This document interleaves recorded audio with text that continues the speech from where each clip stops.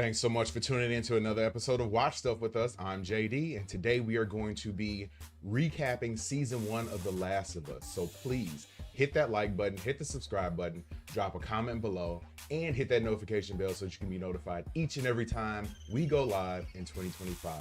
So let's get this recap going.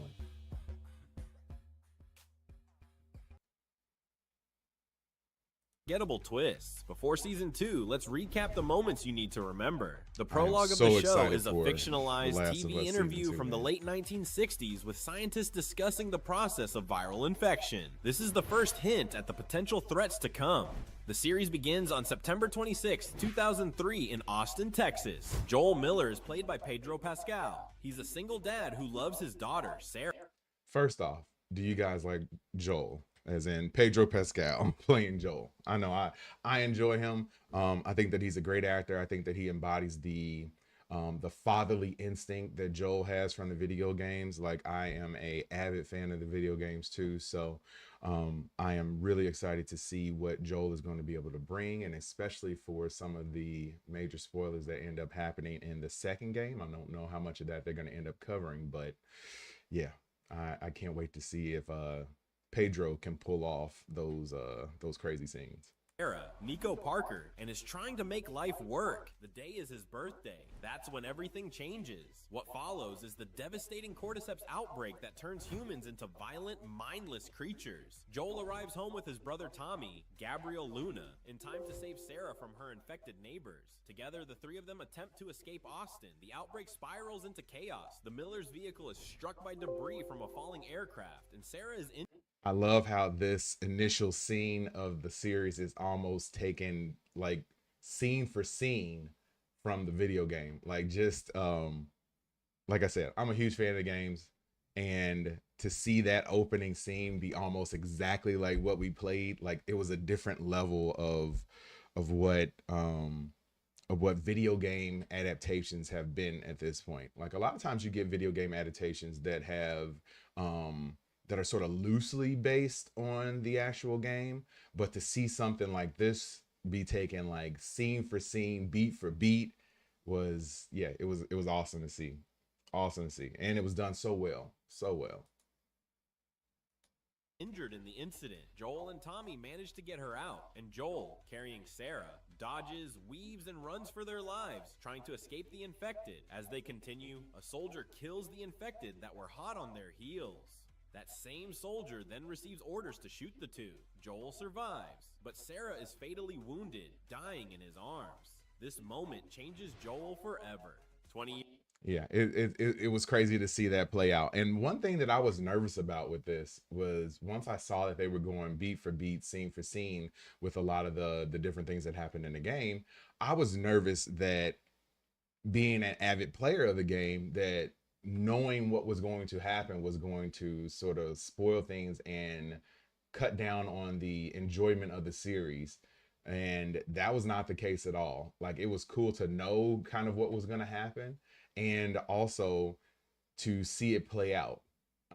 It was awesome. And then my wife, Katie, who's also on the show, not here today, but also on the show, she has not played the game, so she doesn't know anything. So to watch her experience certain aspects of the show is awesome. And like I said, I can't wait till they get to some of the crazy stuff that happened in the second game on this show as well. And just to see her reaction to all of it, it is going to be incredible.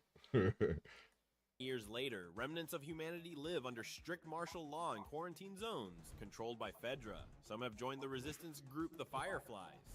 Joel is now estranged from his brother and living in the Boston QZ. He works as a smuggler alongside his partner Tess, Anna Torv, trading contraband. Their lives take a dramatic turn when Marlene, head of the Fireflies, tasks them with smuggling an almost feral 14-year-old girl, Ellie, Bella Ramsey. Almost feral. Yeah, I thought that Bella Ramsey's portrayal of Ellie in this show was slightly different from what we have in the game, in that she presented a more sort of harder side to Ellie, and I was okay with that. So it was a subtle change, not a super huge dramatic change, but it was something that gave a little bit more depth to her character. So than what we had in the video game. So that's one change that I was okay with.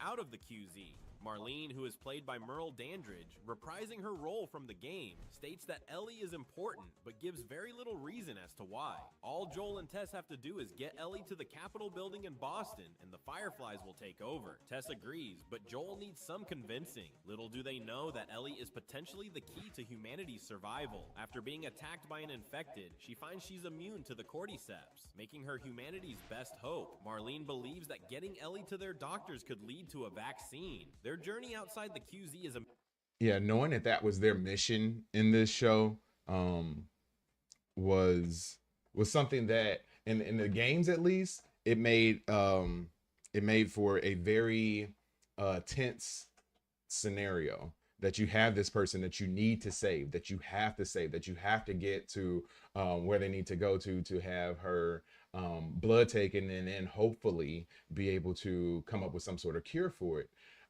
for the infection. But in the show, they were able to present that tension just as well, which is, like I said, video game adaptations can be hit or miss, and this one is spot on. They were able to keep things beat for beat, and keep us, people who are fans of the game, we were able to feel like it was a true adaptation. So I just hope that they don't stray from that moving forward. Do you think they're going to stray from it? Do you think they're going to change things? Let me know in the comments below.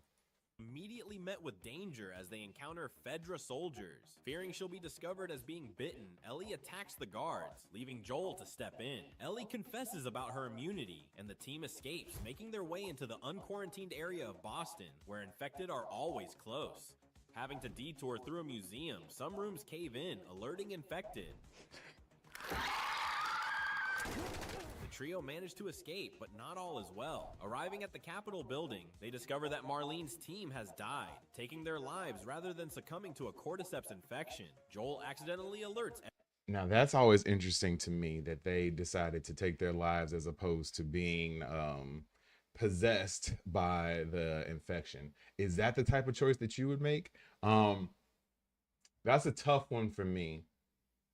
I kind of feel as though I might go that route as well. I wouldn't want to be sort of possessed and, walking around aimlessly for the entire rest of my existence. So I can kind of see myself taking that route, but it's a huge human sort of question that this show poses, and it does a good job at doing that with a lot of different scenarios. We're going to talk about another one that comes up in a little bit.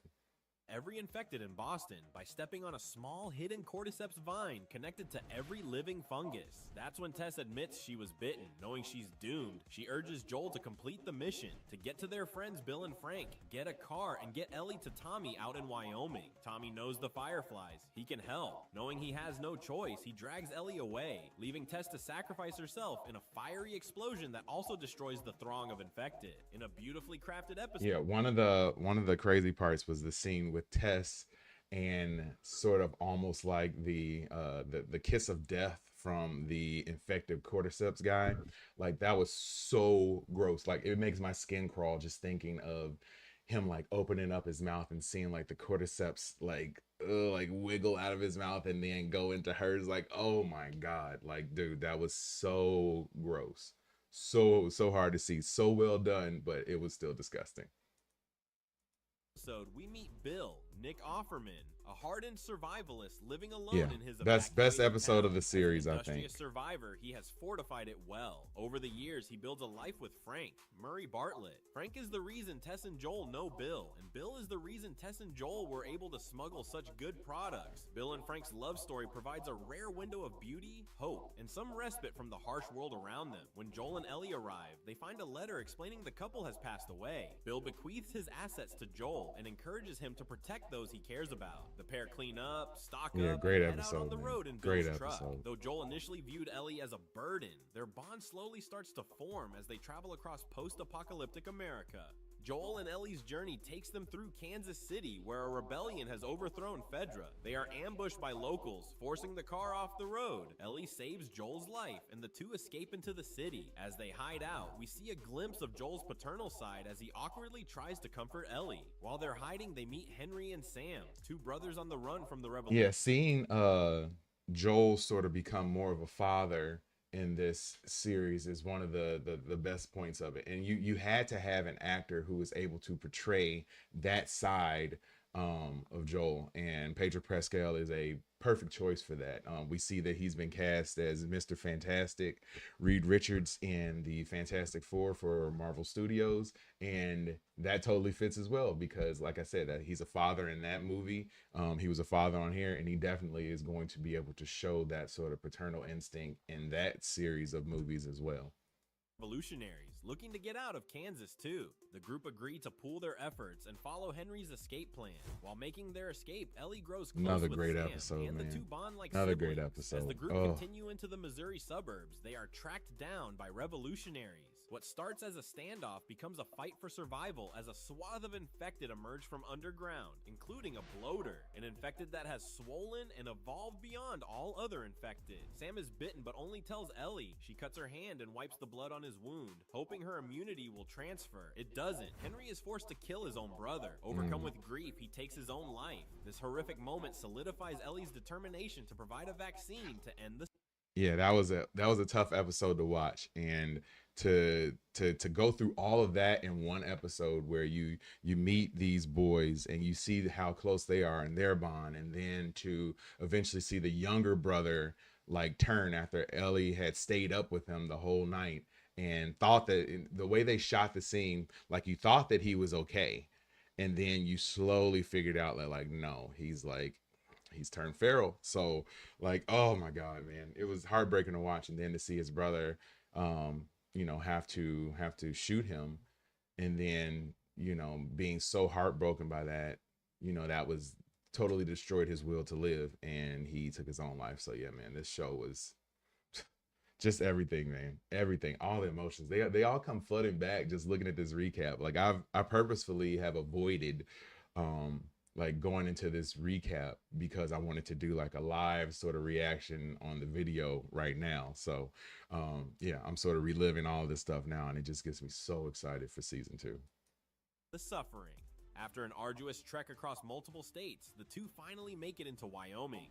Joel is reunited with his brother in a self-sustaining Yeah, that was a great community moment. in Jackson. Great moment. Unlike Not great Joel, moment. Great Tommy moment. has moved on, finding love and a sense of normalcy. He is married and has a child on the way. Seeing this rekindles resentment that he doesn't have a life like Tommy's and amplifies his fears about being able to protect Ellie. This episode is the only time Joel truly opens up. He allows himself to be vulnerable with his brother. We see him concerned about his age, his past trauma, and his growing attachment to Ellie. He begs Tommy to complete the journey Joel can't face, fearing he'll only get Ellie killed. Later that night, Ellie confronts Joel, saying she overheard him trying to pass her on. This heart-wrenching confrontation solidifies their bond, and the two continue their journey together. Tommy tells him that the last place he knew the Fireflies were was at the Eastern University of Colorado. The dysfunctional duo head there.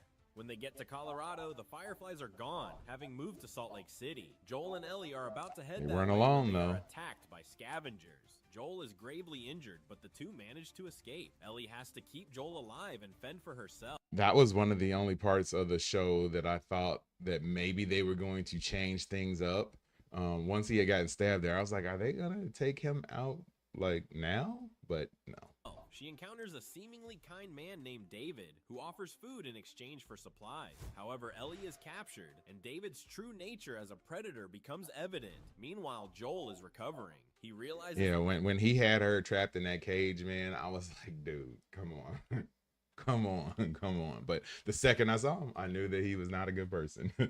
Not trustworthy at all. Ellie is gone and immediately goes out to find her. This is when we see the truly dark side of Joel. He captures and violently interrogates David's men to get information. Ellie is fighting for her life against David, finally killing him in one of the most harrowing moments of the season. The trauma of this event leaves Ellie shaken, but as she escapes the building, Joel finds her. This marks a turning point in their relationship. Joel is no longer just a protector. He has fully embraced Ellie as his daughter. Their dynamic changed. Joel and Ellie reach Utah. Joel. Yeah, seeing their relationship grow is a great part of the series. Um, I keep wanting to say more, but I'm not. I'm not. I'm Finally not. talks to Ellie about the pain of losing Sarah and indicates Ellie has been the one to alleviate it. As they talk, the Fireflies arrive, knocking the pair out before taking them to Marlene. When Joel wakes up, he is in a hospital with Ellie nowhere to be seen. The Fireflies have prepped her for surgery to remove her strain of cordyceps and And create the this all was vaccine. straight from the Joel game, realizes man. that the Straight procedure from will the kill game. her. Oh, Unwilling to lose another daughter, he goes to find her, killing dozens of Fireflies and the surgeon. He takes an unconscious Ellie and kills Marlene as he leaves the hospital. When Ellie comes to, Joel tells her the Fireflies have given up finding a cure. The season ends with the two heading back to Jackson. Ellie asks Joel to swear he's being truthful, and though he lies again, she doesn't seem convinced. As we gear up for season 2, Joel's actions at the hospital, Ellie's lingering doubts, and their new life in Jackson are setting up the next chapter for even more tension. Thanks for watching Screen Rant. yeah, man. Great, great, great show. So yeah, what do you think? I am not going to give any spoilers for what could be coming in the second season. I'm going to leave that up to everybody to be able to check it out on their own. Just know that we here at Watch Stuff with Us will be doing live watch parties every Sunday for the show. So this week, before episode 1, we're going to be doing a live watch party starting at 7 p.m. Central Time, and then the episode comes on at 8 p.m. So we're going to be here an hour beforehand, and we're going to break down some more videos while probably watch the trailer for the upcoming season. And then once the episode debuts on HBO Max, we will be watching that live. Yeah, and reacting to it live along with all of you guys who like to hang out with us. So yeah, man, I can't wait. I really appreciate you for checking out this video. All I ask is that you hit that like button, hit the subscribe button, drop a comment below, and be sure to hit that notification bell so that you can be notified each and every time we go live in 2025. My name is JD, and I really appreciate you for checking out this video. I'll see you when I see you. Peace.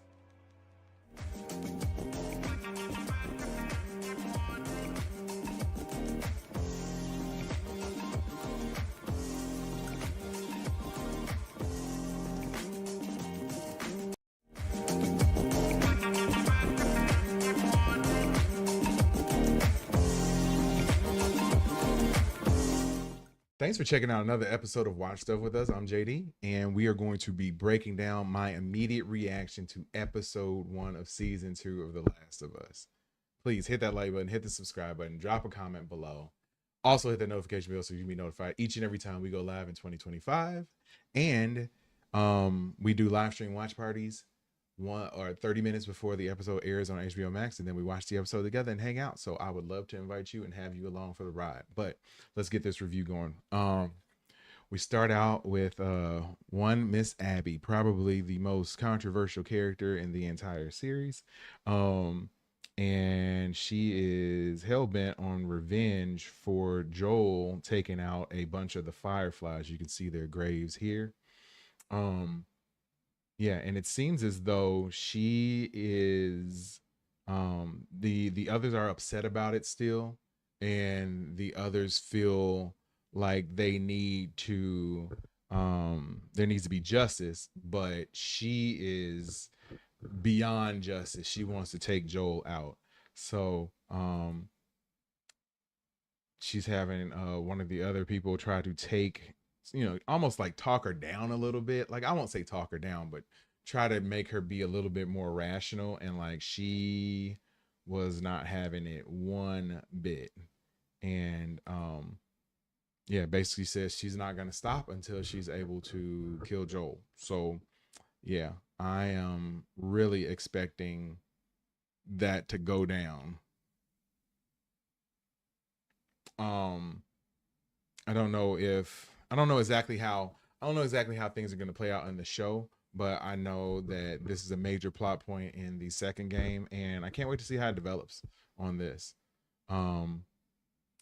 Then moving forward, had the title sequence, had Ellie here sparring with one of her people who is sort of like training her, which is cool.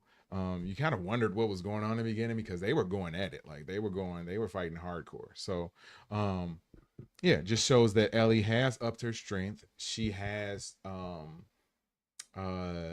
sort of seems as though she has a chip on her shoulder at this point. Like she feels like she needs to prove it to everybody that she's tough.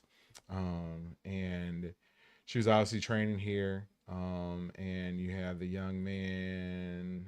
Well, before we get to that point, um, we have the town of Jefferson, I believe, or Jackson. I'm sorry. That is way bigger than what it was at the end of season one. So there, if you haven't noticed, there's also been a 5 year time gap between the events of the end of season one to right now. So Jackson has turned into a pretty sprawling town. I would have to imagine that there are probably at least a few thousand people who live there at this point, which is that has to be rough to try to take care of that many people and try to keep an area that large secure. And that's going to eventually turn into an issue. We have Joel here tinkering a little bit. I can't remember exactly what this young lady's name is, but she ends up being a focal point of this episode. Little bit of a troublemaker, but the one thing that happens in this is that they have a conversation, and basically you pick up on that her or that Ellie and Joel are not on good terms. Um, they don't really go into breaking down exactly why they aren't on good terms, but we all know. And it seems as though Joel is trying his best to act like it isn't affecting him, but it definitely is. It definitely is. Um, it seems like he isolates himself a lot. Um, and then we have Ellie here doing a little bit of target practice. And basically who I would call, I mean, this is Joel's brother, but you'd almost have to call him like Ellie's uncle at this point. But um it seems as though everybody's trying to look out for her and she doesn't want that. And she wants to just sort of do her own thing and prove her own worth. So she basically convinces him to allow her and the team to go out on a patrol tonight, even though she was supposed to be on the fence, like just on the gate watching over the city and the town. But she wanted to take a more active role, and I think his name is Malcolm, and he allows her to do that. She kind of persuades him to do that. As we fast forward a little bit more through the episode, what's going on with my internet?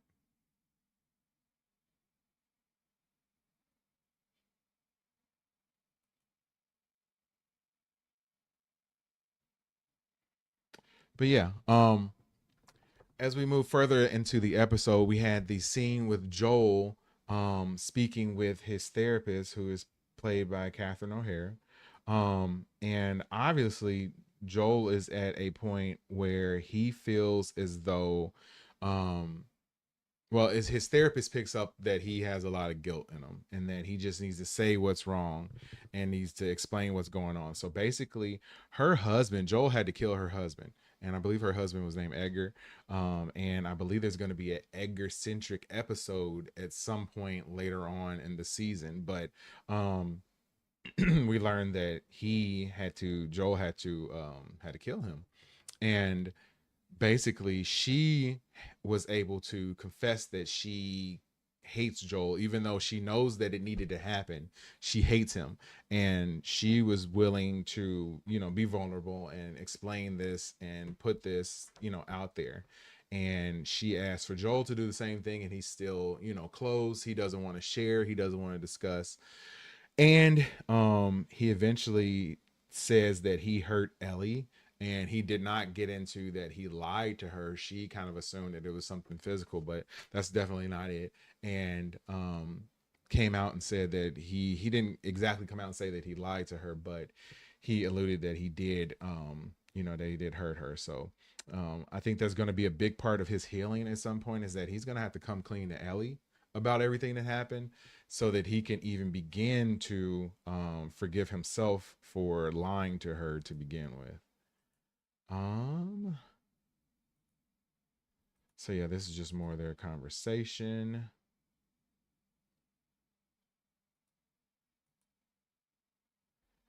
And then we have Ellie and her friend about to go out on a excursion as they patrol the town, which is cool. But I mean, like I said, this young lady is she's a great character in the game. I can't think of her name, but she's a great character in the game. But she's not a very good influence for Ellie because Ellie feels as though she almost has to, or at least the way I interpret it is that she has to almost keep up with her. Um, and that they kind of like just aren't good together. They kind of push each other to do things that they shouldn't do, that are definitely dangerous. Um, and yeah, that I mean, it's I don't think that it's necessarily something that is a bad character trait, but it is something that will ratchet up the danger for any time that they're together. It's like, you know, they're two sticks of dynamite. When you get them together, something explosive happens. So yeah, we have them here just telling them to be safe. They're heading out on the patrol. They come across a pile of 6 people who have perished and a grizzly bear that it looked like they attacked at some point. And her name is Dina, yeah. That they attacked at some point and were able to take out the grizzly bear, but they also perished at the same time. So what's interesting about them is that the infected were able to take on this grizzly bear, where you would imagine that even if you did have 4 or 5 or 6 infected, that they wouldn't be bright enough or smart enough to strategize to take on this grizzly bear and eventually take it out. So that's going to lead to what we discover later on in the show or in this episode. So yeah, they saw some blood on the trail and they ended up walking down the trail and finding this, you know, this scene here. So Dina and Ellie are obviously, like I said, not a good pair together as far as making calm and rational decisions. And yeah, they decided to go investigate, and which is a bad idea. They, as patrol people, they are supposed to check out the scene. If there's anything going on, just report it back to their group. And then from there, the group would be able to send like an actual team of people to take out whatever group of infected are there. So they end up going into this building, and they encounter a clicker, standard clicker, not too smart. And they take out the clicker, and Ellie falls through the floor. Dina's still on the top level of the floor. And I'll fast forward a little bit through this. And basically, they encounter what I think the game called a stalker. So basically, it's like a level of infected that's of higher intelligence. And this one sort of like is able to hide in the shadows. It baited Ellie to continue to try to find where it was at, made her turn her back, and then it jumped on her. So Ellie was eventually able to take it out, but she got bit. Um, and it was a new occurrence. So they got back here to their group for a debriefing, and basically, um, Ellie explains that, you know, they ran into a new type of infected, and because they have that new type of infected, that they are going to have to do something about it. So I think this is the first one that anybody has run into that seemed to show any sort of higher level of consciousness, and that definitely should make the group nervous. And for anybody who's played the game, we all know that stalkers are very difficult to deal with in the game. um Dina co-signed her, of course. We had Ellie, who was healing up her wound and getting stitches, I guess because people do not know that she um is unable to be infected and that she's immune. So I guess she still wants to kind of keep that a secret. um Joel and Ellie talking here, still not on very good terms. They go to a dance where Dina is um, the center of the party. Everybody's watching her. She's, you know, going around living fancy free, enjoying herself. And eventually she and Ellie end up dancing in the middle of the dance floor and eventually kiss, which is, you know, that's definitely part of the game too, that they had something going on. But because of that, you had another person who was at the event, took offense to them sort of making out in the middle of the thing and saying that, you know, hey, this is a family event, like you guys need to get it together. I don't know if he was mad because it was two women, or if he was just against them, you know, making out like that. I kind of get it. But then after he was sort of looking that way, Joel runs up and knocks the dude out, just like pushes him down, knocks him to the ground. And you know, Ellie is upset by this because she feels as though Joel is constantly trying to protect her. It's like the common sort of theme that you have in, you know, father daughter and like parental guidance over their children, is that the children feel like they should be able to do what they want, that they don't need anyone's help, that they are fine without you know, the parent's protection, but you have the parent who is there and wants to protect the child. So I get where Joel's coming from, totally do.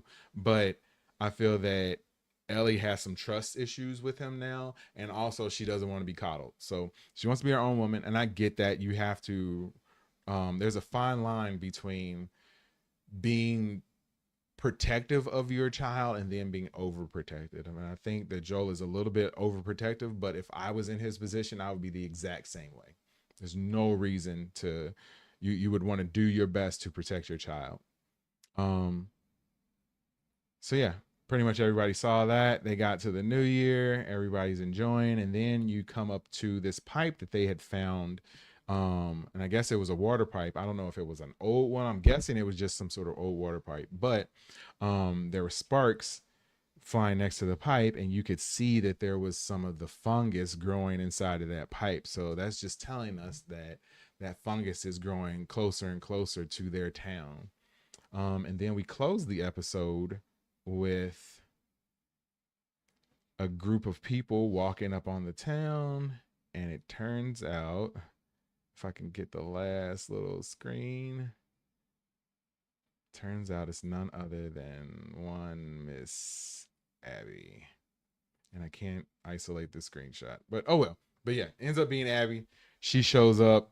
Obviously, like I said, this is 5 years later. She has not given up on her quest to find Joel, and she's getting closer to finding him. So yeah, I cannot wait to see how this actually turns out. But yeah, that is a quick instant reaction recap, review, breakdown of episode 1 of season 2 of The Last of Us. If you enjoyed watching this, please hit the like button, hit the subscribe button, drop a comment below. Let me know what you thought of the episode. Also, hit that notification bell so that you can be notified each and every time we go live in 2025.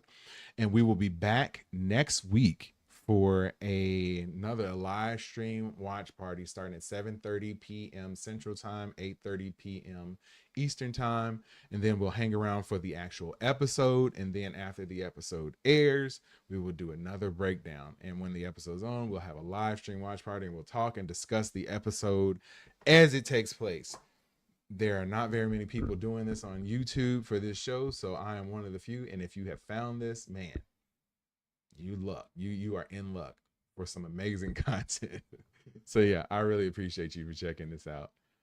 My name is JD, like I said, and I'll see you when I see you. Peace.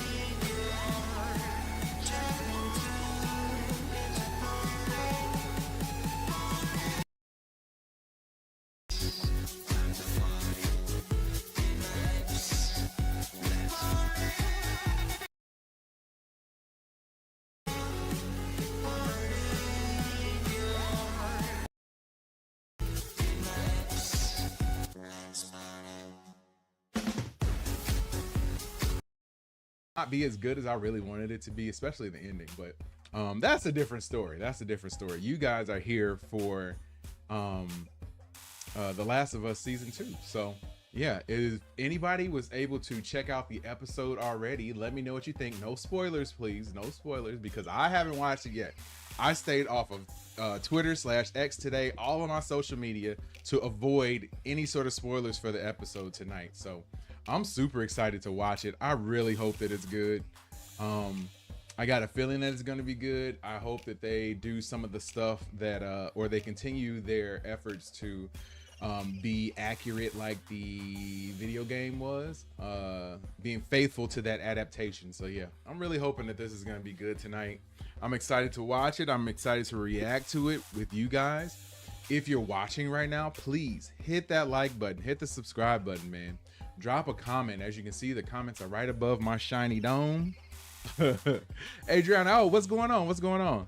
Like I said before, thank you so much for checking out the stream. And how did you happen to find us? Be sure to hit that subscribe button too. Hit the like button too, man. But yeah, how did you happen to find us? Did you just happen to be scrolling through your shorts and just so happen to stumble upon this wonderful, fantastic channel? Or did you find it some other way? But yeah, that's what we're going to be doing tonight, man. I am excited. I'm very excited to watch this. Katie, what's going on? I love you too. I think people are gonna start getting mad that you're not on the stream. Straight up, they're gonna be upset because this is watch stuff with us, not watch stuff with me or watch stuff with JD. So we'll definitely have you on tomorrow for sure, when we'll be watching The Handmaid's Tale season 6 episode 3 tomorrow for a live stream watch party of that. So yeah, that'd be awesome, man. If you are watching right now, hit that like button, hit the subscribe button, please. And also, when you hit the like button or when you hit the subscribe button, like I have cool like alerts and all sort of stuff that'll pop off on the screen. So yeah, if you haven't subscribed to the channel, you might want to do that just to see what happens, because it's honestly kind of cool. We had somebody do it when I was getting the show ready, and I'm like, dang, they should have waited like another 10 minutes and then they would have saw like the cool pop-up and everything on there. Katie says I'll catch up and be on the next week for this one. Okay, all right, I'm gonna hold you to it. You can't be putting it out there and then lying to the people. So yeah, we're gonna put it out there. But yeah, we are going to get started in about another 2 to 3 minutes. We're gonna watch a quick recap of The Last of Us season 2 episode 1, and then from there we're going to dive straight into episode 2. But yeah, go ahead, if you have not already, hit that like button. We got to get these likes up, man. We got enough people watching that we should have more likes than this. That is the only way and the easiest way to support this channel, is by hitting that like button, hit the subscribe button. The subscribe button is even more important nowadays. Like, we need to get our subscribers up. I think that my channel is dope. I think that our content is dope, and I need that support. So I'll wait for you. I'll wait for you. Hit that like button, hit the subscribe button right now. I'm waiting. But yeah, so that's gonna be the setup for tonight. And the recap, I believe, is only like 8 minutes long. So I like to do the recaps because they sort of serve as a bit of a refresher for the episodes that have aired previously. It's kind of difficult. I watch so many shows and watch so many shows on stream that it's super difficult to keep up with them. So yeah. And what's up, Adriana? Yeah, hit that subscribe button if you haven't already. But yeah, we will be doing that in a matter of moments. I'm going to switch my screens up and get everything set up and ready to go. So let me switch to this one. All right, do that. Window capture. Boom. There we go. Okay, so like I said, we're going to be watching a recap of episode 1 of season 2 of The Last of Us as a bit of a refresher to get us primed and ready for episode 2. So we're going to watch this and react to it live in real time. We left them. She makes him swear that everything he told her about the fireflies at the hospital in Salt Lake City is true, and he lies to her and says it is. Okay, she says, and after a heavy moment, they continue on their way. Next, we're with a group of teens standing by some firefly graves. They're talking about the assault on the hospital. It seems like they're the only fireflies left at their location. They talk about heading towards Seattle, where someone named Isaac will take them in. Not until we find Joel, says one of the women, Abby, who's standing. Super excited to see Abby's appearance on the show. As a avid video game player and a huge Last of Us video game fan, it is awesome to see Abby live and in the flesh. Like, one of the crazy things about Abby too is that a lot of people had fan casted her to play Ellie. Before the current actress who plays Ellie was cast in that role. So yeah, I could see it too. Like, I think that she honestly probably looks closer to the video game version of Ellie than she does Abby. I wonder if we're going to have that physical transformation that Abby sort of has in a video game, if that's going to happen with Abby on the show, or if they're going to keep her looking closer to the way she looks now. That's one of the things that stood out to me, and I was wondering if they were going to actually do it. So yeah, if you're watching right now, we are doing a quick recap of episode 1 of The Last of Us before we get into episode 2 in about 15 minutes. A bit apart from the others. It's been 3 days since Joel took Ellie from the hospital, and Abby is angry and sad and ready for retribution. It's implied she lost someone in the attack, but we don't know who. One of the guys, Owen, points out that they don't know how or where to find Joel, and they don't have many resources. But when they do, he promises they'll help her find and kill him. Slowly, she adds. Yeah, the actress who's playing Abby in this is doing a great job too. You can tell that she has that same sort of determination that the Abby in the video game had. So yeah, that's one of the things that I like about this show, is that they really seem to be trying their best to keep the adaptation very true to the source content. So a lot of times you see stuff like this and they just kind of jump around and they do whatever they want. They loosely base their series on the source content, and that does not seem like what this show is doing. We could see in the first episode, which we're going to show later, they lifted some things straight from the video game. I mean, it looked exactly like it. So and they did that many times during the first season as well. So I'm excited, man. I'm excited. I love that they are keeping that source material relevant and using it the way that it should be used. A lot of shows don't necessarily do that. Do I hate Abby? I won't say that I hate Abby. I'll say that I dislike her only because I like Ellie more as a character. And I like everything that Joel represents for Ellie. I think I know Ellie and Joel better, so that makes me like them better than I do Abby. But if the roles were reversed and I was one of Abby's friends, or I knew more about Abby and I got to, if the show was based around Abby, I'd probably end up liking Abby more and be like, man, you need to go do something about this Joel guy, because I would totally understand that. But yeah, great question. Great question. Tears in her eyes. When we kill him slowly. 5 years later, it seems like Ellie is fighting for her life in a barn against a guy much bigger than she is. Turns out they're just training, and even though he's winning, she's certainly developed some skills. She eventually gets his arm behind him and twists so hard he taps out. The practice is run by Jesse. When he mentions that he had her opponent pull his punches because he didn't You want hate her her, to get huh? knocked Okay. out and make I get Joel that. angry, I get it. she bristles. They talk about how they'll all be at a community event that night, though she very much doesn't want to. And then she steps out into the bustling Jackson, Wyoming.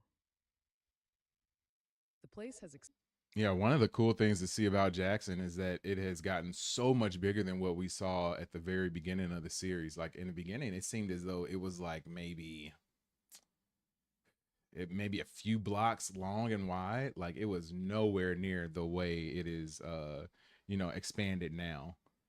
And I'm not even gonna spoil anything. Yeah. expanded in But yeah, footprint it's and expanded big time. population since the last time we saw Thriving it. city. And now Joel, older and grayer, is the foreman of a work crew. He's tinkering with some breakers inside when he looks up and says, "Hey, kiddo." As much as we all want it to be Ellie, it's not. Instead, it's Dina, a young and plucky member of his crew who charms him by asking him to show her what he's working on. She also happens to be Ellie's best friend. Yeah, Dina is a great character. I liked her in the video games, and I love the way this actress is portraying her now. I don't know her name, but she's doing a great job as Dina. I I like that they were able to stay truthful to some of the mannerisms that Dina had in the video game, and also her sort of like playful, spunky behavior, adventure seeking behavior. They talk about how Ellie is mad at him. He chalks it up to normal dad and adolescent daughter static. I can't hold myself responsible for another person's emotional state, he finishes, which gives Dina license to tease him about being in therapy. Meanwhile, Ellie and Tommy are practicing shooting on a snowy ridge, which is going well until Tommy tells her that he's taking her off patrol and making her work the fence because Joel is worried that she's getting a little reckless when she's out and about. She reasons that there's no need to be so worried about her getting bit because she's immune. He quickly hushes her, saying, "You know we don't talk about that." Still, she strong arms him into going against Joel's advice, and he allows her to join that evening's patrol as long as she listens to her captain's commands. I think that's an interesting characteristic about Ellie's behavior is that since she's immune, she has this sort of complex that she can do whatever she wants to do. And I mean, yeah, you can be immune to getting the virus, but that doesn't mean that you still won't die.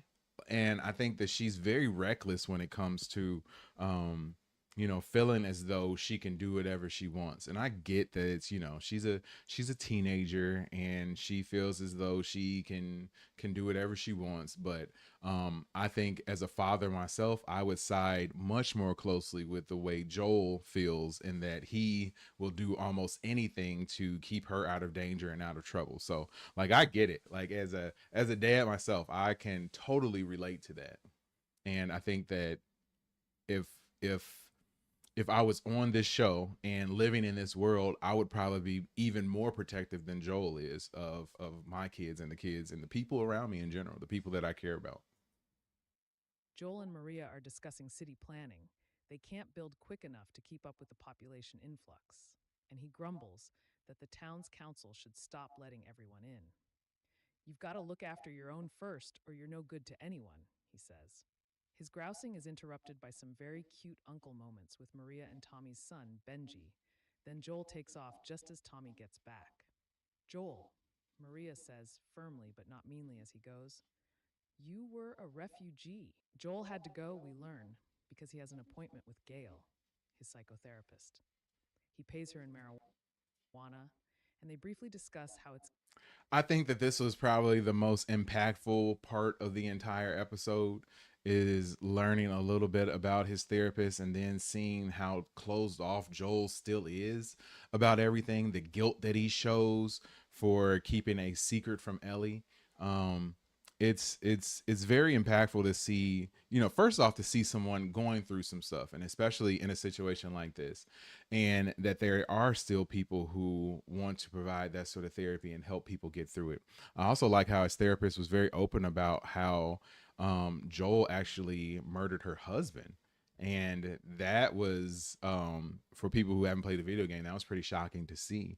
And just knowing that she was able to say how much she despises him, but still be professional and do her job, it was pretty cool to see. And I think that Catherine O'Hara is a great choice for this character too. Gail's first birthday in 41 years without her husband, Eugene. Then the session begins, and it's all about Ellie. The teen is living in the garage at Joel's, and she barely talks to him, which bothers him immensely. "See, Dina understands me, like she's my kid or something. But she's not," he says. "Neither is Ellie," Gail points out. Then, and here's where it becomes clear that Gail's a little drunk, she starts to berate Joel for being stuck in his problem with Ellie and lying in therapy. Yeah, I don't think that the drunk part had as much to do with it as the fact that she wanted to prove a point and that she wanted to explain how her feelings are and that she needed to get those things out to Joel, and that Joel needs to reciprocate and get the things off of his chest that he needs to get out. And if there's one person that he should be able to do that with, it would be his therapist. You are definitely leaving something out, she says. She goes on to say that there's something she wants to say, but it scares her to do so. Still, you can't heal something unless you're brave enough to say it out loud. So she gathers her courage and confesses that she hates Joel because he shot and killed her husband. And yes, I know you had no choice. I know I should forgive you, she adds. But she says she can't because of how you did it. Say the thing you're afraid to say, she urges him. And I Looking forward in the series, if you look at the different episodes, there's going to be an entire episode devoted to her husband. So we'll see exactly why Joel had to shoot and kill him. And I for one am excited to see that episode, and knowing that this series, I believe, is only six. It's either 6 or 8 episodes long. Either way, it's not enough. And for them to devote an entire episode to one person and to see that entire episode through their perspective is going to be cool to watch. So I'm guessing that's going to be one of the best episodes of the season, or else I'm going to be mad that they wasted an episode on somebody who they really didn't have to. promise I will help. He's got tears in his eyes, and he's literally vibrating with the words that are trapped in his throat. What did you do? Gale prods. I saved her, is all he says as he stands and leaves. Ellie is cleaning her gun and listening to music when there's a knock on her door. It's Dina, who's come to pick her up for their shared patrol. They're definitely friends, but there seems to be something more on Ellie's part. She's super nervous as Dina comes in close and helps her adjust her holster. The girls join 3 other riders. Yeah, it's fun to watch a show when you have like young, kids having crushes on each other, and you sort of, at least people who are around my age, you can go back and think about how it was when you were that age and how you interacted with people who you liked. So yeah, you can. They both come off very natural when it comes to that as well. So yeah, very good job by both of the actresses. Riders on a recon ride where Ellie and Dina hang back and chat about the New Year's Eve dance that night. We learn that Ellie is a lesbian. Dina and Jesse recently broke up, and Ellie has a crush on someone she won't name. The conversation is interrupted by the group coming across some blood in the snow. It looks like some infected took down a bear and are hiding out in an old grocery store. Dina and Ellie volunteer to go inside. Now, already disobeying the rules, they know that they're supposed to just be a lookout group and a recon group and not going inside to sort of figure things out. Like, these are the decisions that even as a teenager, in a situation like this, I would not have been doing this. There's no way I would have been like, okay, yep, we found some stuff. Let's go. Like, I'm trying to live. I'm not going to be so reckless that I want to go try and take on, whatever might be in this building, which, it just so happens that there was definitely an infected in there, and a different type of infected, which is something that I'm sure we'll discuss in a few minutes on this recap. And they have a very pantomime about how they're going to proceed. Then Ellie takes down an infected. She then falls through the rotting floor, and while she's waiting for Dina to find a way down to help her out, Ellie encounters a female infected that seems to have the ability to fight strategically instead of just by brute force. And though Ellie eventually dispatches her, the infected takes a bite of Ellie's belly first. Ellie hides the nip from Dina, and then they report what they've seen to the council before Ellie heads home for a little standing self-surgery before the big dance. Yeah, I always wondered when I was playing the game and you had a situation like this happen, like what was she thinking? Why is she trying to hide this this cut? I guess it makes sense story-wise, because she wouldn't want anyone else to see the scar and then be surprised that she's able to survive it, and then her secret will be out there. So I can kind of understand it in that degree. Otherwise, I don't know. I would kind of wear it as a badge of honor. I don't think that, I mean, it is dangerous for her to reveal that, because some people might be jealous. Other people might look at her as some sort of savior and, want to protect her or want to worship her, or, anything and everything. So yeah, I understand wanting to keep that secret, but it'd be really difficult for me to have kept that if I was in her spot. I wouldn't be as reckless. You got to understand that I would not be as reckless. If you hadn't guessed, Ellie's crush is on Dina. She made a bad pun while they were on patrol. That's Ellie's love language. Joel swings by the garage to awkwardly ask if Ellie is going to the dance. He does that dad thing where he looks for problems to solve to show his love and finds one in her guitar, which he says he'll restring and get back to her the next day.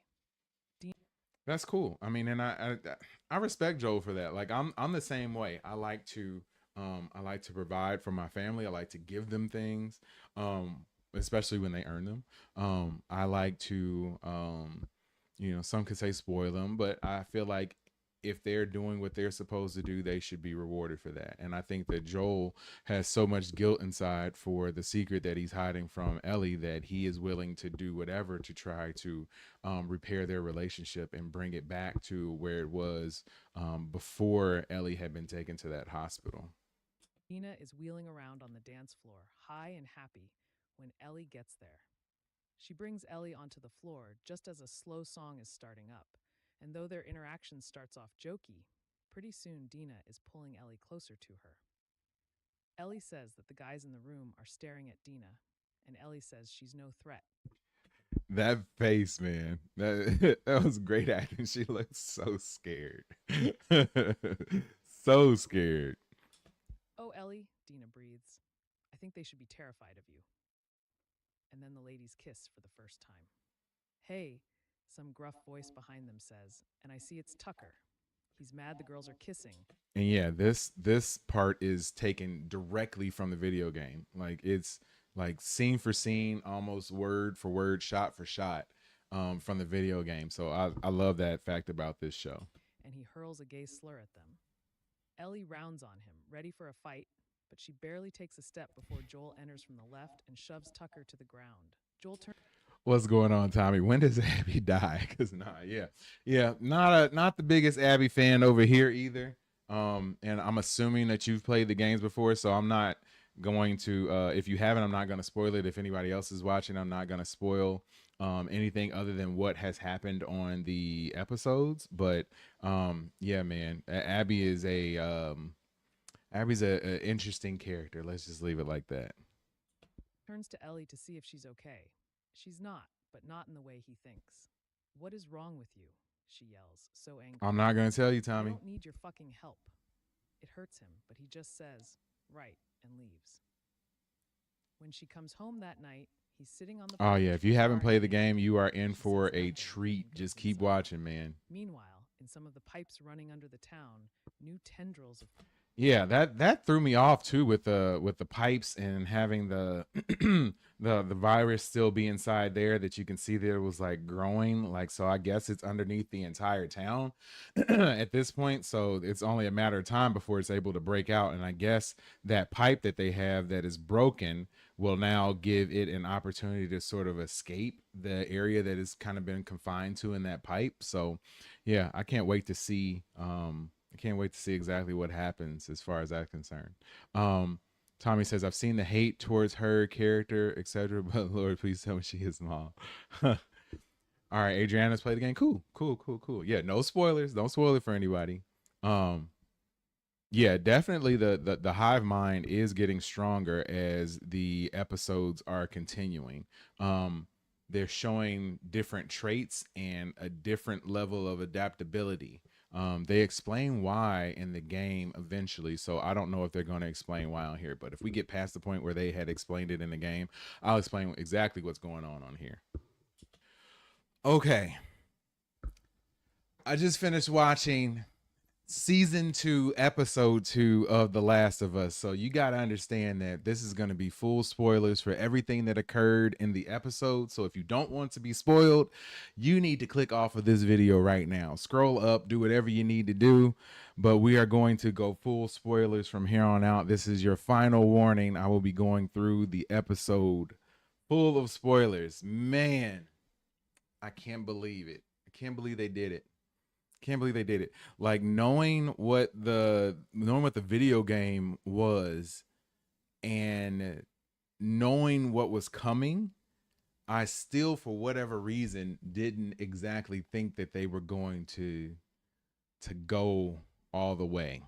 But they did. So yeah, we are going to get into a quick recap of the episode. So, we started things off with Abby having a bit of a, I think she was having a dream where she was looking at two different versions, or it was one version of her looking at another version of herself. So, yeah, the one thing, I'm gonna get this out the way real quick.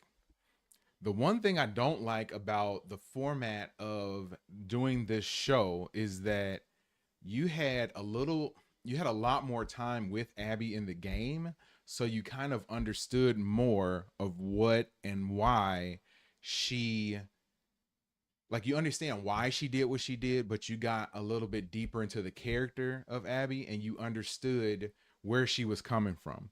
Like, I think on a very superficial level, I understand where she's coming from. If Abby was the main character of the show, you would be all for her doing what she did at the end of this episode. But since we've been following Joel and Ellie, you are sympathetic, empathetic towards them. And then Abby comes along and you get a very brief history on what's going on with her, and then all of a sudden she kills Joel. So that was crazy. It's crazy to see how fast they went through it. I feel as though they should have, you could have made it all the way through this season without, this could have been the last episode of the season. Let's just say it like that. And then they could have took a little bit more time building up Abby and her character and her hunt for Joel. I feel like it's very rushed. And knowing that the video game doesn't have a lot more, not subject matter, but like actual content that's out, how are they going to extend this past this season when we've already had pretty much the most shocking moment in all of the video game series? So have they gotten the blessing to go ahead and go forth and make up the story as they go now? Or are they taking guidance from everyone at Naughty Dog, and we're eventually going to have The Last of Us Part 3 and it's going to relate to what's in the show? Or are they just going to go on their own? Yeah, I don't know. But we'll get back to recapping. I kind of spoiled it already. I just couldn't hold that in though. But yeah, Abby training. You see a few of her leftover fireflies that are with her and her crew. I feel like this episode wasn't really, super deep on the exposition. We had Ellie here waking up from her hangover after having a crazy night, obviously. And she has to go out on her patrol. Before they get started, though, she did meet back up with the guy who had some very not cool things to say to her earlier in the previous episode. And to see him now, sort of humbled. And I know that there was, you had somebody trying to facilitate a conversation between them, but I don't know if it was that successful on their end. I love that she said that, like, yeah, all of a sudden, you're apologizing for the things that you said, but not necessarily the things that you've been thinking your entire life. So yeah, I understood that. I felt that, that she wasn't taking that superficial apology, even though he gave her some two good steak sandwiches. So yeah, they go off on their way, and fast forward to more and more. There's a storm coming, has visibility crazy low, pretty dangerous conditions, man. Like, I know and understand that the best time to go out and do something like this is during the daytime, which was smart on their behalf. There's no way I would ever go out at night and living in this type of world. But yeah, so they were out doing their patrol, but they should have been a little bit more on top of the weather. And if you knew that this type of storm was coming, that was probably the time to call off your patrol for the day, because it's a very dangerous situation.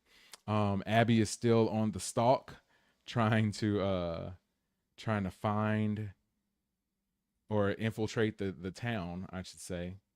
For whatever reason, my little thumbnails aren't coming up real quick. But yeah, she was on the stalk trying to infiltrate the town. Let me hit play for a second and see if that helps it.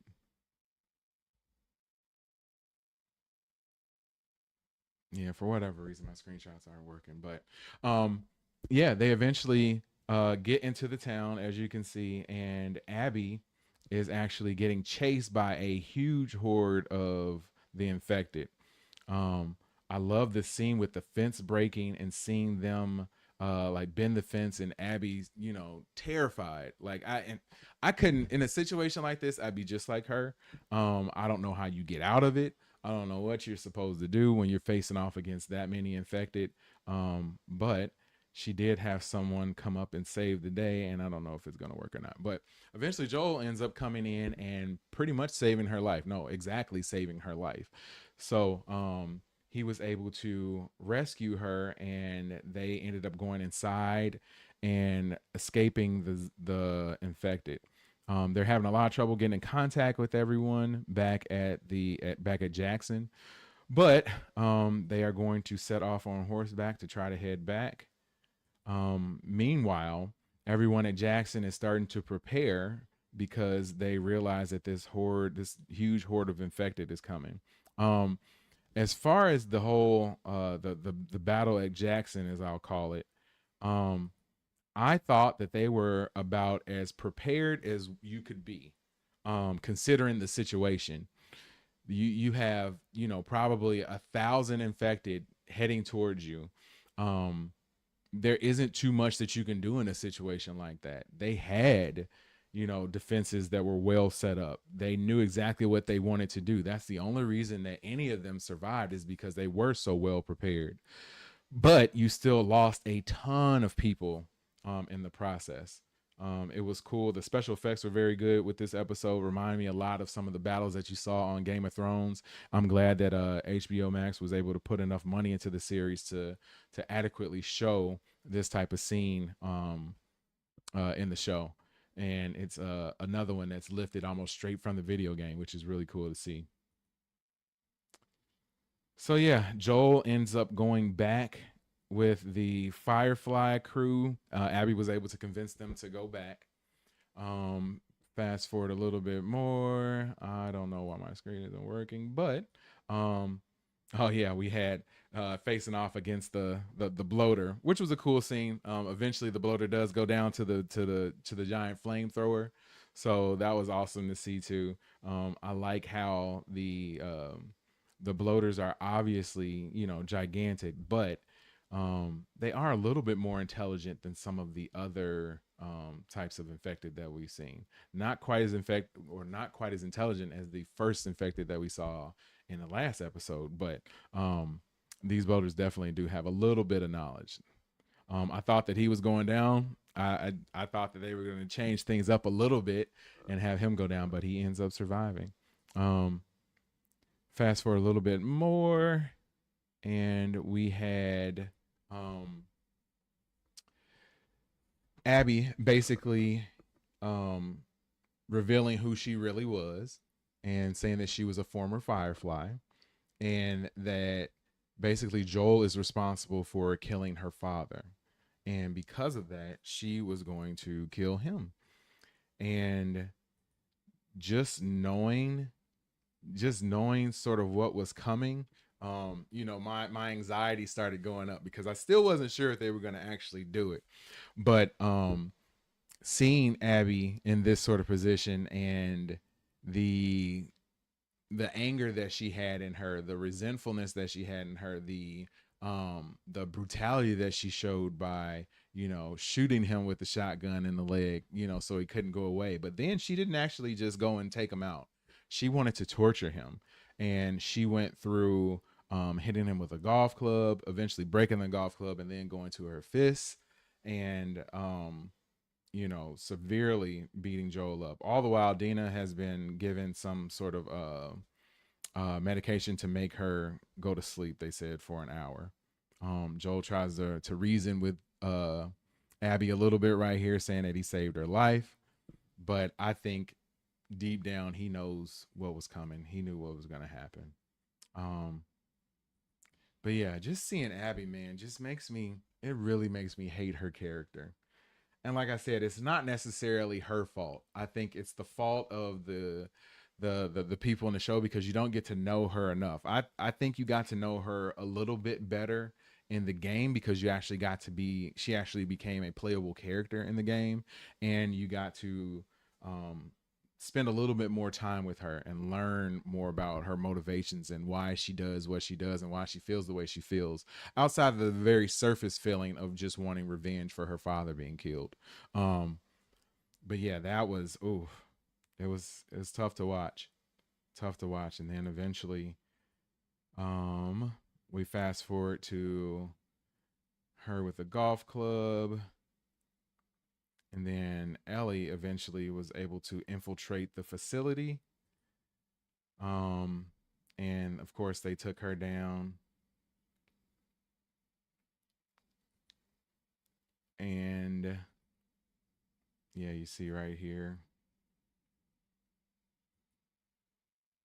man, tough to watch. Tough to watch. Very tough to watch.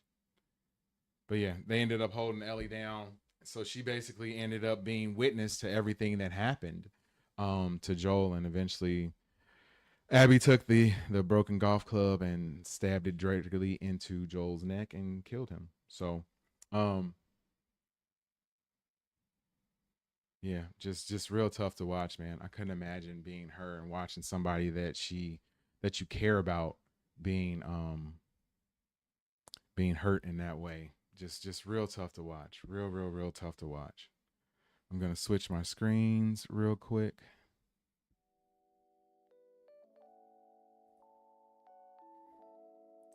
So yeah, man. Uh Crazy to watch, guys. Crazy to watch. If I had to rate this episode on a scale of 1 to 5, I would give this episode a definite 4.5, man. Um, it's a little bit easier for me because I've played the game. I knew what was coming. I still am surprised that they went as far as they went with it, and that they were willing to show everything that they showed, and to take a character like Joel and actually, played by a prominent actor, and actually get her or get him, off the episode, like off the series. Like, he's done now. So I know that Pedro Pascal has a lot of things going on in his life, so it probably wasn't too difficult for him to make the choice to come in and play this character, knowing that it was only going to be a commitment for 10 episodes. And now, what do we do moving forward? That's my big question, is because you are going to quickly come upon the end of the game and everything that we know from the game. So what are we going to do moving forward? Are they going to go ahead and do things and make up things on their own? Or are they going to take some sort of cues from the game creators and see what they were going to do, and then try to do that in order to eventually have this sync up with the game if it ever decides to be released? So yeah, I really appreciate you guys for tuning in and checking out this episode of Watch Stuff with us. My name is JD. I appreciate you. Please, on your way out, hit that like button, hit the subscribe button, drop a comment below, and hit that notification bell so you can be notified each and every time we go live in 2025. I'll see you when I see you. Peace. But yeah, folks, that is going to be a wrap for me today, unless we get anybody else who wants to chat about the episode. Just so you know, if you are watching the full live stream, we do live stream watch parties every Sunday for The Last of Us. So we'll be back this upcoming Sunday. Last Sunday, or yesterday I should say, I was not able to get on. We had some bad weather here in Illinois and lost power for a while, so didn't stream my normal watch party time. So that's why I'm on tonight, because I know I have a responsibility to you all watching to show my reaction to things. So yeah, I'll be back tomorrow actually to do a live stream watch party for The Handmaid's Tale episode 3 of season 6. I will be on with Katie. She will be here for that. And then upcoming videos, I got a bunch of stuff covering the new trailers that are dropped for the Fantastic Four, for Thunderbolts, for Star Wars Celebration 2025. We got a bunch of stuff on the way. So please hit that like button, hit the subscribe button, more importantly. Hit that notification bell so you'll be notified each and every time we go live in 2025. Like I said before, I'm JD. I really appreciate you guys for hanging out, and I will see you when I see you. Peace.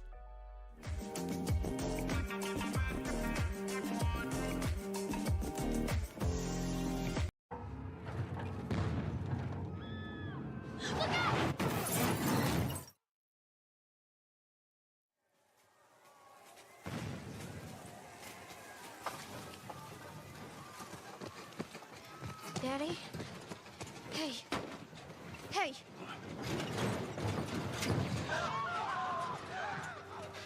Get back, get back.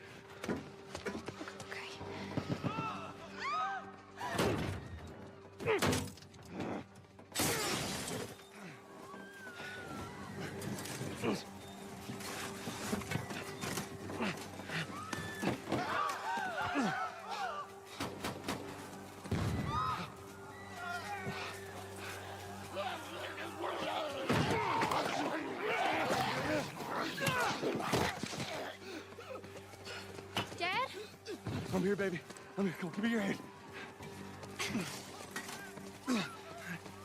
What is it? My leg hurts. How bad? Pretty bad. We're gonna need to run. God. Keep us safe. Here, come on, baby. Now hold on tight. Okay.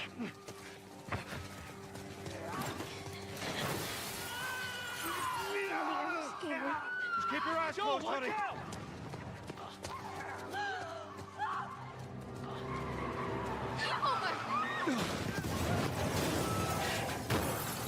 Keep running! Those people are on fire. Don't look, Sarah. Okay. Why am I doing that? Keep looking at me, baby. Over there! We're gonna get out of this. I promise.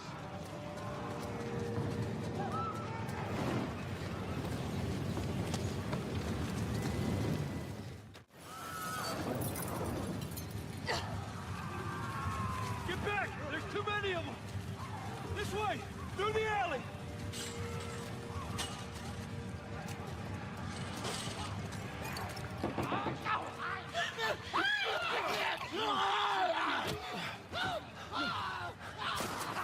He's dead! God damn it! We're almost there. We're almost there, baby. They're getting through the fence! Keep going! Find a way out of here! Come on! Go! Move it! Get to the highway! Go! You got Sarah! I can outrun him! Uncle Tommy? I will meet you there! Hurry! Daddy, we can't leave him! He's gonna be fine. Almost there. They're getting closer! Dad?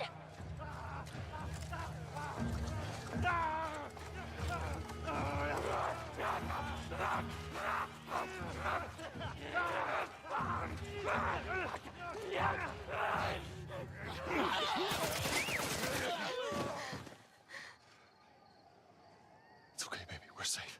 We're safe. Hey, we need help. Stop! Please. It's my daughter. I think her leg is broken. Stop right there! Okay. We're not sick.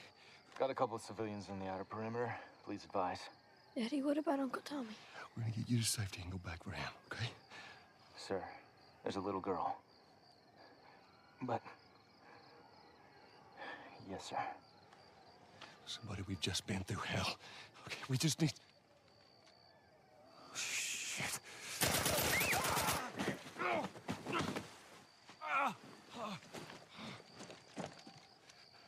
Please don't. What up, Ryan? Just hanging out a little bit before the stream starts officially. You know. Sarah. Move your hands, baby. I know, baby, I know. Listen to me. I know this hurts. You're gonna be okay, baby. Stay with me. No doubt, bro. Pick No you doubt. up. I'll see you in there. I know, baby. I know it hurts. Come on, baby. Please. I know, baby. I know. Sarah. Baby. Don't do this to me, baby. Don't do this to me, baby. Come on. No. No. No, no. Please. Please don't. Please.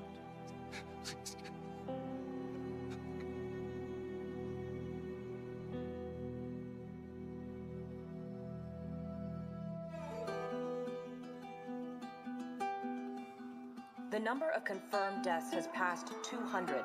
The governor has called a state of emergency. There are hundreds and hundreds of bodies lining the streets. Panic spread worldwide after a leaked report from the World Health Organization showed that the latest vaccination tests have failed. With the bureaucrats out of power, we can finally take the necessary steps. Los Angeles is now the latest city to be placed under martial law. All residents are required to report to their designated quarantine. Riots have continued for a third consecutive day, and winter rations are at an all-time low.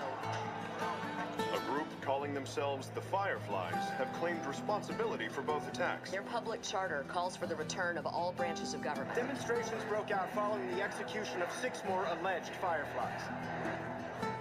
You can still rise with us. Remember, when you're lost in the darkness, look for the light. Believe in the Fireflies.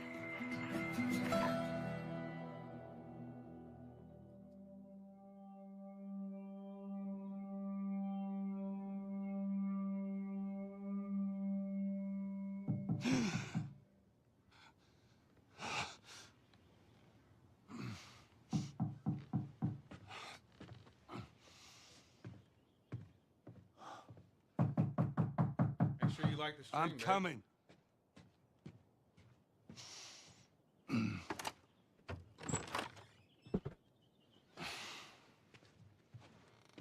How was your morning?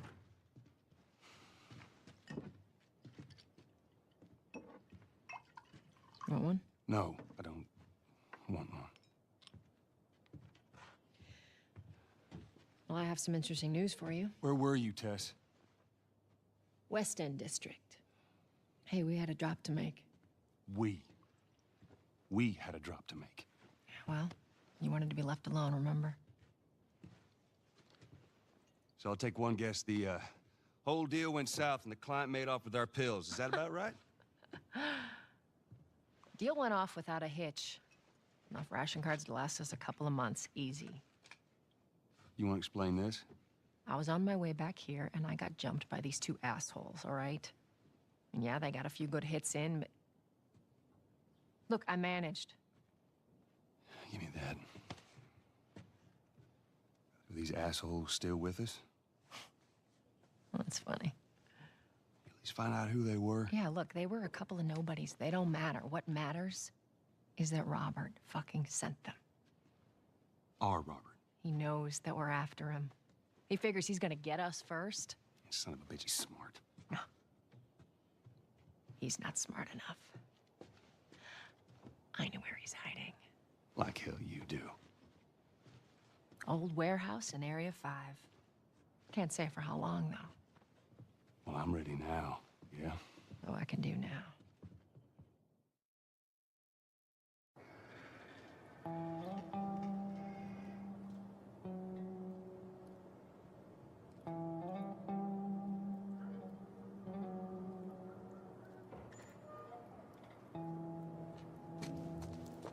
The checkpoint's still open.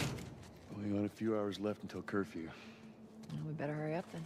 Wait, you serious? I got served the damn papers this morning. I've been selected for outside work duty. Oh, that's such crap. Soldiers are supposed to handle the outside. I'll make sure to tell them that.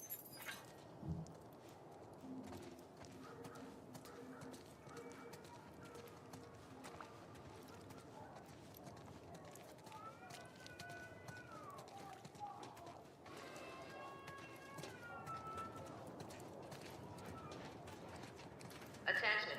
Citizens are required to carry a current ID at all times. Compliance with all city personnel is mandatory. Look at that. Ration line hasn't opened yet.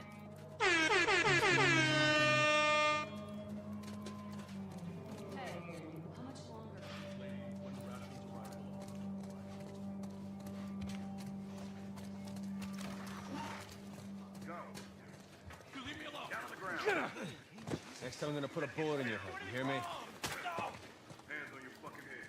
Do it. I can. Seems like more people are getting infected. That just means more people are sneaking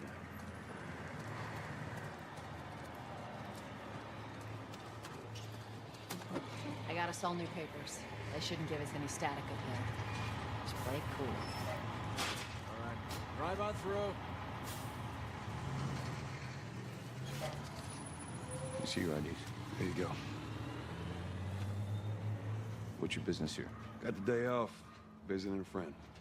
All right, move on through. Thanks. Get out of here, Joe! Close it up! Fireflies! Shoot them! They're running! Come on, let's get out of here. Go, let's go, come on. Damn fireflies. Must clear the surrounding area immediately. Looks like the coast is clear. Attention. Checkpoint 5 is now closed until further notice. All civilians must clear the So surrounding much for the area easy route. immediately. Patch yourself up, all right?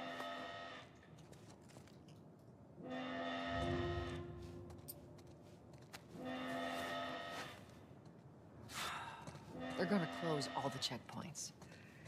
We're gonna have to go around the outside. Outside the wall. Or we could just let Robert go.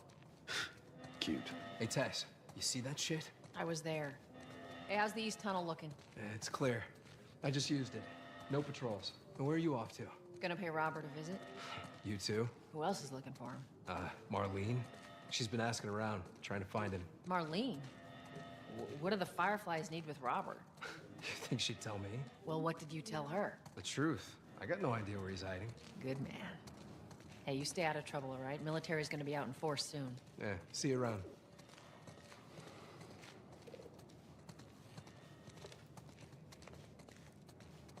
Marlene looking for Robert? What do you make of that? I don't like it. We better find him before the Fireflies do.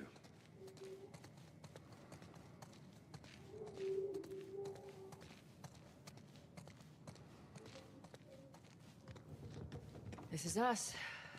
Hey, guys. How's it going? Shit's stirring up out there. How we looking over here? It's been quiet. No signs of military or infected. That's what I like to hear.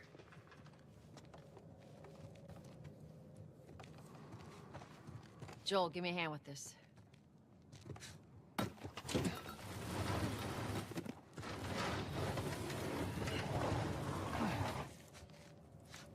I'll take it easy out there.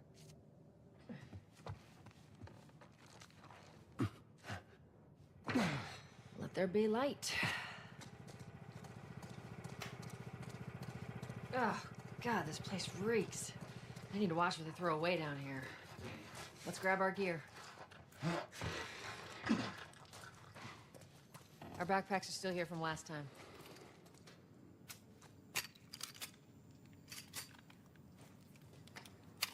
Not a lot of ammo. We'll make your shots count.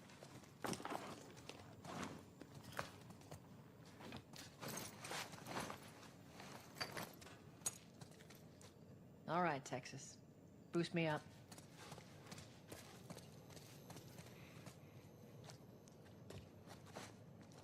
You ready? Yes, ma'am.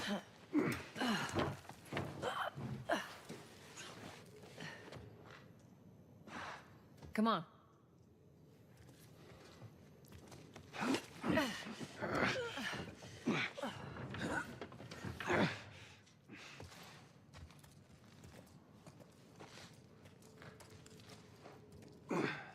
Go on. Got it.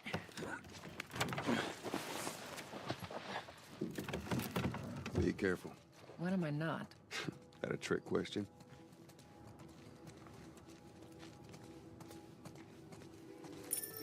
Ain't been out here in a while. It's like we're on a date. folks. Well, I am the romantic type. You got your way.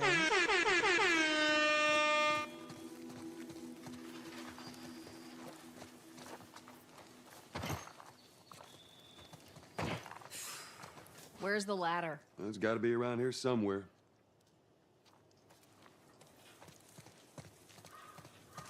Got it. Great, bring it over.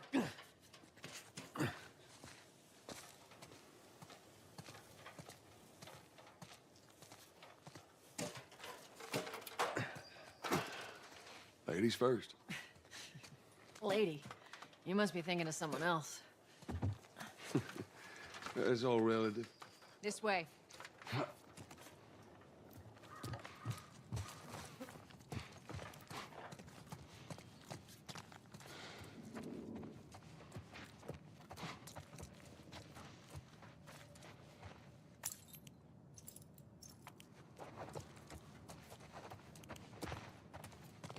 Down through here. You think Robert's still got our guns? For his sake, he better. Look, once we get our merchandise back, it should be easy to unload. Well, speaking of merchandise, when's that next shipment due? Oh, we're meeting Bill next month. More pills, lots of ammo. Supposedly. Hold up. Spores.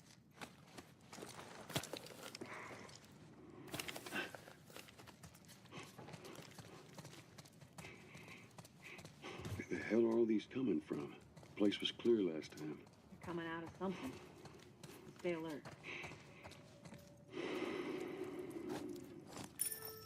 There's our culprit. Body's not that old. Better keep your eyes and ears open. I should be able to fit through here. Oh, shit! You okay? Yeah. Damn ceiling's falling apart. Be careful. This way. Easy. Jesus! Watch it. Help me. My mask broke. Don't leave me to turn. Come back. Don't leave me like this. Come back. Up ahead. You hear that? Shh.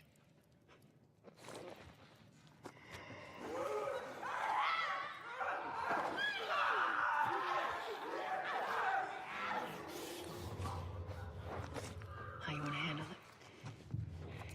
Jesus.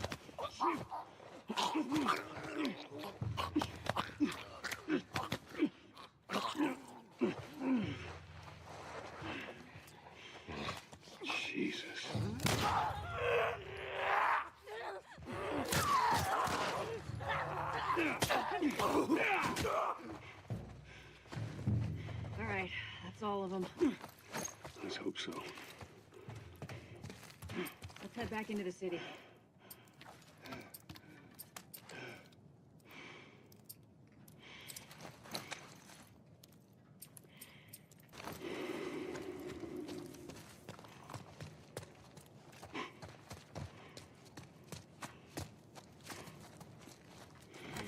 Start in a few minutes. Looks like it's about that time to get this going now. So might as well start rolling the intro.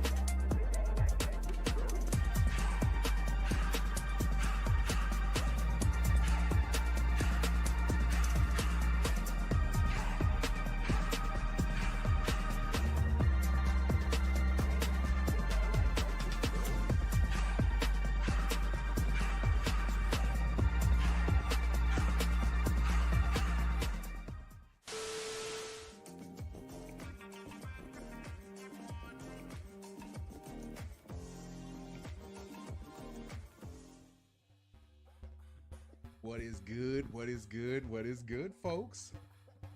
It's your main man JD here, live. Not pre-recorded.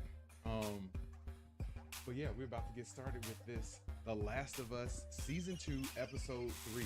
Man, it's been a minute. Like, it's only been a week, or a little less than a week since I've been like live streaming officially. So it feels good to be back in the saddle, man. I can't wait to get some good commentary going on for this episode coming up, and to recap the last episode because, yeah, that was crazy.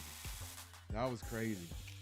All us folks who watched the game or played the game knew that this part was coming, but it still didn't make it any easier to be able to be prepared for what happened. So yeah, if you don't know, we're definitely going full spoilers in this commentary. So yeah, if you don't want to be spoiled, I suggest you swipe away, tune away right now, because we are definitely going to be going full spoilers. If you're in the chat, say what's up. Let me hear where you at. Let me know where you're from. Let me know what you're sipping on tonight. Got me a fresh drink, all iced up. You already know. You already know. So yeah, what you sipping on tonight? If you're in the chat, if you're watching right now, drop a comment. Let me know that you're here. Katie Joe in the building. What's up, buddy? Good to see ya. Live from the living room, huh? Okay, cool. But I know we got some other folks watching too, so what's going on with you guys? Please hit that like button, man. Donald Trump here, my friend JD, and Katie hosts this great show, an amazing show, the best show. Watch stuff with us. Hit that like button. Your nation depends on it. Make America great again. You heard what the man said. You heard what he said. Maybe you like this person. Hey, it's me, guys. Cornelius reached out to me and asked me to tell you all that Katie and JD are awesome. So be sure to like, comment, and subscribe to watch stuff with us. I love them. 3,000. Yeah, 3,000, man.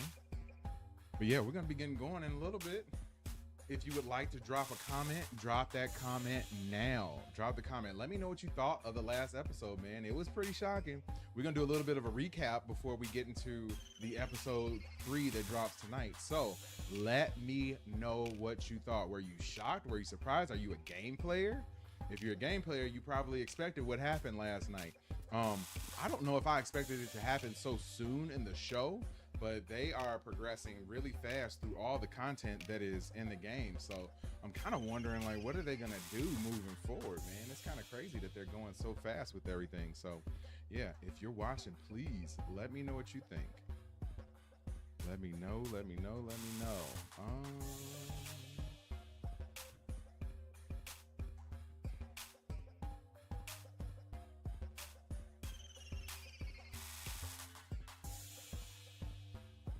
So yeah, man, I appreciate you guys for hanging out with us, and we will be getting started shortly.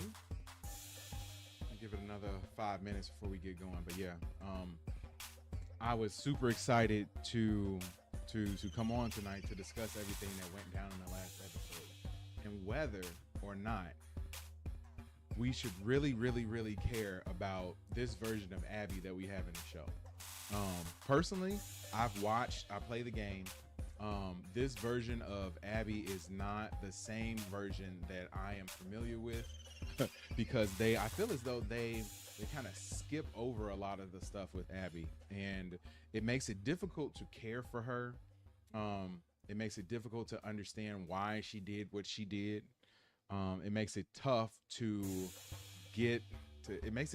understand what her motivations are. So I really hope that they come back this episode and maybe give us a little bit more background, give us a little bit more explanation for all the things that she's done and why she does the things that she does. Because I don't think that they really showed enough of that in this past episode. I don't really feel like that. So yeah, I'm hoping that they do that, man. Really hoping that they do that.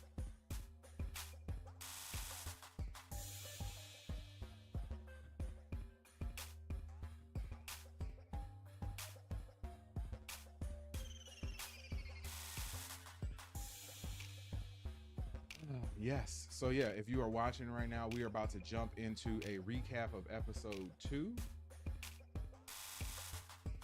And if you digged episode 2, please let me know. If you didn't like episode 2, please let me know. But yeah, we're going to jump into a recap real quick. Let me switch my screens up. All right. And this is from Ariela Explained. About a 10-minute recap. So yeah, we're going to watch it and stop it and start it as it goes on and discuss everything that happened on this episode. Fourth episode opens as alarms are going off at the Firefly Hospital in Salt Lake City. The place seems abandoned, except for 2 versions of Abby. One who walks down the hallway with a gun, the other who warns the first not to go into the operating room because he's dead and his brains are on the floor. The gun-toting one forges ahead anyway, as the one who stays behind cries in the hallway. We're obviously in one of Abby's dreams, which ends abruptly. This threw me off. When I first saw it, I was like, what is going on here? Why are they showing, like, why is it 2 Abbies? Does she have a twin sister? Are they changing things up for the game? But yeah, no, it was just a dream sequence. When she wakes up in a sleeping bag on the floor of a ski lodge overlooking Jackson. She and her friends realize that Jackson is much larger than any of them thought it would be. They're daunted by the gates, patrols, guards, and dogs, and by having no idea where Joel is in the expansive community. That's another thing that was different from the game, in that her crew that she was with, they didn't really explain who they were, why they were there, what was going on with them, or anything like that. Courtney L in the house. What's going on? What's going on? What's going on? Thank you for showing up. Please, please, please. I need you to do something for me since you're watching right now. I need you to hit that like button. Come on, come on. Do it. Do it. Come on, do it now. You heard what the man said. Please hit that like button and do it now. Thank you very much. I'll get back on with the stream. Abby is long on anger, short on actual plans. As they talk, it's clear that she's promised her friends that they won't have to hurt anyone in her quest to find Joel. Eventually, Owen, the tall guy with a beard, says he'll work on a strategy. And after Abby goes out on patrol, he admits to the others that his only intention is to get Abby to turn back. Because if we don't, the only people getting killed here are us. In Jackson, Jesse wakes Ellie for patrol. They talk about how he and Dina have been broken up for a week, and how a patrol the night before. What do you guys think about the drama with Dina and Ellie? And it's like it's a little bit of a love triangle, and I know that he tries to act like he's completely over her. I don't know if that's going to be the case or not, but regardless of what's happening, he's like handling it really well for right now. I don't know if he's going to be able to handle it as we move forward. And all us video game players kind of know where this is going to end up. So I'm not going to spoil that. I'm only going to spoil things that took place on the show already. Nothing that took place or that hasn't taken place yet. Before, found a bunch of infected hiding under a pile of frozen dead shroom people. Ellie tells him that she was planning on going on patrol with Joel, which strikes Jesse as odd, given that she's been avoiding her angry dad. She admits that she knows that things seem bad between them, but that's because their relationship is complicated and unknowable to outsiders. Jesse then informs her that she can't patrol with Joel because he already left with Dina. He wanted to let Ellie sleep. They swing by Tommy's town briefing. He's running through emergency.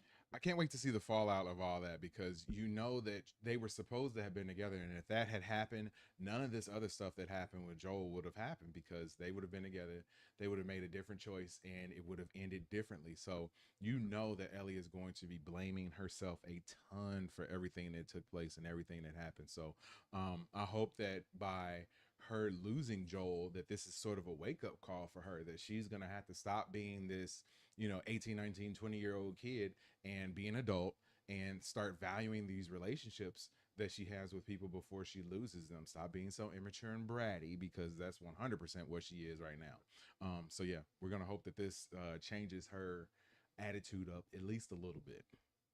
Protocol and stay just long enough to grab sandwiches and listen to Seth stumble through an apology for his behavior at the dance the night before. As she and Jesse leave, Ellie notices a storm on its way, but Jesse thinks the weather will stay up in the mountains. That turns out not to be the case. Though Tommy radios for all of the patrols to return, Jesse answers that they're too far out and will hole up in a spot he knows until the snow passes. Yeah, man, that was another bad choice that Jesse made, with them deciding to actually continue on with the expedition, even though they knew that storm was coming. Man, like, I feel like everybody on this show, and I know that it's a show, and I know that it doesn't necessarily mirror what people would do in real life, but I do feel like people would make some dumb choices. But I feel like they make a lot of bad decisions in this show. I feel like if they wanted to play things safe, like, that would be the rule. Like, you need to play everything as safe as possible. Like, yeah, you can go on these expeditions. Yeah, you can go explore. Yeah, you can go, patrol. But you also need to be very, very, very careful on top of everything else. And there's a lot of reckless behavior that is shown in this show. And I don't know if you guys have noticed it, but people act like there isn't this, infected invasion. You got somebody like Ellie and Dina just out there. And I mean, going into buildings, attacking infected like they are just Rambo and Wonder Woman, and thinking that they could just do whatever they want. That is not the case. If it was me, I would be playing it so safe. I would constantly be playing it safe, because that's the only way to survive. Being reckless is not going to help you, and I don't think that has helped them at all throughout this series. Jesse brings Ellie and their horses to a 7-Eleven full of weed, where Gail's husband, Eugene, grew his pot. Eugene and Jesse were patrol partners, right now, so he knew him well. Eugene also was a former Firefly who quit in 2010 because... Do it! Do it! Come on! Do it now! He was tired of killing people. Though they talk about how Joel had to put him down, we don't learn much more there. Back to Abby, who spotted 2 people on horseback and starts to pursue them. The snow is really picking up as she slides down a major hillside and lands in a field full of frozen infected, which slowly gives way to an uprising of live infected.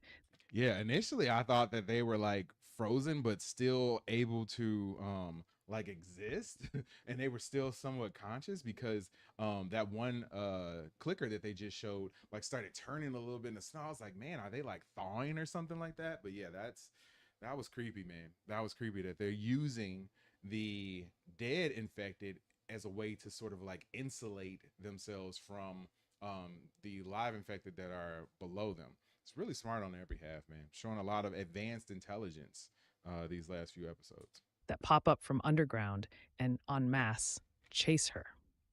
Abby is able to hustle her way to a building where she's able to get a chain link fence between her and the fungal undead. If you're watching and right it doesn't now, we're do her be much good. Breaking down the and combined force of the infected against the fence pushes it over, so she's essentially crawling for her life in a tunnel made of Home Depot's finest. One infected gets through and is on top of her when a gunshot to the head takes it out. We'll make it. So As a dazed Abby stands, a man out of frame yells, "Give me your hand." It's Joel, and he tells her to run.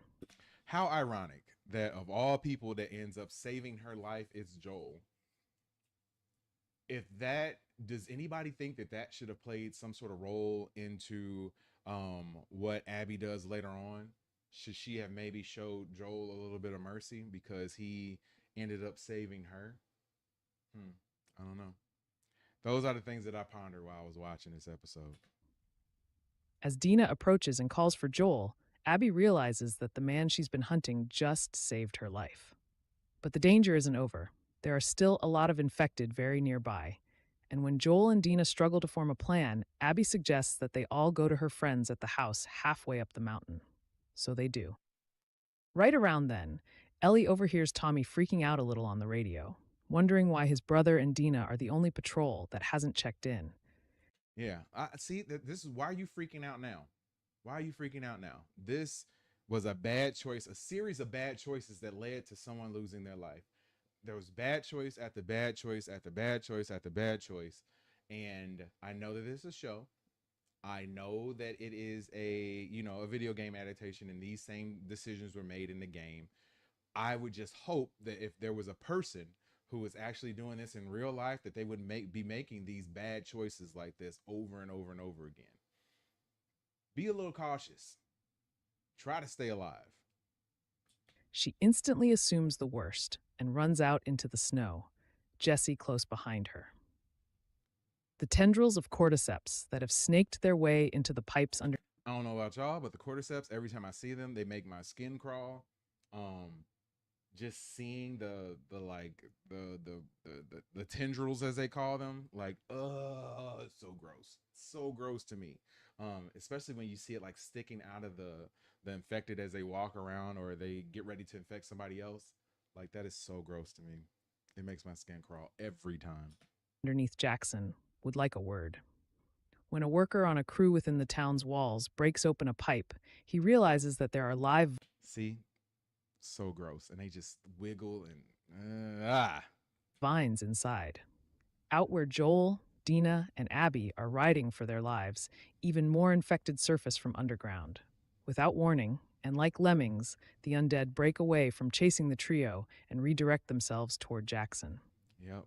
All because that guy uncovered the pipe with them in there. So, or with those tendrils in there, man. Like, I love that they use that sort of logic, that they're all sort of connected like that. It makes total sense.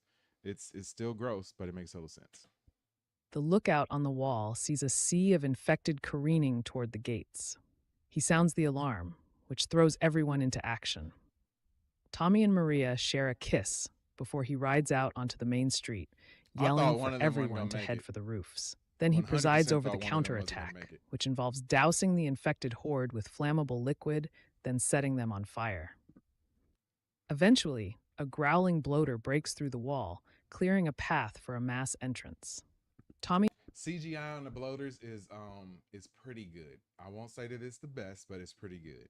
He makes a stand with a bunch of other men, while Maria and the other sniper run to higher ground. Tommy wields a flamethrower as the infected advance, and some of his fellow guards freak out and run. People are getting bit. Bodies are all over the place.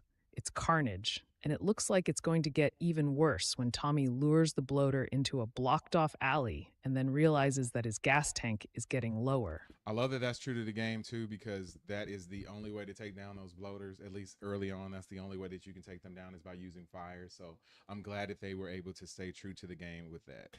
And the bloater doesn't seem to be losing steam. Tommy is literally backed into a corner and likely thinking it's the end when the creature lunges for him, but winds up collapsing and dying before he can get there. Tommy, smartly, I love how it was on the ground and it was sizzling. Like he could hear it sizzle. unstraps his now useless weapon and flees. Abby's friends are looking for her, and they help bring her, Joel and Dina, inside. Dina is a little worse for wear. She has frostbite on her hands, and she's acting a little sluggish, but she still notes a backpack with a WLF patch on it. Joel wants to go right back out. He can see what's happening at Jackson. But then Abby introduces him to the rest of her group, and the vibe changes in an instant. Joel is so preoccupied with trying to make contact on the radio that he doesn't notice when Abby's friend Manny puts a gun to his head. As the group disarms Joel and Dina, he guesses that they're fireflies. Mel injects Dina with a sedative she promises will only put her to sleep for an hour. Then Abby turns to Joel, who has his hands up. And that's a little bit of a change from the game, too, because in the game, I believe the sedative went to Ellie because Ellie was with him at the time. And, she ended up being out and then eventually coming to when all the bad things started happening to Joel. She says they'll let Dina live if he tells the truth. Where was the last place you saw the fireflies? He says Salt Lake City. At least you're honest, she replies.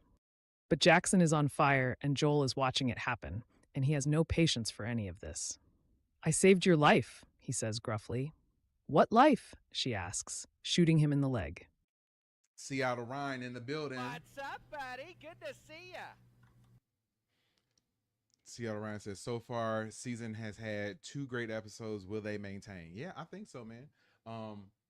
It's a little bit anticlimactic for me because I played the game, so I kind of knew and expected everything. But it was really cool watching it with Katie after the fact because she watched it and did not know what was going to happen. So it was kind of cool to experience that with her. He slams to the ground, crying out in pain, and Abby orders him tourniqueted so he doesn't bleed out while she continues her monologue. She keeps talking about how he killed 18 soldiers and one doctor. That doctor was my dad. Guess you probably already figured. The nurses said you barely even looked at him as you pulled the trigger. But his response angers her greatly, and she That's my thing. grabs a With golf club. her, I wish that they would have changed some things up, and that they should have broken it down. I think if you were only going to do 2 episodes before this was happening, you could have had everything that happened in these last like 15 minutes happen. But beforehand, the first episode of this season should have been a flashback to Abby's life before everything happened with Joel. It should have showed her relationship with her dad, how they got along. We shouldn't have seen anything with any of our current like people. We shouldn't have seen Ellie. We shouldn't have seen Joel. We should have seen her and how she lived with her dad, and how she trained up. And you just wonder, like, man, nobody really knows who this person is, and you just see that there's other people who are living in this area, and they're out here trying to survive too. Just would have been another person. And then the end of the first episode should have been her witnessing seeing everything through her father's eyes as Joel came through like a villain and took out all those fireflies. So then I think that would have gave us a little bit of sympathy/empathy for Abby, as opposed to the way that they played it. And we didn't really see any of that. Like, you just sort of jump in and everything that happened with Abby. And you come to understand that it's because her dad died, but there wasn't enough build up to that. There wasn't enough explanation behind that. I think you needed to be able to grow to like Abby as a character before having her turn on Joel. Because if you just viewed everything through Abby's lens, she's the hero, and it makes total sense. Like, you would want to be to get revenge on the person who killed your dad. But because of that, if you just jump into it, you don't know all of her backstory. You don't have any reason to be sympathetic or empathetic towards her. You just see her as a villain now. So I wonder if they're going to go back and try to change that a little bit about her backstory and her history, in that and give us some reasoning behind, or give us a reason to actually care for her, as opposed to just viewing her as the villain who took out Joel. From a bag in the corner and comes at him. She hits his busted leg over and over. Her friends exchange glances. It gets to a point where Abby is primal screaming as she punches Joel over and over, his face looking more like a side of beef with every blow. Yeah, man. And I didn't really like that either, because she was this version of Abby, the Abby in the video game was more ruthless. Well, she was just as ruthless, but she was more physical, and it looked like that would be something that she would be able to do. This version of Abby, not so much, man. I didn't buy that she would be able to to pummel Joel the way that she did, but she definitely did it. Ellie follows horse tracks to the lodge and gets inside, approaching the group with her gun drawn when she hears the screaming. But the weapon gets knocked out of her hand, and the others pin her down on the ground, where she can see that Joel is... Now that part is taken straight out the game, with her being pinned down and seeing Joel like that as he was about to meet his end. Ryan says, right, it's hard to have more empathy for Joel at this moment. The rage is real. Good point. You get a clap for that one. Slowly reading. His hand twitches. It's not clear how much he can see her through his mangled face. But when she repeatedly begs him to get up, he summons everything he's got and tries. Yeah, he tried. He can't do it. And then Abby picks up the golf club, which now has a sharpened end. Ellie begs her not to do it, but Abby doesn't care. She shoves the metal stick into Joel's neck, and all the sound drops out as Ellie watches her surrogate dad die. I thought that was crazy that they went that route, because it's not that way in the game. She decided to take him out almost like they take out the clickers, because in the first episode, you saw Ellie jump on the back of a clicker with a knife and get it in the neck in order to take it down. And that's how Abby ended up taking out Joel. So I thought that there was a lot of symbolism in that too. He's gone, and they had unfinished emotional business. And she loves him, but maybe hasn't told him lately. And that's that. When Ellie comes back to herself, she screams that she's going to kill everyone. But then Manny kicks her in the stomach, silencing her, and Abby and her friends leave. Ellie belly crawls over to Joel, sobbing as she takes his hand. She rips the shiv out of his neck, throws her arm over him, and puts her face very close to his. Back in Jackson, Tommy and Maria survive the infected onslaught, but the town is in pieces. Tommy nearly collapses, sobbing, when he realizes his wife is alive. Outside what's left of the gates, Jesse rides up to the lodge. Later, as Through the Valley plays, Ellie rides behind him, Good Dina song on her choice, horse, too. That was a while they great song drag choice, Joel's man. wrapped body back to Jackson. Crazy. Crazy, crazy, crazy. Oh man. Yeah, it was a tough episode to watch, especially with everything that went down with losing the star of the show, the main character of the show thus far, the main character of the game. I know when that happened in the game, I was like, dude, so like what are we supposed to do now? And I think that the show is sort of at that crossroads too, as we only have like 3 minutes before the episode drops. I think the show is at that crossroad where you have to figure out like what are we gonna do from here? Yeah, that's Ryan says that was such an emotional scene, man. Yeah, it was rough. It was rough. Real tough to watch, man. Real tough to watch. But very well done. I love the story. Just love the story. So can't wait to see what they're going to be able to pull off coming up in episode 3, which we are about to watch right now. As I say all the time, I cannot show the episode on the stream. I will get banned from YouTube if I do that. And that would make everyone sad. Including myself. So yeah, we will not be showing the episode like that. But you can sync your feed up with mine, and then we can watch the episode together. As I always tell people, I went back and forth on this. What I'm going to do is once I hit play, I'm not going to touch anything. If there's an intro, if there's a, what is it called? If there's a recap, I'm going to watch the recaps, all those things. And once I get that timer going, that's when I'm going to start it. And it's going to keep going throughout. So just for you, Ryan, just so you know what I'm going to do. I know I flip-flop on this like every time, but I'm going to hit play and just let it go. Let the timer go and everything. I'm going to refresh my screen real quick. Oh, yes, the episode is up. Episode 3 is up. All right. So, yeah, we're going to get started. I am going to switch my screen up. Okay, we're going to do a little bit of an instant reaction to the episode which just finished airing, episode 3 of season 2 of The Last of Us. So, thanks for tuning in to this episode of Watch Stuff with us. I'm JD. So yeah, we started off things with the remains of Jackson. You got to see all the bodies that had been collected, everything, man, just rough. And you don't really realize exactly how many people that were lost, and in combination with all of the bodies from the infected and stuff there. And you would think that they would have to just burn all of this stuff. You can't just leave these things just sitting there like this. So, yeah, crazy, man. Crazy. Just seeing a little bit of the fallout of that.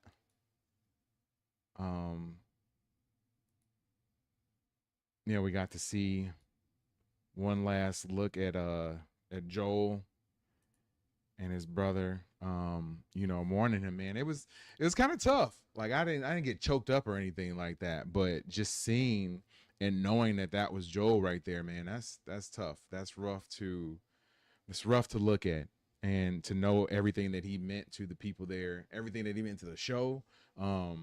It's gonna be tough for them to go on and fill that void. And I have to say, just being honest, like the episode kind of dragged because of that. Ryan says that it was a depressing episode. Yeah, man, it was a downer. It was definitely a downer. And I know coming off the dramatics of the second episode that you kind of have to have an episode that resets things and slows things down a little bit. And that's exactly what this episode did. So, it was kind of tough to watch. Not nearly as entertaining But yeah, we got to see exactly where Ellie was at before the credits rolled. And yeah, Ellie's obviously in the hospital. Started having a bit of a flashback after they woke her up. You saw that she had a chest tube because she took that nasty kick to the lungs and to the chest. Probably had a lot of internal bleeding because of that. But you had her sort of having a flashback of when Joel was taken out by Abby and just her screaming. Man, it's tough. Then they rolled the intro credits. So that's how we started the episode. Ellie getting checked out of the hospital. Sarcastic as ever. Trying to act like things weren't as bad as they seemed. Got to talk to her therapist, or got to talk to the therapist in order to get her release from the hospital. So we found out that this is 3 months after the attack on Jackson. So yeah, I did not think that they were going to be jumping forward that far in time, but yeah, they moved all the way 3 months forward, man. Gonna mute this a little bit. But yeah, we got to see Ellie checking out, her old house, going through some of the things that Joel had, which is, man, crazy. Like I said during the stream, like I've done that before and had to go through someone's belongings after they've passed away, and that never gets easy. It's never a good moment. And to see her, sort of struggling the way that she was, I could totally understand that. Going through some of his belongings. She found his watch, which somebody had left there. I'm sure they took it off of his body and brought it there so that eventually she would be able to find it. She is looking at his clothes, very tearful eyed. And then Dina ends up coming in and sort of breaking up the situation. Of course, Ellie has to act like she's Miss Tough. All right, Ryan. Appreciate you for hanging out on the stream, bro. I will see you next time, my man. Don't be a stranger, of course. Yeah, but you had Dina coming by with some cookies, trying to smooth things over with Ellie because she knew and was able to catch and remember the names of the folks who were part of the group that that took out Joel. So she held that information from Ellie and didn't tell her about it. And I guess she felt bad about that because she knew that Ellie was going to go over the top and want to find these folks. So Dina tells her that they are located in Seattle and that they need to go there. So Ellie starts realizing that they need to make up a plan to do that. Fast forward a little bit, end up saying that they need to go to the council basically and get approval to send a group of 16 folks to go get revenge for Joel and the others who were met their demise that day. Here we meet another group. We'll just call them the Whistlers. And basically they seem to, sort of linger in the shadows, sort of hide out, and carry hammers as their primary weapon. I know we're going to find out more about them. And if you play the game, you know some of the stuff that's going to go down with them. But yeah, it's kind of cool to see a different faction of group or a group of people appear in this episode. Just hearing their conversation, you could tell that they were afraid of the wolves. They kind of try to lurk and linger in the shadows, as opposed to the wolves who like to be out, patrol, take people out, show no mercy. These guys are sort of hiding behind the scenes and just trying to keep moving. We have the council meeting where you have some of the people pretty much split on whether they should go after this group or not. If this was me, I would have been on the side of the group of folks that needed to go out and get some justice. Let's just call it justice. Not necessarily revenge, but justice. I think you bring those folks back to your camp and you do with them what you may. And I mean, it's it's brutal. It is a situation where the people around your group may not agree with it, but man, you took out some of my people. You gotta serve some time. You do the crime, you gotta serve some time. But you did have some other people who were 100% behind, sort of showing forgiveness, showing that that you need to move on from this situation and not seek the revenge. Steve, what's going on, my man? Good to see you. Says, good show, bro. I'm trying to catch up on the series. Yeah, man, catch up. It's awesome. It's awesome. I appreciate you for tuning in, man. Hit that like button. Subscribe to the channel too. I need all the subs I can get. But yeah, it's a great show. It's a great show. Have you played a video game before? If you have, you know a lot about what's going down, but that still does not mean that it's not a good show to watch. But yeah, they ended up having a vote, and I think the vote ended up being 8-3 to have the group not go after the people and seek that revenge. And I can understand that. You just lost a ton of people to the battle that you had at Jackson, and you don't necessarily want to send off 16 more of your best people to go on a mission to take on this group of wolves that you don't know how deep they are. You got to travel to their territory and try to take them out. That's a tough pill to swallow. So I definitely understand why they ended up voting that down. That's a smart choice to make. Ellie ended up getting some support from somebody who she was not expecting. The chef who called out her and Dina's kiss in the first episode. So yeah, she wasn't expecting to get that sort of support, but she did. Conversation here with the therapist basically saying that Ellie pretty much is one of those people who is a live wire. She's going to do what she does. There's no way that you can control that. So you almost, I think what she was saying between the lines is that you almost need to let her go. Just let her do what she's going to do, because trying to control that is not something that's going to be successful, which is going to be tough for him to do. But yeah, it's almost necessary.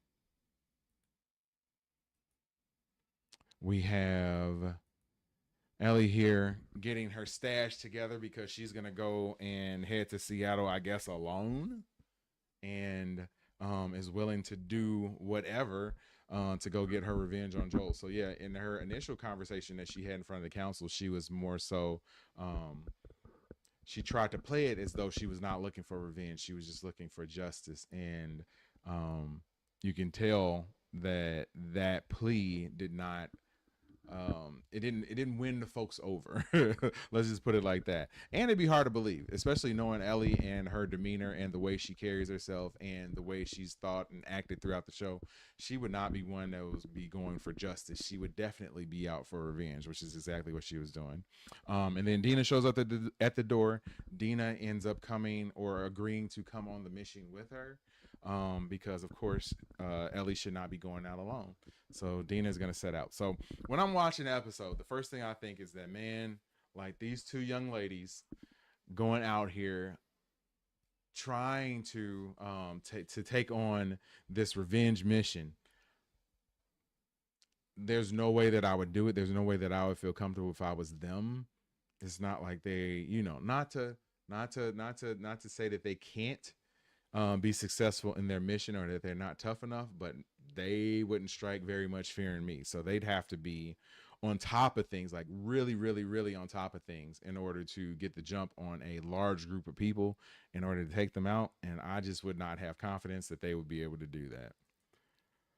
So yeah, they end up walking. They ended up getting some help from him once again, which is I wasn't expecting that. I wasn't expecting that he was going to be there for them, but it was a show of respect at the end. He ended up shaking their hands and saying, like, I got horses for you, swapped out their weapons, got you some food, and set them on their way. So yeah, that was kind of cool to see that kind of come full circle, and that he was going to help them out on their mission. So they get out on their way. Ellie ends up visiting Joel's grave, which was a very poignant moment. She ended up dropping some coffee beans right on top of his grave. So yeah, we all know Joel loved his coffee. And they continue on their way. We got to them camping out. And this was another thing I was saying while I was watching it. How could you feel comfortable sleeping out in the middle of nowhere like this? Like, it's one thing to go camping. Camping by itself is a scary situation. This is coming from somebody who's never camped before, but camping in and of itself is a very scary situation. And for them to be out there camping with infected around and also in the middle of nowhere, just the two of them, like, I wouldn't feel comfortable. There's no way I would have been able to go to sleep, but they somehow were able to do so. And then they did a little bit of flirting back and forth. Dina sort of playing both sides between her Ellie and Jesse, which I don't really like Dina for doing that. That's not cool. I feel like she's kind of leading Ellie on a little bit, but we'll see what comes of that eventually. Keep going more through the episode. Dina and Ellie come upon a body in the middle of the road that causes Dina to go looking around, and they ended up finding the bodies of that entire group of whistlers that we saw earlier in the episode, which was tough, man. They look like they were taken out by the wolves too. Shows that the wolves are ruthless. They're willing to take out kids, even people who seem to be pretty defenseless. They're willing to take them out too. So I think that in a situation like this, that's kind of how the Fireflies were. The Fireflies, if they leveled up a little bit, I think that's what we have here with this group of wolves, and that they are ruthless, no holds barred. They're going to do whatever they need to do to take care of their people. They'll take out anybody who they need to, which honestly can't blame them. We see Ellie and Dina 9 miles away from Seattle, had them walking down the highway, which reminded me a lot of The Walking Dead in the very beginning of that series when they were walking down the road in Georgia, the highway in Georgia. Reminded me a lot of that. And we see them getting closer and closer to Seattle. We see the wolves rolling around in their heavily armed vehicles and look to be very, very, very deep. So this patrol is probably about, maybe 30 to 40 people deep. So yeah, they're rolling pretty deep. They seem to be very well organized. We didn't get a glimpse of Abby, but we got a glimpse of some of her lieutenants.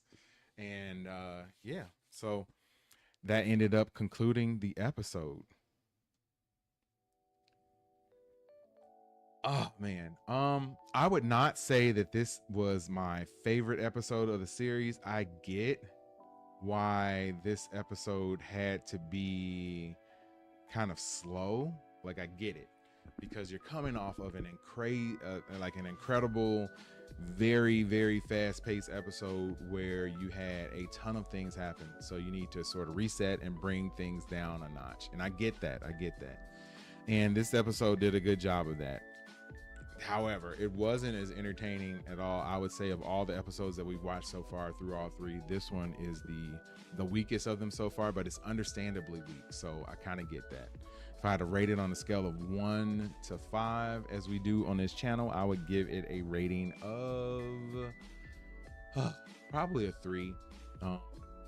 But like I said, I totally understand it. I get why this episode is slow. So yeah, I'm just going to go ahead and end it there. I appreciate everybody for hanging out for this live stream watch party of The Last of Us Season 2, Episode 3. We do these weekly. We have so many other live streams. We're going to be live streaming another episode of The Handmaid's Tale coming up on Tuesday. Don't be a stranger. Hit that like button, hit the subscribe button, drop a comment below, hit that notification bell so that you can be notified each and every time we go live in 2025. I truly appreciate you for checking this out. My name is JD, and I will see you when I see you. Peace.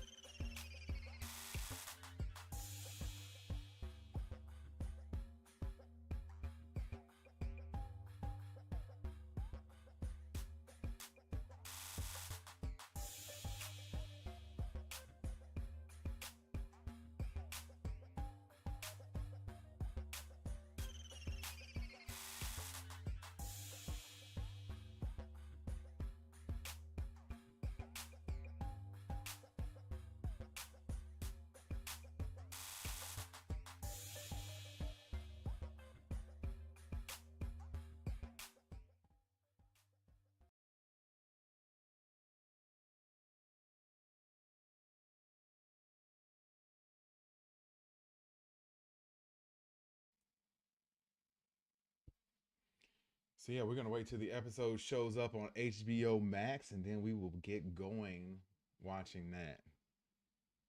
Again, this is The Last of Us, Season 2, Episode 4, live stream watch party. My name is JD, and we will be showing, we're having a watch party during the episode where we can talk in full spoilers on what's going on in the episode. I love when people jump in and chat with me while we're watching it. So that is what I'm expecting to have happen tonight.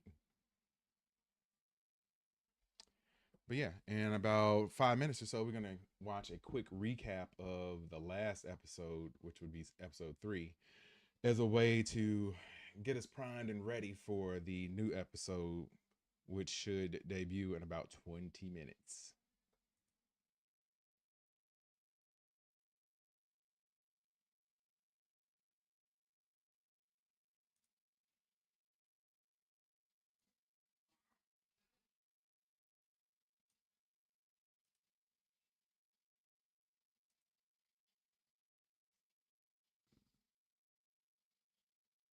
If you're watching right now, or if you're watching after the fact, hit that like button, hit the subscribe button.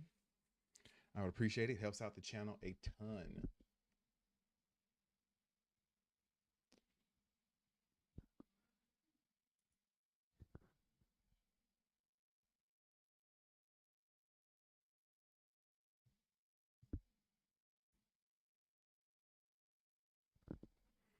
All right.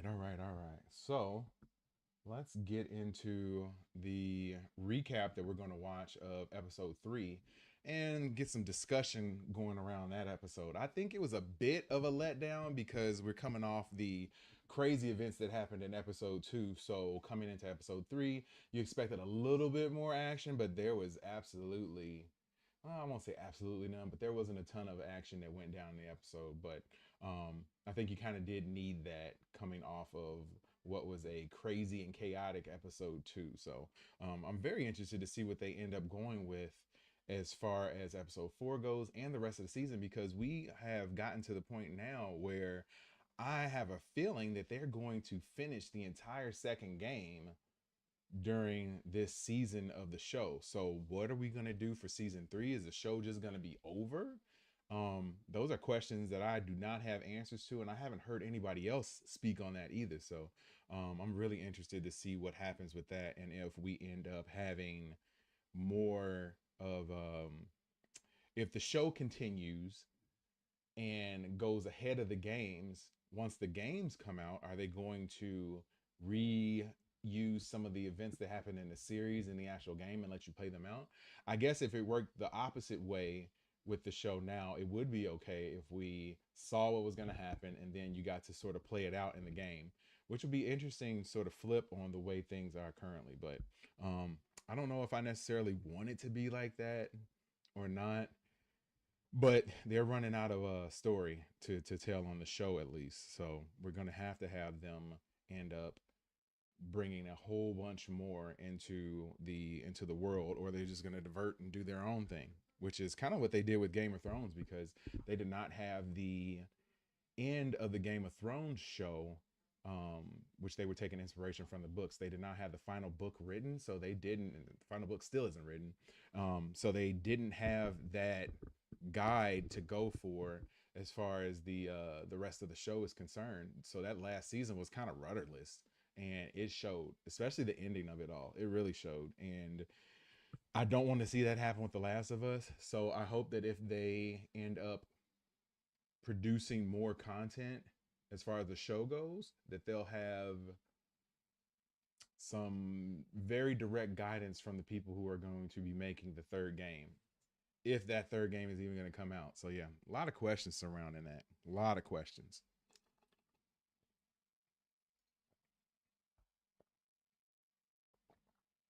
So yeah, let's do a little bit of a recap.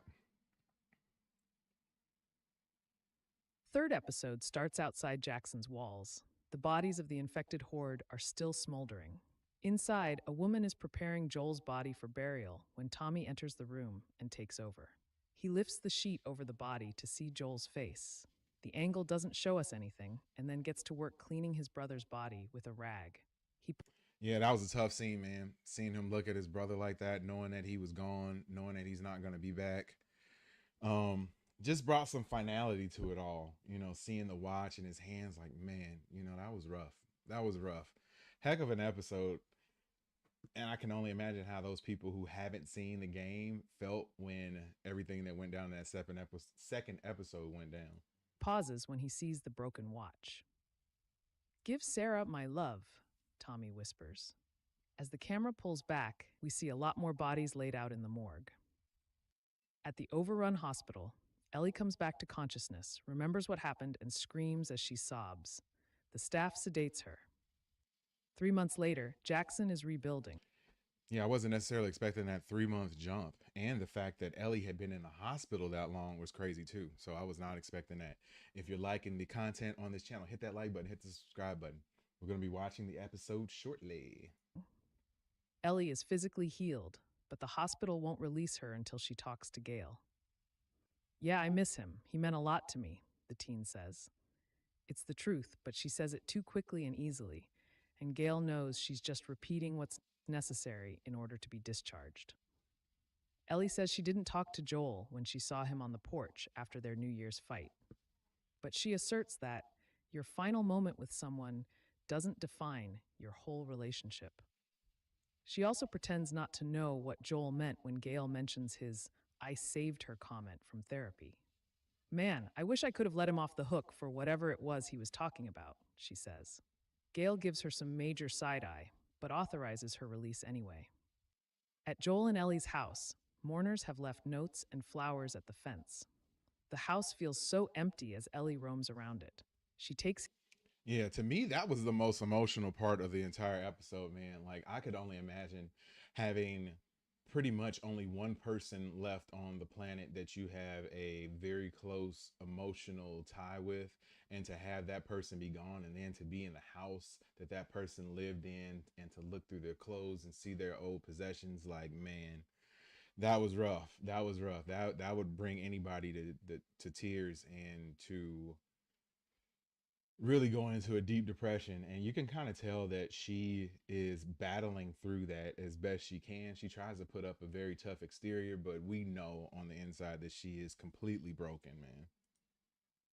His gun and puts it in her waistband, but is brought up short when she turns and sees his clothes hanging in his closet. She cries as she gently touches a sleeve, then cries harder as she buries her face in the cloth. Downstairs, Dina enters the house and calls for her. Ellie quickly stops her tears and dries her eyes. If you're tuning in right now, we're watching a recap of Season 2, Episode 3 of The Last of Us. We're going to be watching Season 2, Episode 4 of The Last of Us coming up when it debuts on Max in about 15 minutes. So yeah, jump in the chat right now. Let me know what you think of Episode 3. I did not like it quite as much as Episode 2, of course. It was a little low on the action, but understandably so. Offering because I'm about to make you angry. Though she visited Ellie a bunch of times during her convalescence, she lied about not being able to identify Joel's attackers. "I know most of their names, and I know where they're from," she admits. And Dina was right. Ellie is mad. "You cost us time. You let them get away," she says. Hit But that Dina like button, reality folks. checks her. A lot of other people died, and no one, including Ellie, was in any kind of shape to form a posse. Second, because she knows where Abby and Co. are heading, maybe let them get there first. She's near tears as she reminds Ellie, "I loved him too, you know."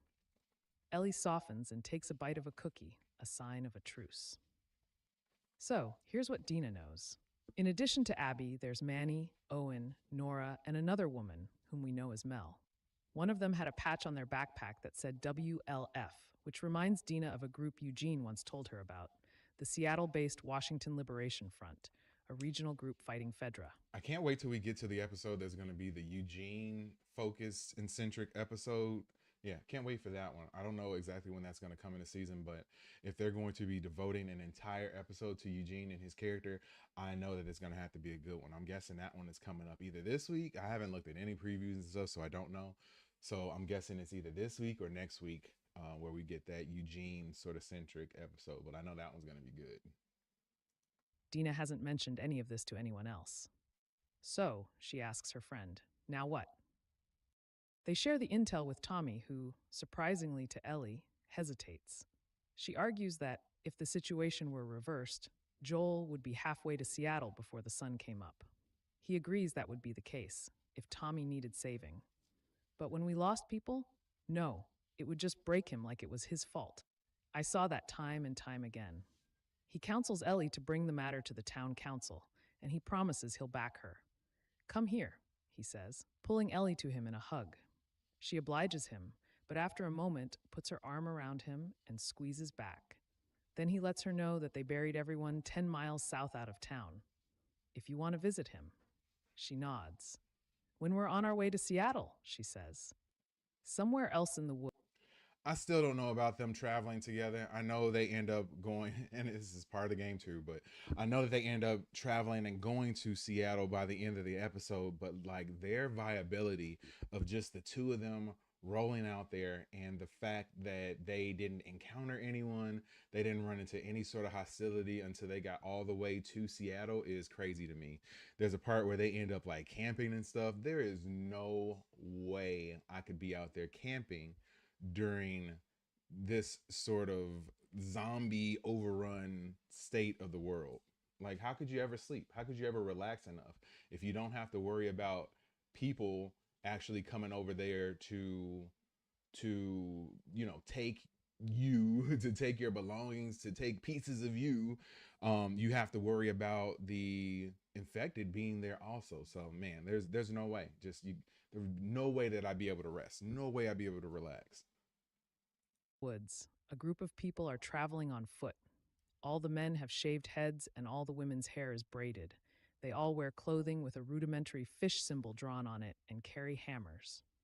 Everyone, even the children, have scars from where the corners of their mouths have been slit up into their cheeks.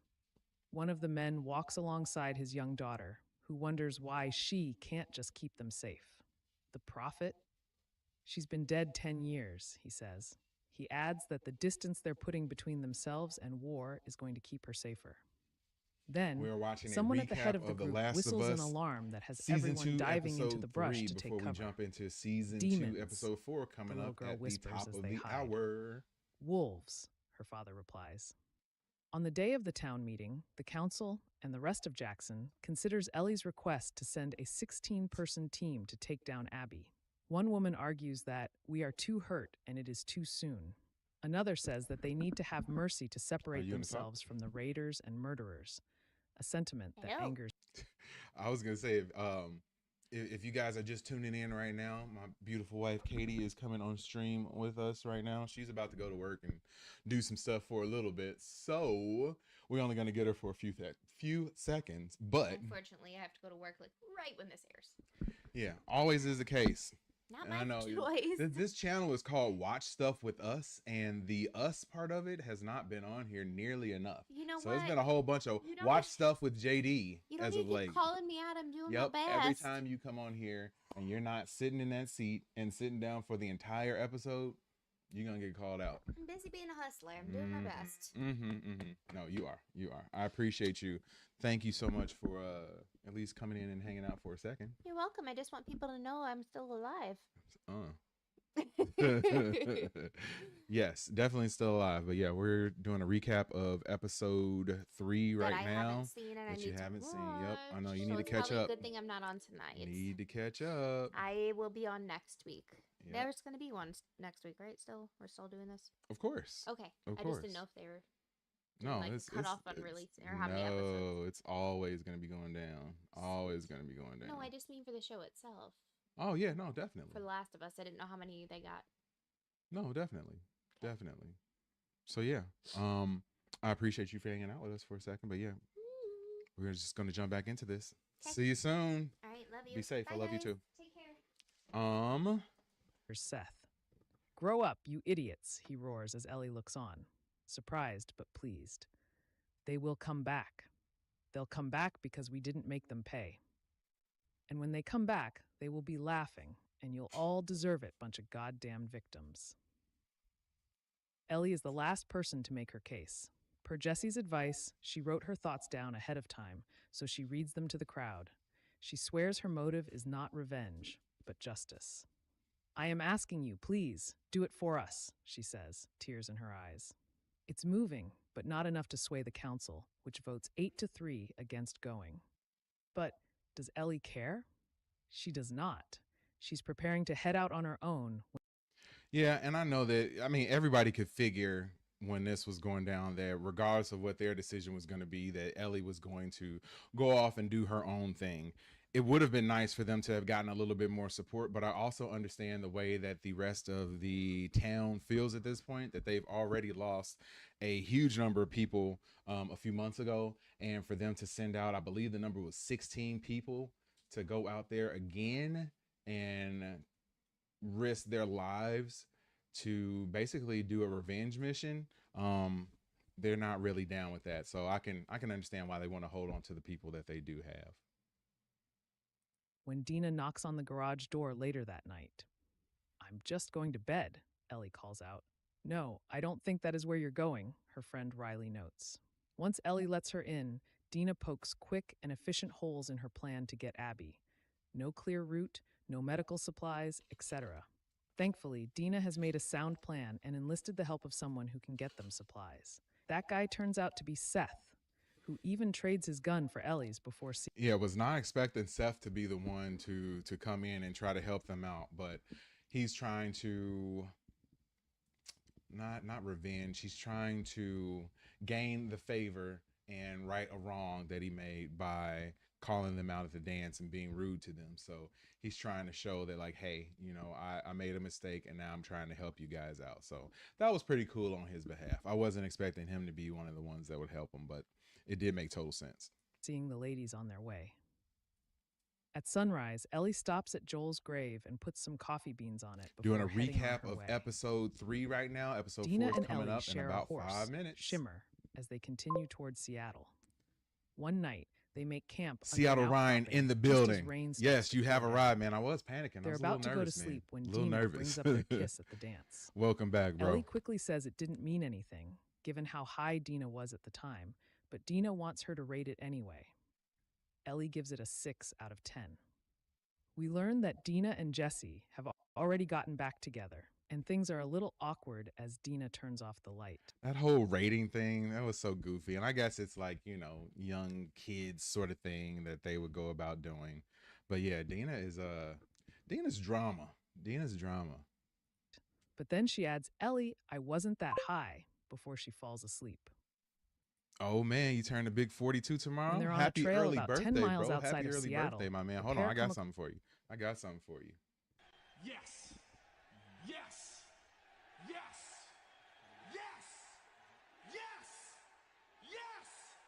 Yes! Yes! Yes! Yes!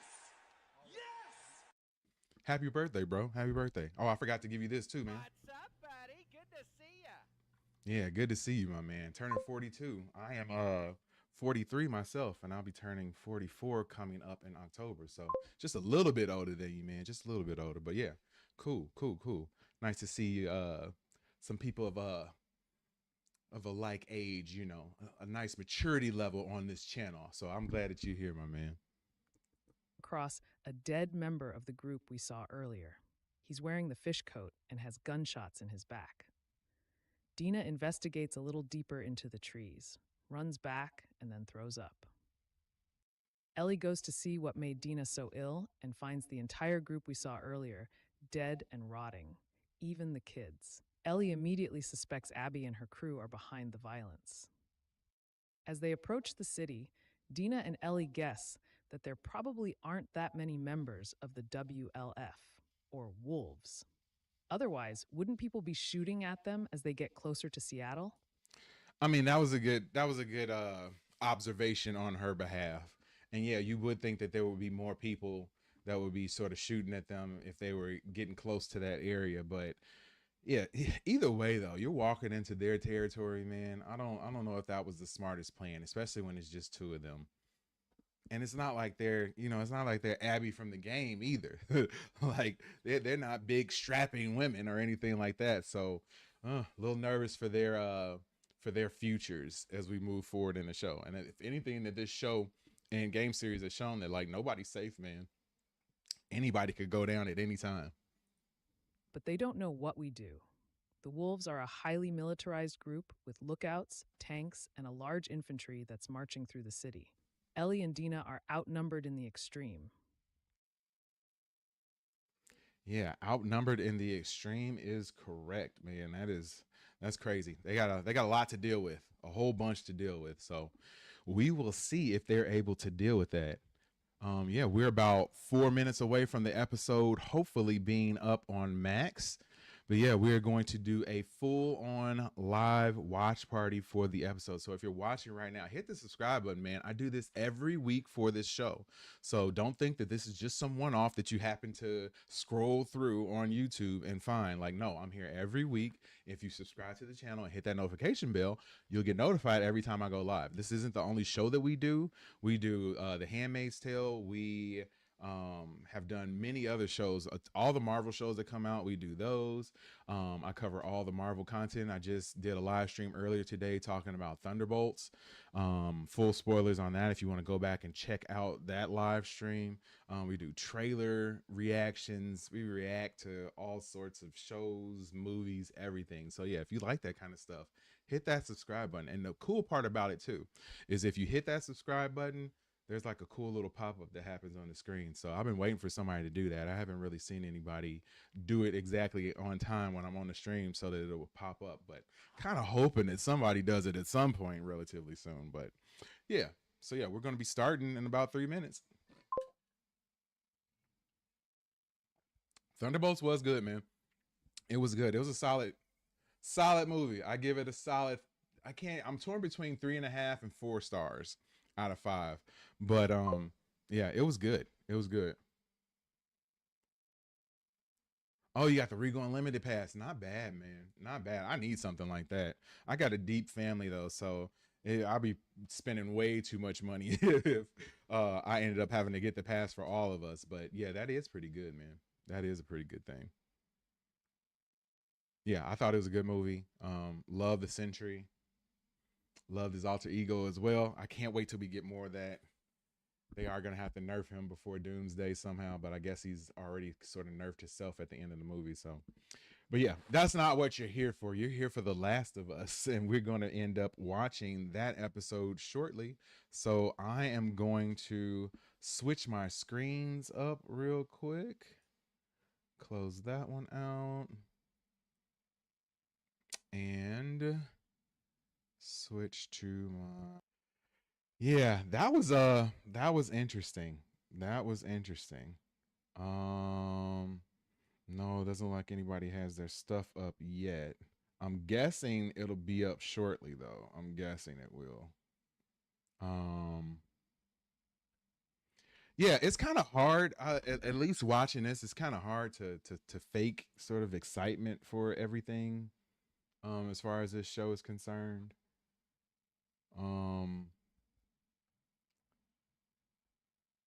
But yeah, I don't know.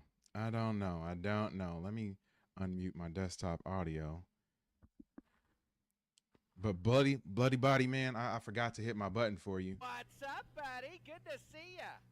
But yeah, every time we get somebody returning into the chat, gotta give them a what's up, buddy. But yeah, this was definitely interesting. This was interesting.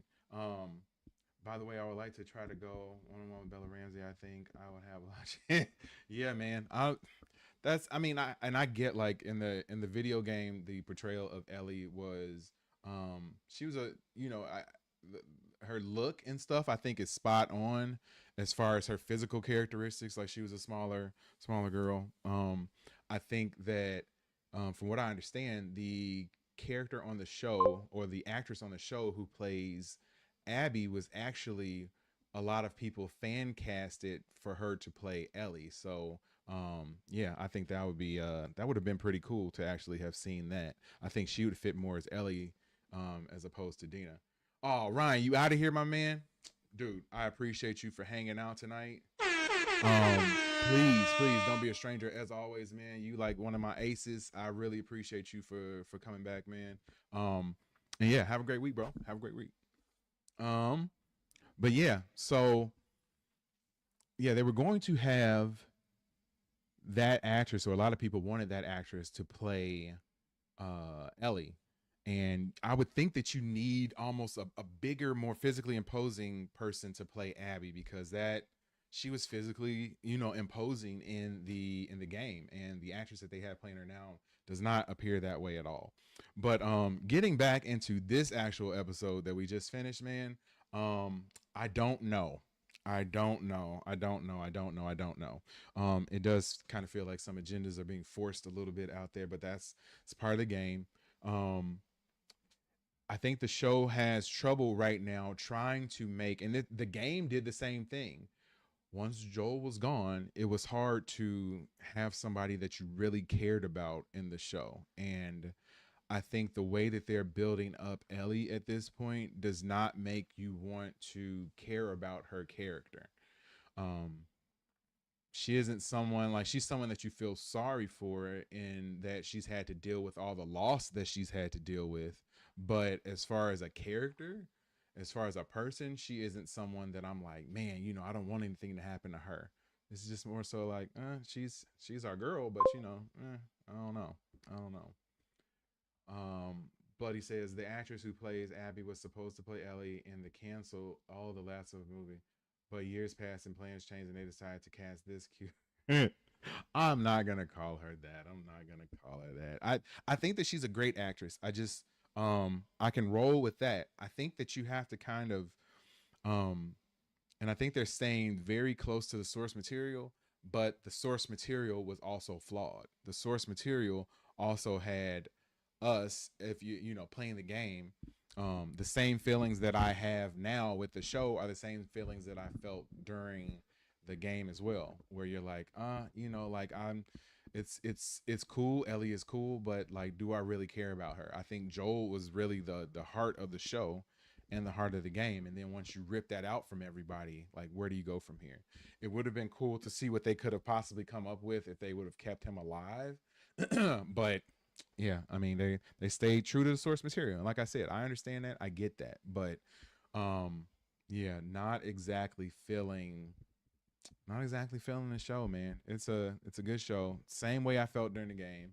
I think the game was able to keep you a little bit more involved because you got to do more background work on Abby. I don't know if they're going to give us more of that as the season goes on, but there are some key story beats and elements that have not played out with Abby yet that were in the game, so I'm guessing we're going to get those as we continue on. But yeah, just kind of a downer. It's not a it's a good show. It's well acted. I think that the story and the plot of the show, though, is struggling a bit, and it makes you kind of waver in the amount that you actually care for the characters who are on the show. So that makes it difficult, man. That makes it rough. What do you guys think? As you can see, we throw our comments onto the screen. Please hit that like button, hit the subscribe button. I do this every week for The Last of Us, so this is not going to be the last time you see me on here talking about this show. So what did you think of the show? That's what I care about. We heard from Bloody already. My guy Ryan has made his comments well known in the chat. If you are watching right now, let me know what you thought of the episode. If you had to rate it on a scale of 1 to 5, what would you give it? I'd give it a solid 3. I give it a solid 3. But he says Ellie in the second part of the game is a very prepared, capable person for battles. Her build, height, and so on help her. And in the series, there was a jump of several years and Bella Ramsey visually. Yeah. Is exactly 14. Somehow strange and repulsive, my opinion. Yeah, like I get that. And I mean, like, I think that she plays almost like a harder version of Ellie than what we get in the game.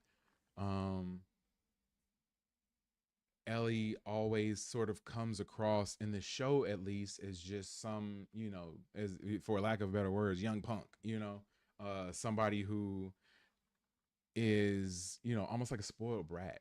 and you know, has to get her way. And I get that, you know, she has that youth, but there's not the other side of her that you care about. And I think that they're trying to develop that now with her and her relationship with Dina, but it struggles because people look at the relationship between her and Dina and you automatically don't like that for whatever reason too. So like that makes it more difficult for us as watchers of the show to be able to gain that that connection with her as a character. So yeah, man, it's tough. It's tough right now. I really want to see where they go, and I think that they need to start to swerve a little bit from the content in the game and start developing these characters in a bit of a different way. I don't think that we're going to get that in the actual show this season, but if there's a third season, I'm going to hope that we get something like that.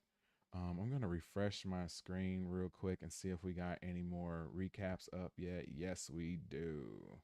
All right. Yep, we got some reactions up. Heavy Spoilers has their full breakdown. Let's start looking at that. Yeah, let's start looking at that. Is it MT? No, it's not MT doing Heavy Spoilers. Welcome to the Heavy Spoilers.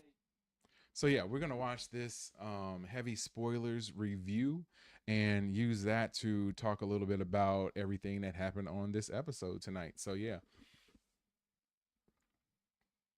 Show, I'm your host Paul, and in this video we're breaking down the last. If you're watching right now, drop your comments in the chat so we can discuss exactly what you think of Season 2 episode 4 is packed with Easter eggs, moments from the games, and lots of things to talk about. Revealing not only a new insight to Isaac, we also get a cameo to Peccat. There's also some big action sequences and some major changes. The action was good. The action sequence was good. Come with us as we review the episode. As always, future spoilers will be saved for the end in the spoilers.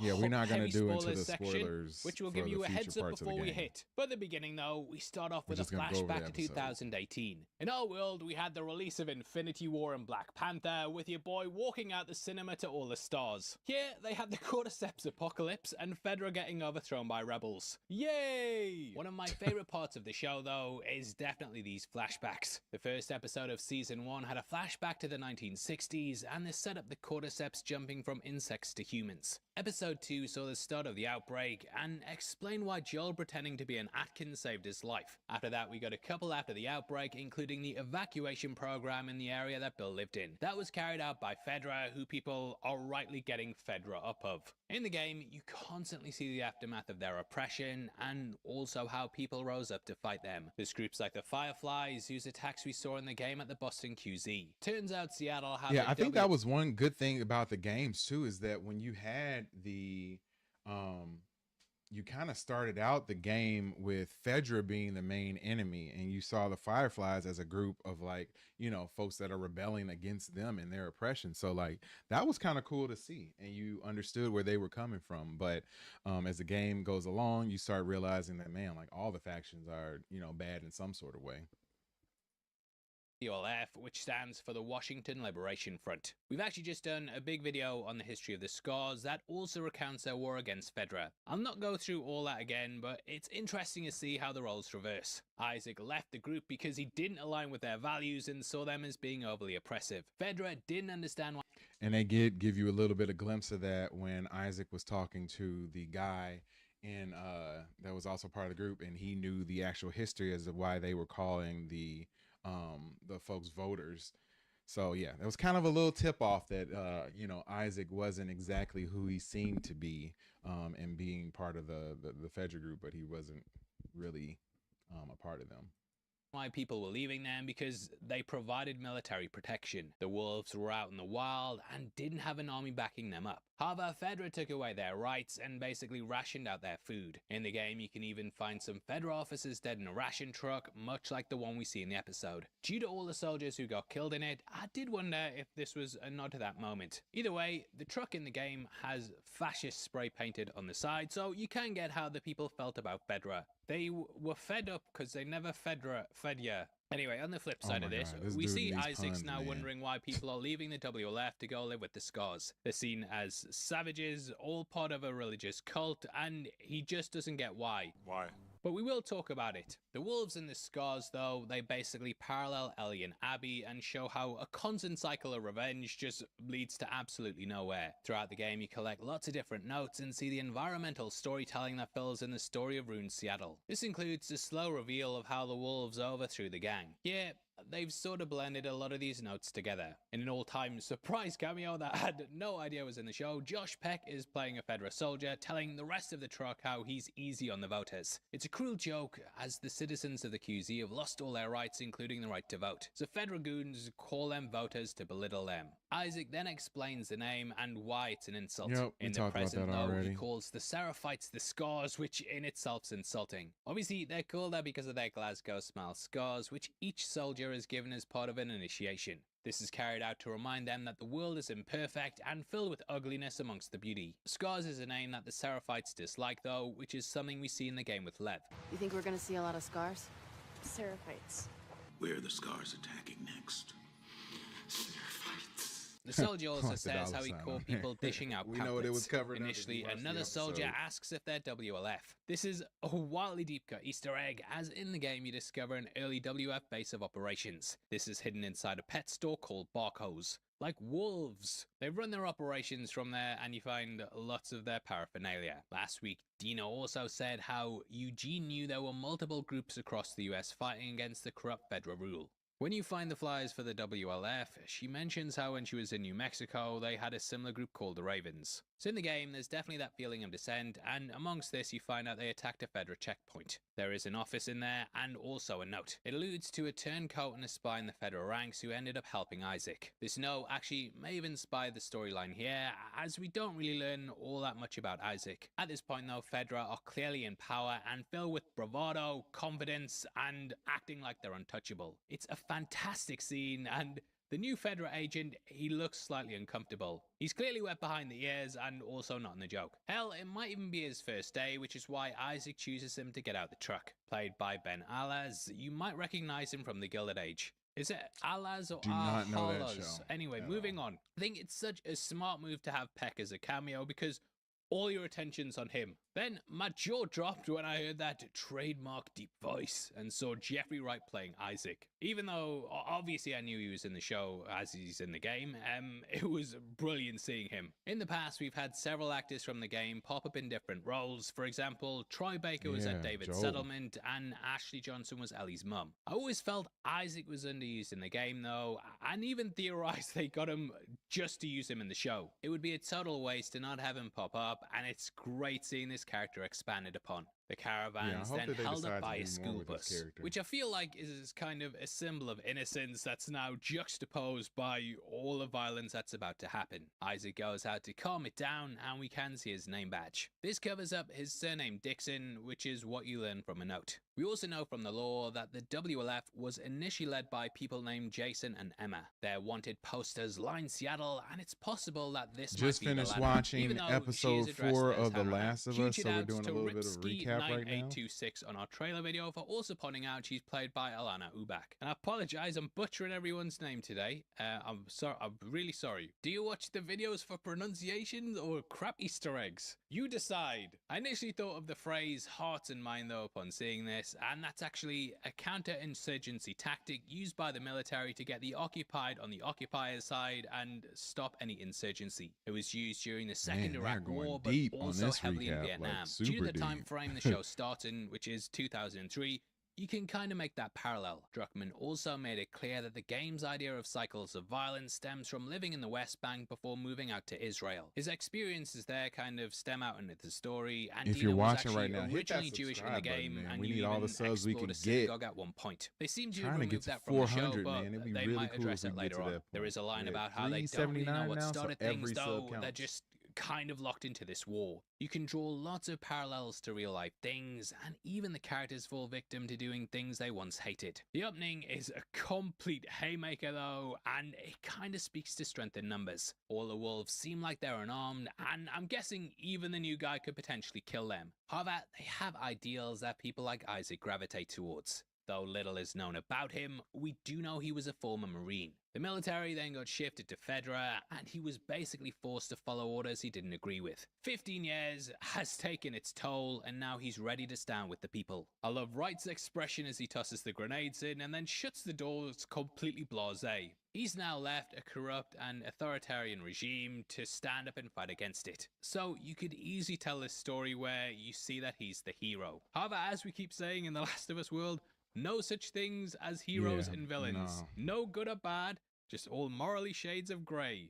The Last of Us, of course, is all about seeing things from different people's perspectives and understanding why they got there, which is something we'll of course also explore with Abby. In the end, Isaac becomes I think that's one of the things that the show is lacking at this point, is that they haven't given us enough of that background on Abby to make us care about her as a character. And I know, Abby didn't appear in this episode or anything like that. She wasn't in the last episode, but you just keep going back to that point. I think that you need someone that we are going to care about. And at this point, I don't know if Ellie is that person, at least not this portrayal of Ellie. I don't really know.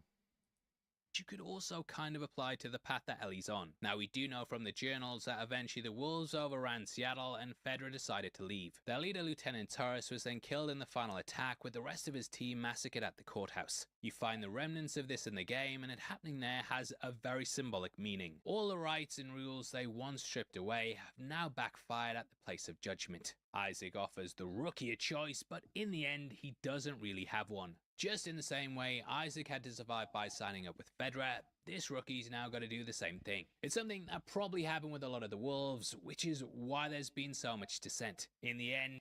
Yep, just like they talked about how the Wolves, a lot of the Wolves end up becoming part of the Seraphites and not really the other way around.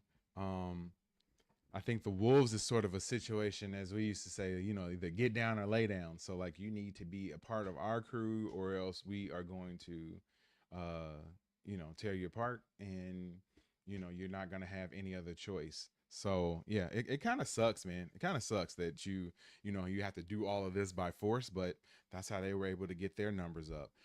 Whether that's going to be a lasting strategy, I don't know. It would be nice to have people who actually care about your group, as opposed to just being fearfully a part of your group.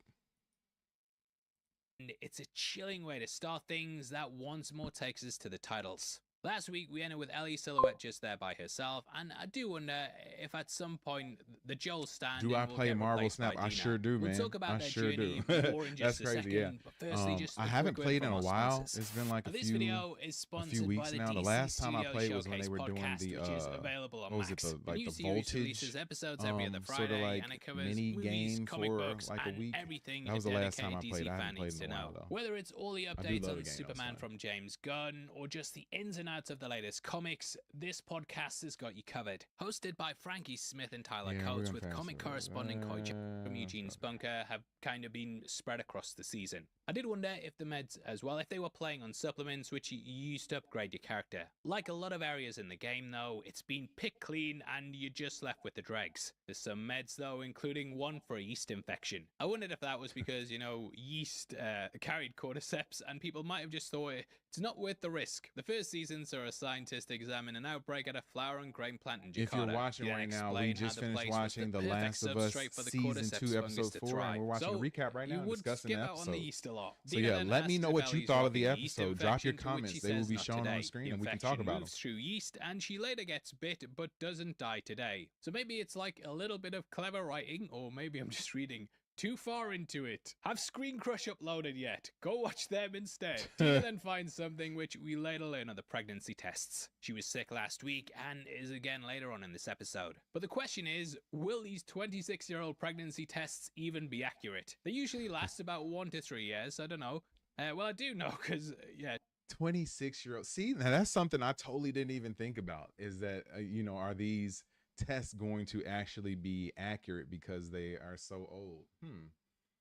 And it did seem like Dina was throwing up, but it was because of the different smells and stuff that was going on, not because she was potentially pregnant. So Yeah, interesting. Interesting. She's pregnant, and Jesse definitely looked her up. Last week in the 10, she mentioned how she'd gone back to him, which was a new addition for the show. In the game, we didn't actually have that 3-month gap in between, and Ellie and Dina just headed out. So I don't know if it's going to cause extra issues and add more to the love triangle, as in the game, you kind of understood, like, yeah, Dina used to be with Jesse, now she's with Ellie, whereas now it's like she kissed Ellie, but then went back to Jesse, but Ellie, it's more complicated. Dina then says she's going to pee, but judging by the amount of tests she takes, she's going to be like Austin Powers after he wakes up. We then go to the outside of the pharmacy and get Seattle Day 1 on screen. It's just like the game where if you watch right marked. now, let me know I what you do thought of the wonder if this will episode. be a framing device. Was the it show, good? Was it as bad? we Was it do somewhere jump in about between? a lot over the same 3 days. Ellie is also waiting. I on think it was Shimmer. an okay Now, in the episode. game, I love this the action downtown part, area but they're in, it's just a big, some of the big character open world moments and the section character where you can development visit was multiple places. lacking. I wasn't This includes feeling a that. bank where you can find Nathan Drake's ring,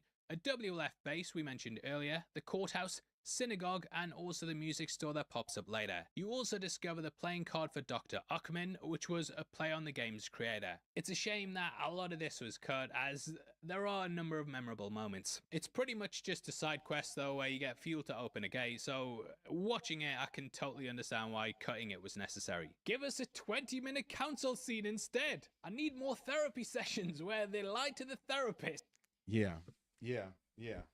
Now that's one part that I will 100% agree with this recap on, is that they have tended to waste some time in certain scenes that weren't completely necessary. Like I think the stuff with them hooking up, that was a little bit unnecessary.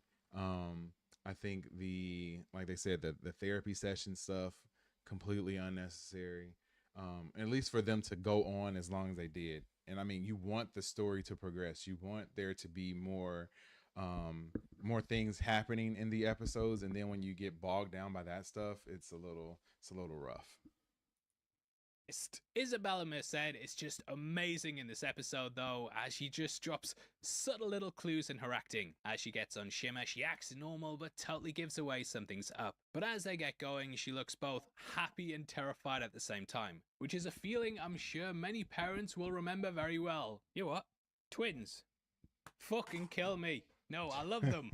Wouldn't change a thing. Isabela just smashes it though, and I was kind of a bit meh on Dina in the game. Yeah, I think that the actress who plays Dina does a good job on the show, man. Like, she comes across as genuine. I don't really like exactly how the character is written, but that's not really her fault. So I think that she does a good job, a good convincing job with what she's provided on the show. What do you think? Let me know. But the show version, yeah, she's my favorite character. They then head to Capitol Hill in search of the WLF. We cut about and also see a dirty stuffed bunny. Just like the giraffe cuddly toys, this symbolizes a loss of innocence. We also have a lot of attention to the Pride logos, and in real life, this is a well-known LGBTQ+ area. This is just like the game with the same flags. However, this happened in the game after the school section, which was totally cut out, including Jordan. In case you don't know, they basically get the fuel from the courthouse and then ride out to power up the gates. This then takes them to the Saravina Hotel, which is now the site of a massacre. Turns out Tommy's rolled through and killed one of Abby's allies, Nick. He tortured him and another person, doing the same trick Joel did with the map in Season 1. I did wonder if we get a little nod to that as they ride past the hotel around the 9-minute mark. See, you wonder why they skipped over that, because I felt like that was some big character development moments. And they just totally skipped over that part. I forgot about that. In the game, Ellie and Dina then continue on Shimmer. I like how this recap is sort of like going through the episode the way and like tying it in with the game as well. Like that's pretty cool. And all of a sudden, they're rocked by an explosive. A guy called Mike arrives and kills Shimmer before then taking Ellie captive. This is when we catch back up with Jordan, who was also a member of Abby's crew that killed Joel. In the attack, Ellie slices his face, but they change it for the show, so she cut Manny's hand instead. Dina then arrives and catches them off guard, and together she and Ellie kill Jordan. They then discover a little risque photo of Leo, which leads them to the news station. But yeah, Tommy had a big hand in a lot of that, and we learned how this was messing up the wolves. Isaac had actually put out an order that meant they had to kill trespassers. So not good, and I was a bit gutted they cut it, because like, a never-ending story messed me up. Shimmer just kind of disappears in the episode though, and they leave him as they think it'll be easier to spot. Because of this though, I hope and pray we see the horse again. I miss you, Shimmer, because obviously though, yeah, he's not in the game beyond this point. As for those characters, it gave Tommy a lot more ruthlessness, but yeah, he's obviously still back at Jackson. Which, yeah, you know, I am in the camp of thinking they've underused Tommy, and I do think it's a shame. I know there's people who are like, I'm glad he's been cut, but for me, it just feels like something's missing, that we're not kind of following his path of revenge and being like, oh, it's pretty messed up seeing what's going on here, isn't it? And Ellie's like, well, we're gonna keep going. I'm gonna do the exact same thing. So yeah, just kind of... And yeah, that sort of... that dichotomy between those two characters isn't there, and that is a you know, a big part of the game, and the fact that that's lacking is kind of odd that they decided to take that part of it out. Robs the character a bit and kind of knocks Tommy down in terms of how I feel he ties into the story. I even wonder if they're going to give his fight against Manny to Ellie and Dina, as that was a big part of his character too. But moving on. Anyway, Dina's confused as she thought that the area had been bombed. This is a line she also says in the game, but there it's at the downtown area. We know that Pedro actually ordered a carpet bombing of areas outside the QZ, which we heard about in part 1. If you're watching right now, we're watching a recap of episode 4 of season 2 of The Last of Us. Also, Dina's then confused by the let me know rainbow what you flags, thought of the and episode. she says the Your same line in the show chats as will in be the game. displayed on the What's screen, with so all the let me know what you rainbows? thought. What's up with all the rainbows? We mentioned in our episode 2 video how Seth obviously was alive in 2003, where gay people weren't as accepted. It wasn't until 2015 that same-sex marriage became fully equal to that of traditional marriage. There's obviously not the big campaigns for it either, and Ellie is even gay and has no idea what the flag represents. Echoes of the past are here as well, as we see the VW Beetle, which was all the rage at the time. It's here that they also find the tank from the game. The lines here are also almost identical to that. I've never seen one of these in action. Never seen a tank this close. What is it? What is it? Burnt skeletons. 3 burnt skeletons. Ellie then mentions how the Fedra soldiers probably fought each other after looking at the bodies. It's a callback to Isaac killing the Fedra soldiers, and no doubt he went undercover after this and took down Fedra from the inside. As mentioned in the note in the Fedra truck in the game, an informant is out there, which I think the Isaac story lifts from. Kind of like those astronauts. Like Apollo 1. One of the early moon missions, there was an electrical fire and the astronauts burned up in their capsule. They're supposed to be the first ones to go to the moon, but they never made it off the launch pad. Burned up in their capsule. Along with this, Ellie's got a big interest in space, with her room having lots of astronaut posters and pictures of the planet. Dina then sees the TV station tower. As mentioned earlier, they have a big side trek to find out their base. Those big WLF letters spray painted on the dish. Simple that. Dina thinks it's a trap though, to let people in. This does happen in the game though, but yeah, you're kind of going towards it. However, they do frame things just like the shot in the show. She also mentions how Capitol Hill is clearly clear, as no one came up to them when the tank hatch made the loud bang. Capitol Hill in the game actually had quite a number of infected enemies, and it was some of the best encounters in the game, mainly due to the level being so open and large that you could really get creative with it. Dina also playing things smart to get through the area shows how less reckless she is than Ellie. In our episode 1... And yeah, the fact that they decided to not make that area, you know, like it was in the game is another weird choice too, because as a person, you know, watching the episode, if you go back a little bit, you know, I even said during the time where the episode was going on, like, you know, this doesn't make any logical sense that they could be walking through this area and nobody is there, no infected, no wolves, no nothing. And it just came across as weird. So I wonder why they did not go that route. And even if they had, like, you know, a small group of infected, that would have at least made sense, as opposed to being completely empty with the way it was in the show this time.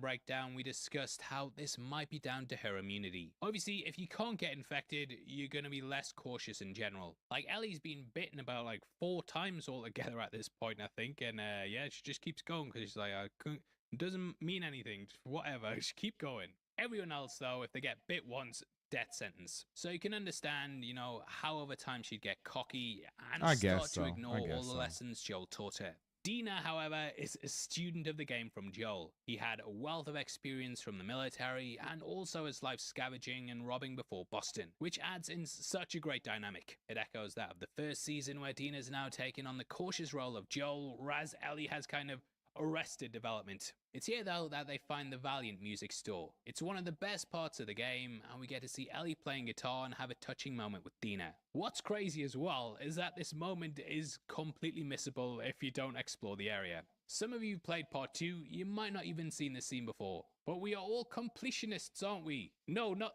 like that one. As she walks in though, we can see Legend, greatest hits of Bob Marley, and also the Wailers.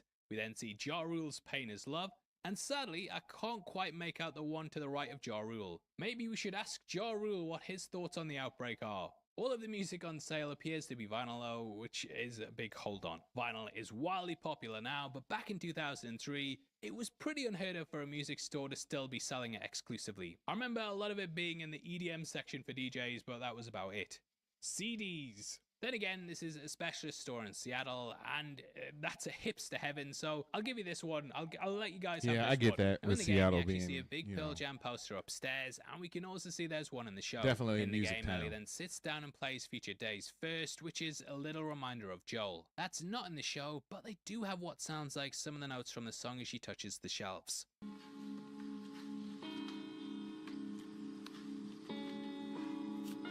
There's also a poster for Freezer Weasel, which might be a band from the game, but we haven't been able to locate anything. Let me know if you do though. There's also Vesper Twins and a few others we couldn't make out. We also see Prince Previn's Like Love and what looks like the soundtrack to The Graduate, which ends with a couple of people running off together, which you could potentially apply to the pair. As Dina walks around, we also see Flies for Halleck and Drops, which is an in-universe band. This is the same band Sarah had on her t-shirt in the game and show. Ellie then picks up the Tears for Fears album Hurting. That has Mad World on it, which you can also apply to the show. The Gary Jules version was also in the Donnie Darko movie around 2003, and it was the UK Christmas #1 in the same year, which wouldn't have been in this universe.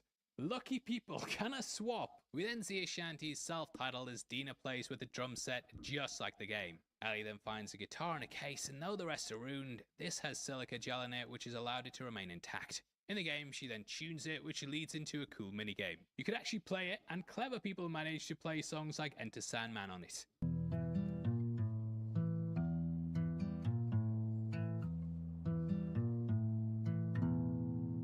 Like we get here though, Ellie plays a Haas take That's on some me. folks that got way too much time on their hands if they're able to do that. I don't know what I'm to say, I'll say it anyway. I don't know what I'm to say. I don't know about you guys watching, but like just seeing that version of Ellie in the game, like it makes me like I care about that version. The TV version, not so much. Today's another day to find you. Today's another day to find you. What was that? I'll be gone. I'll be gone in a day or two. In a day or two.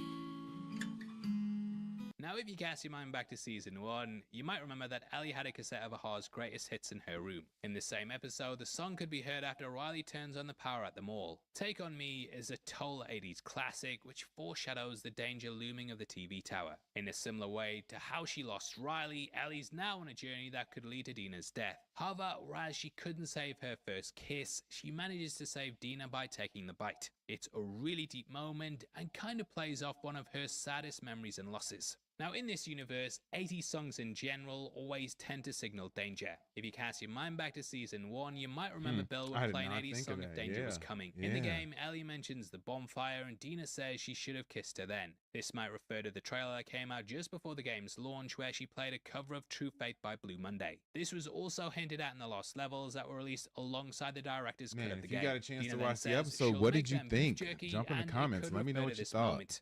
I did. I remember thinking, who is this string bean girl stealing all the jerky? Didn't steal that much jerky.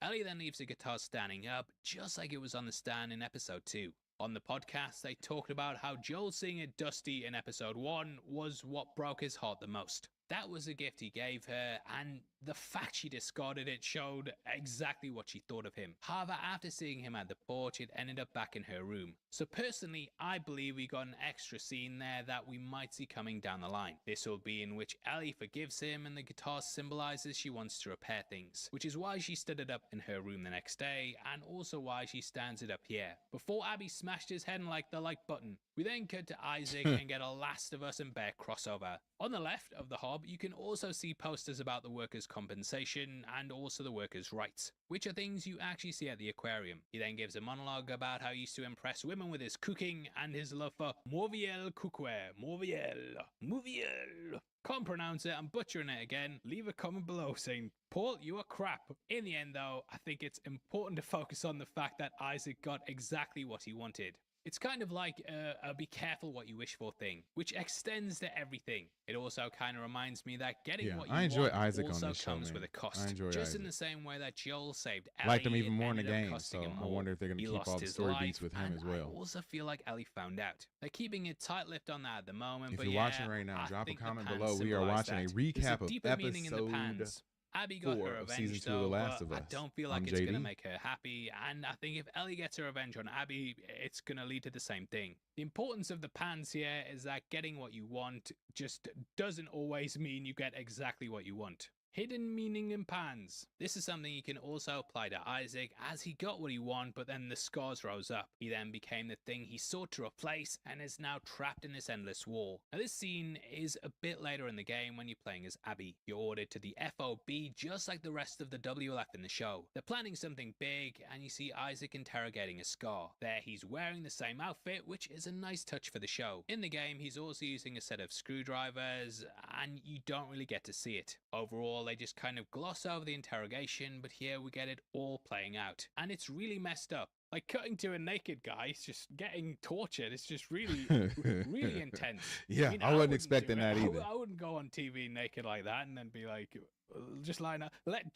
Jeffrey Wright hit me with a pan. Be like, at least let me get a semi on first, mate. Now, he forces him to hold out his hand and burns him with one of the pans. However, the Seraphite welcomes it. He sees it as a test of fate and believes he'll live under the Prophet's rule in paradise. Isaac says how there's scars that don't believe the Prophet was a magical being and just a person, but the Seraphite calls them heretics. In the game, we learn how the Prophet's teachings were twisted and warped after her death. I think it kind of also speaks to how people look for reasons and answers in things. When something bad happens, you know, people handle it differently. Some believe something's happening from a higher power, some look to the government, and there's even those that go to conspiracy theories. Everyone has their own path they turn to that gives them a reason to what's going on. And you can't even argue that, like, one's more valid than the other.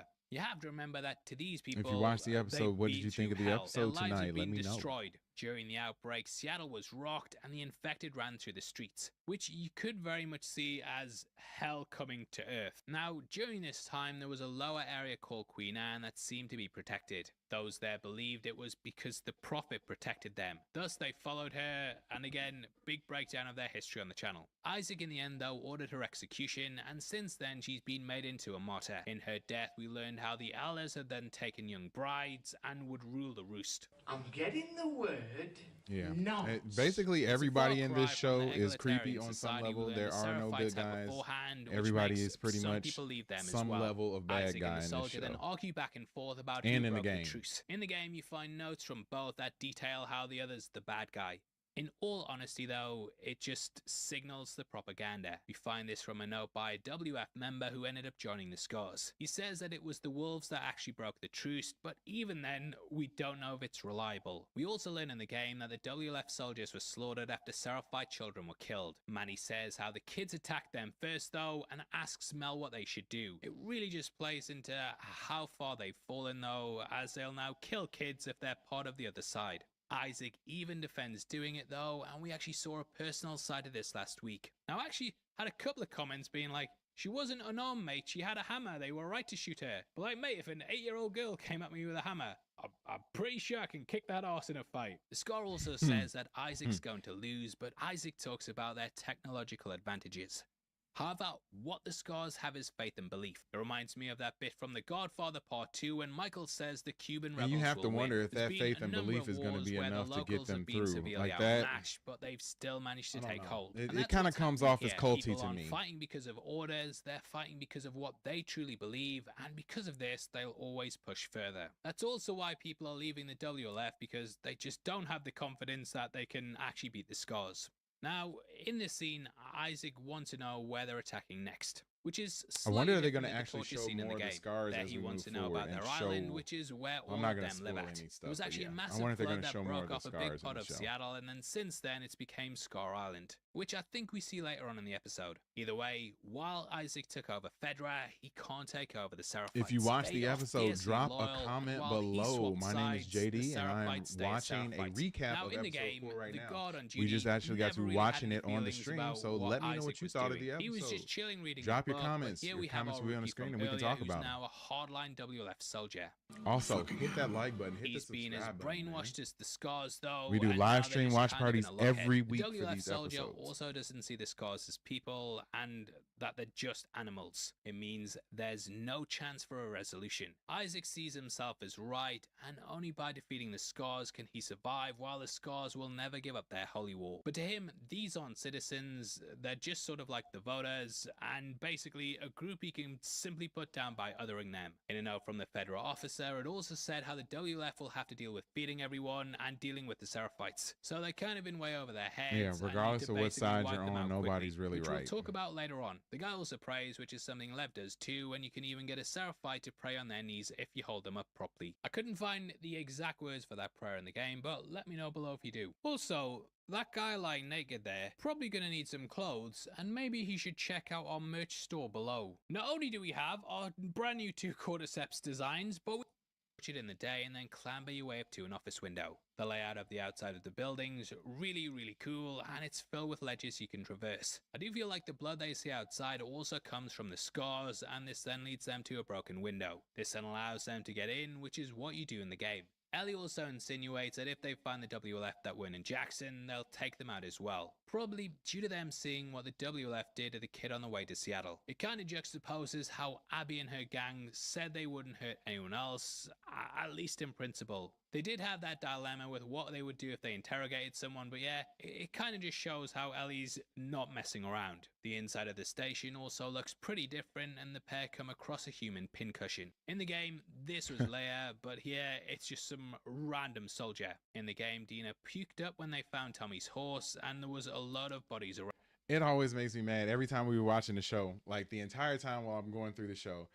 They had opportunities to like grab weapons and different things, or like grab a vest, or grab the wolf like clothing and stuff. Like I would have done all those things. I would have had like all their gear on.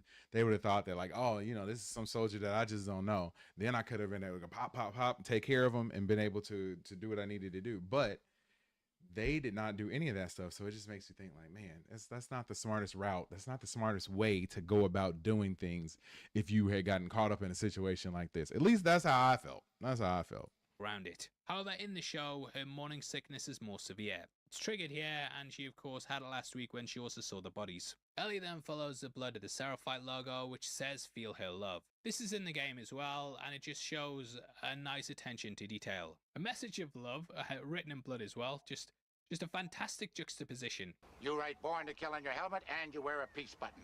What's that supposed to be, some kind of sick joke? Also made me laugh how Dina says, what's wrong with Seattle, as they realize the Seraphites are absolutely psychotic as well, which also possibly plays on this line from the game. What the fuck is wrong with Seattle? Everyone in this city's a fucking psycho.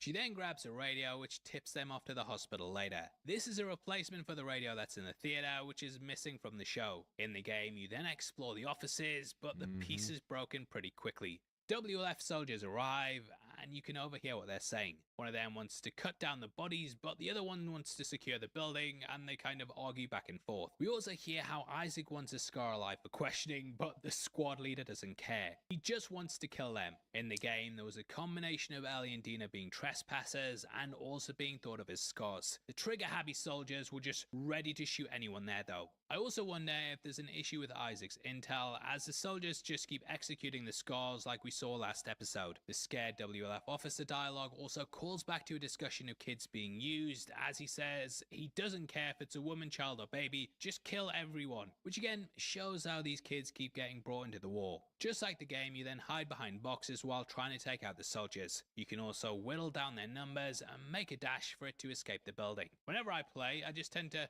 lob a Molotov as soon as they come in. Also, that's my gameplay for it. Yeah, I've been going back through it because I thought, well, I might as well just grab the scenes instead of ripping it from someone else's videos. Had people saying in the comments, though, like, I don't think Paul's ever played the game, and I'm like, mate, I fucking that was been my whole life for like years and years. Pandemic, mate, 2020. What do you think I was doing? Just played Last of Us all day, every day. I'm making hour-long videos on this shit. What do you mean? Writing a fucking 20,000 word dissertation on it every single week. What do you mean? Ellie then she tries her best to stealth kill a soldier using a flick knife. This is how she takes people out in the game, but here she can't really do it. The jujitsu lessons just not working out too well. Luckily, Dina's there to save the day once again. Dina shoots a window and then they make a run for it. I never understand like the shooting of a window, man. Heart-pounding Can't you just sequence break in the through game that as thing you pass anyway? into some destroyed tunnels while everyone's shooting at you. You then run through a door and put a vending machine down as a blockade, but here they have to crawl down through a gap. In the game, you can hear the soldiers moving through the area, searching, and then you notice a clicker. It's like, oh shit. Upon dropping down, the soldiers then enter, and I always throw a bottle to bring out the infected. This then gives you time to run and get into a carriage. At 31:57, you can also spot a Burger King-like sign. I did wonder if this might be Fast Burger, which we saw in the Left Behind DLC. In the show, we then see as the soldiers drop into the tunnels and spark up a flare. It gives it a really ominous red lighting, just like the game, and I always thought it was one of the creepiest scenes. The added danger here, though, is that we know fire attracts the cordyceps. While a sparkler attracted them in Jackson, the WLF have alerted the horde in the subway. I love how Dina uses her listen mode once again and she counts how many infected there are, just like the first episode. It really pays off the setup there, but just gets worse and worse and she just stops counting. In the game and show, they also talk about how the tunnels are supposed to be clear. I just lobbed a brick as soon as I got down there, so I don't have any footage of it because I'm an idiot, yeah, but they do say it. I've played the game enough to say it. I have played the game. I want to make that clear.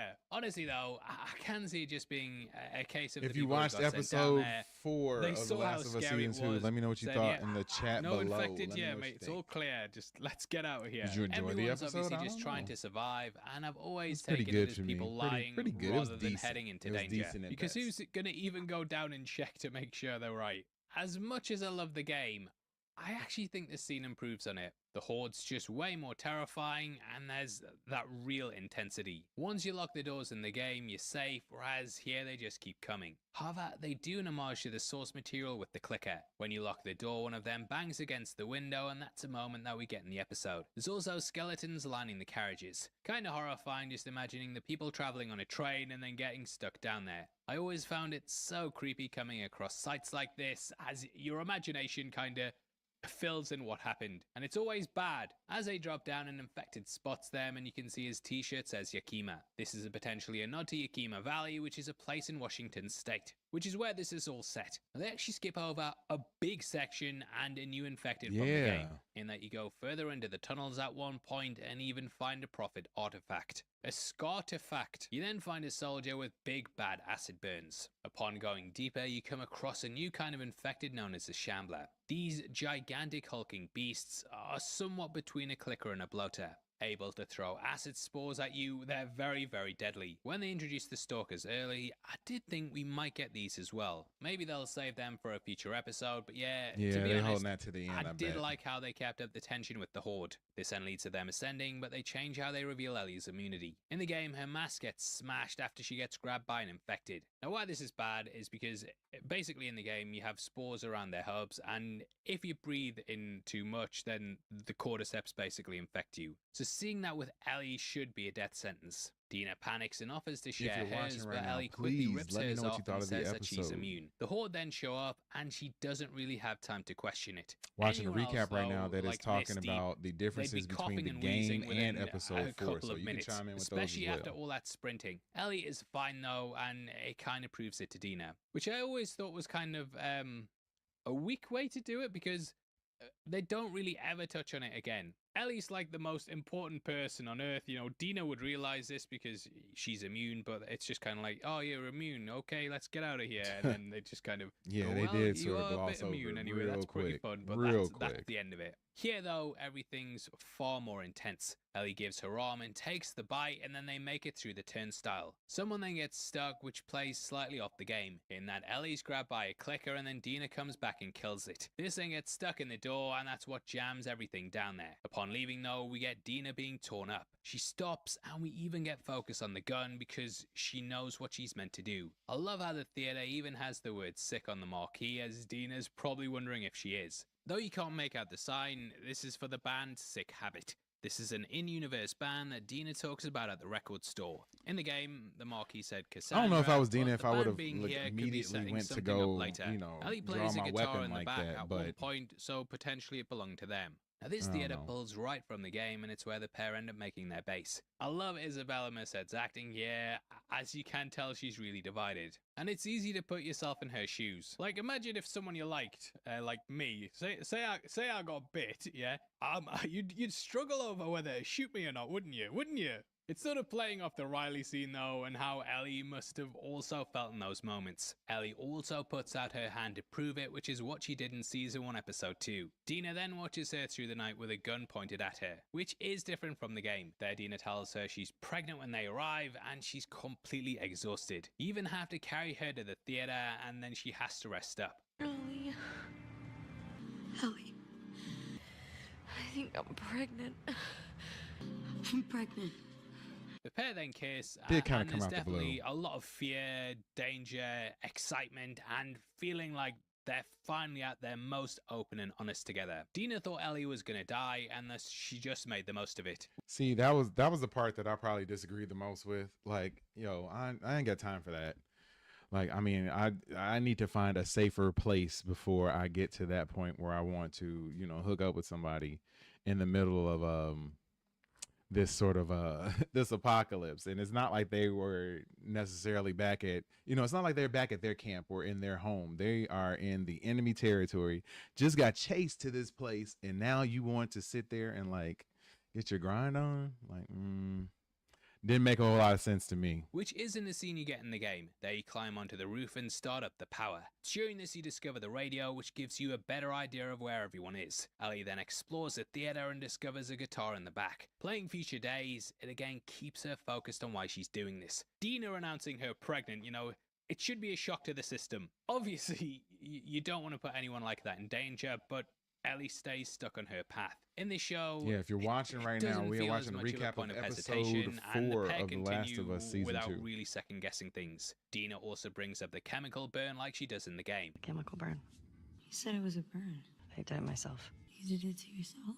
Dina then talks about how her mother pushed her towards liking boys, but how it never really worked out. Ellie and probably Joel, they've allowed her to be herself, and that's why the pair are on this quest together. They have a pretty chill morning talking about their past, eating beef jerky, which she cooked up before, pregnancy Chill tests, and so on and so forth. They also talk about their future, which we'll discuss in the spoiler section. However, their happy moments are broken up by the sound of gunfire. Hearing the mention of Nora on the radio, it also gives her location. Racing to the roof, they see the battle between the wolves and scars raging on. The city is a complete war zone, and they're now heading directly into it. I was actually expecting it to pop up Seattle Day 2 and end the episode, but maybe they'll do that next time. You might also notice the crane and the island broken off over the water. That is Scar Island, and the cranes are what the Scars use to traverse about the city. We then end with Ellie telling Dina to stay, but she says, Together. You go. I go. Anyway, that wraps up the episode. Yeah, man. Interesting. So yeah, I think that you know, overall it was a solid episode. I thought that we got some action. We definitely got a lot of character development and progression of the story. It still leaves me wanting more. Of course, I'm going to continue to watch it, but there are some aspects of the show that are not on good terms. They don't really go into breaking down exactly why they aren't on good terms, but we all know. Old girl Ellie, Bella Ramsey. Almost feral. Yeah, I thought that Bella Ramsey's portrayal of Ellie in this show was slightly different from what we have in the game, in that she presented a more sort of harder side to Ellie, and I was okay with that. So it was a subtle change, not a super huge dramatic change, but it was something that gave a little bit more depth to her character, than what we had in the video game. So that's one change that I was okay with. Out of the QZ, Marlene, who is played by Merle Dandridge, reprising her role from the game, states that Ellie is important, but gives very little reason as to why. All Joel and Tess have to do is get Ellie to the Capitol building in Boston, and the Fireflies will take over. Tess agrees, but Joel needs some convincing. Little do they know that Ellie is potentially the key to humanity's survival. After being attacked by an infected, she finds she's immune to the cordyceps, making her humanity's best hope. Marlene believes that getting Ellie to their doctors could lead to a vaccine. Their journey outside the QZ is knowing that was their mission in this show was something that in the games, at least, it made for a very tense scenario, that you have this person that you need to save, that you have to get to where they need to go to have her blood taken, and then hopefully be able to come up with some sort of cure for it, for the infection. But in the show, they were able to present that tension just as well, which is, like I said, video game adaptations can be hit or miss, and this one is spot on. They were able to keep things beat for beat, and keep us, people who are fans of the game, we were able to feel like it was a true adaptation. So I just hope that they don't stray from that moving forward. Do you think they're going to stray from it? Do you think they're going to change things? Let me know in the comments below. Immediately met with danger as they encounter Fedra soldiers. Fearing she'll be discovered as being bitten, Ellie attacks the guards, leaving Joel to step in. Ellie confesses about her immunity, and the team escapes, making their way into the unquarantined area of Boston, where infected are always close. Having to detour through a museum, some rooms cave in, alerting infected. The trio managed to escape, but not all is well. Arriving at the Capitol building, they discover that Marlene's team has died, taking their lives rather than succumbing to a cordyceps infection. Joel accidentally alerts. Now that's always interesting to me, that they decided to take their lives as opposed to being possessed by the infection. Is that the type of choice that you would make? That's a tough one for me. I kind of feel as though I might go that route as well. I wouldn't want to be sort of possessed and, walking around aimlessly for the entire rest of my existence. So I could kind of see myself taking that route, but it's a huge human sort of question that this show poses, and it does a good job at doing that with a lot of different scenarios. We're going to talk about another one that comes up in a little bit. Every infected in Boston by stepping on a small hidden cordyceps vine connected to every living fungus. That's when Tess admits she was bitten. Knowing she's doomed, she urges Joel to complete the mission, to get to their friends Bill and Frank, get a car, and get Ellie to Tommy out in Wyoming. Tommy knows the Fireflies. He can help. Knowing he has no choice, he drags Ellie away, leaving Tess to sacrifice herself in a fiery explosion that also destroys the throng of infected. In a beautifully crafted episode. Yeah, one of the crazy parts was the scene with Tess and sort of almost like the kiss of death from the infected cordyceps guy. Like, that was so gross. Like, it makes my skin crawl just thinking of him like opening up his mouth and seeing like the cordyceps like wiggle out of his mouth and then go into hers. Like, oh my God, like, dude, that was so gross, so hard to see, so well done, but it was still disgusting.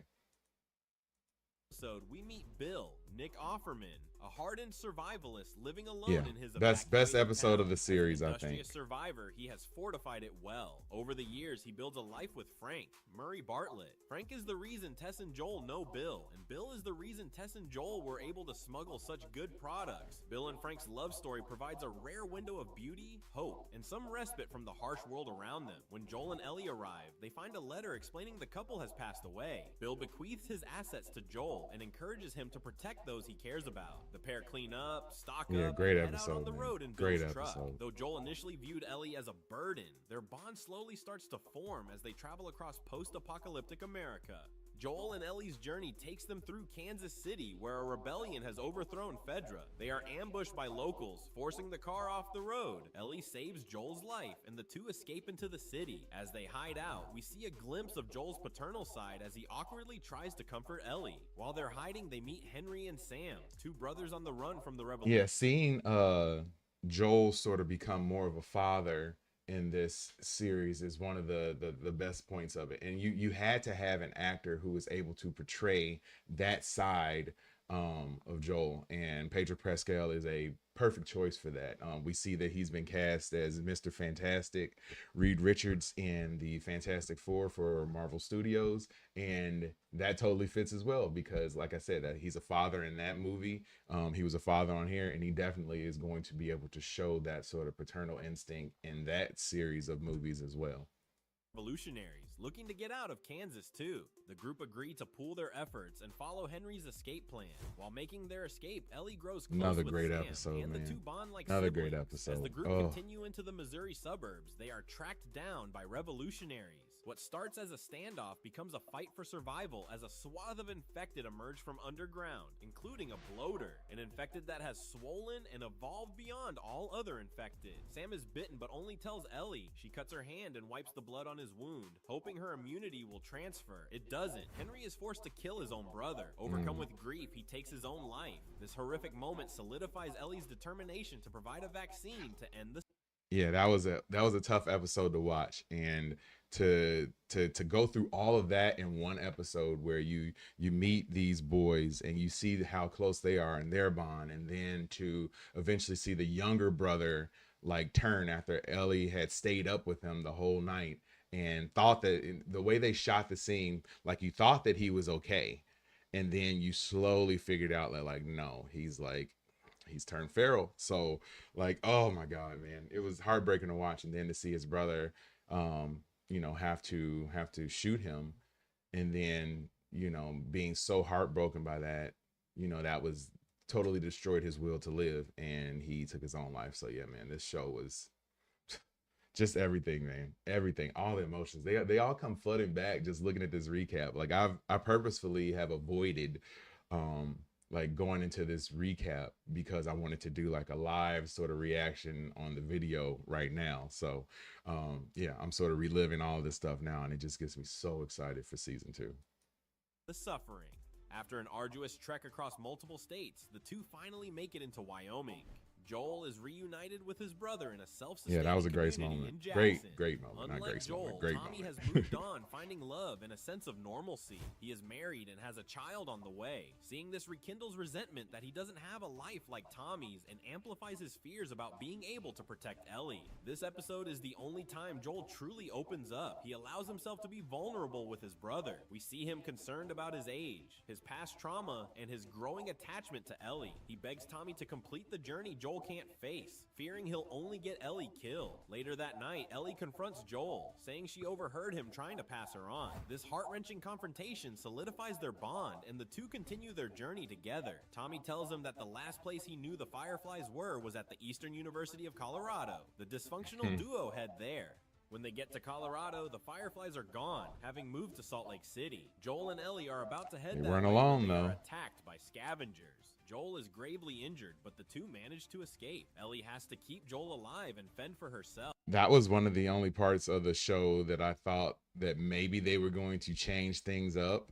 Once he had gotten stabbed there, I was like, are they gonna take him out like now? But no. She encounters a seemingly kind man named David, who offers food in exchange for supplies. However, Ellie is captured, and David's true nature as a predator becomes evident. Meanwhile, Joel is recovering. He realizes... Yeah, when he had her trapped in that cage, man, I was like, dude, come on.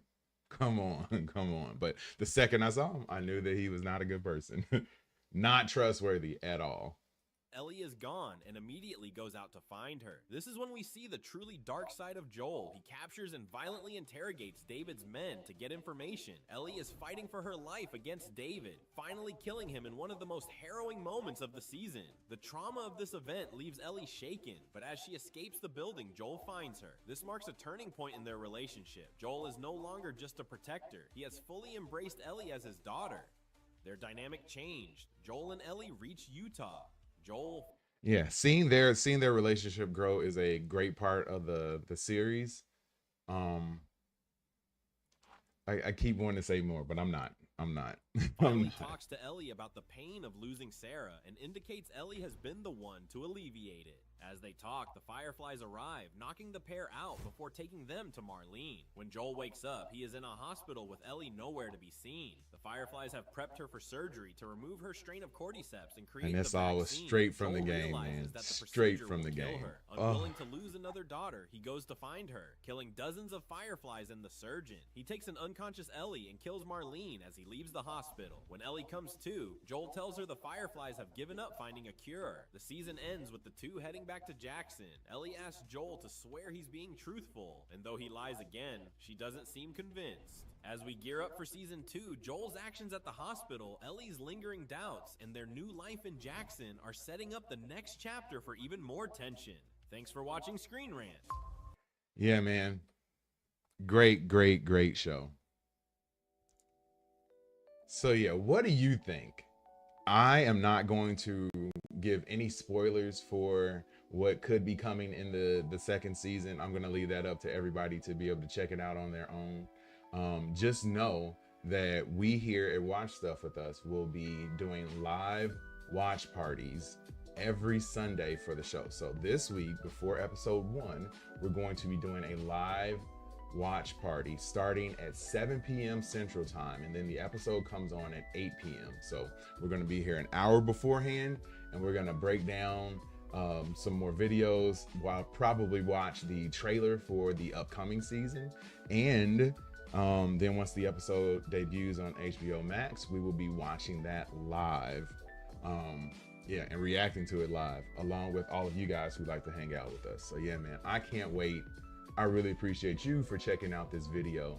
All I ask is that you hit that like button, hit the subscribe button, drop a comment below, and be sure to hit that notification bell so that you can be notified each and every time we go live in 2025. My name is JD, and I really appreciate you for checking out this video. I'll see you when I see you. Peace.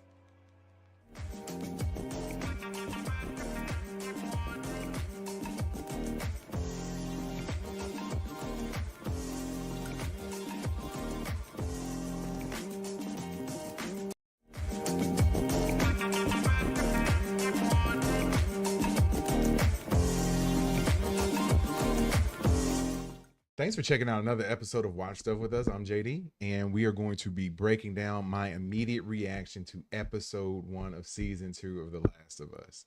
Please hit that like button, hit the subscribe button, drop a comment below. Also hit the notification bell so you can be notified each and every time we go live in 2025. And we do live stream watch parties 1 or 30 minutes before the episode airs on HBO Max, and then we watch the episode together and hang out. So I would love to invite you and have you along for the ride. But let's get this review going. We start out with one Miss Abby, probably the most controversial character in the entire series. And she is hell-bent on revenge for Joel taking out a bunch of the Fireflies. You can see their graves here. Yeah, and it seems as though she is the others are upset about it still, and the others feel like they need to there needs to be justice, but she is beyond justice. She wants to take Joel out. So she's having one of the other people try to take you know, almost like talk her down a little bit. Like, I won't say talk her down, but try to make her be a little bit more rational. And like, she was not having it one bit. And yeah, basically says she's not going to stop until she's able to kill Joel. So yeah, I am really expecting that to go down. I don't know exactly how things are going to play out in the show, but I know that this is a major plot point in the second game, and I can't wait to see how it develops on this.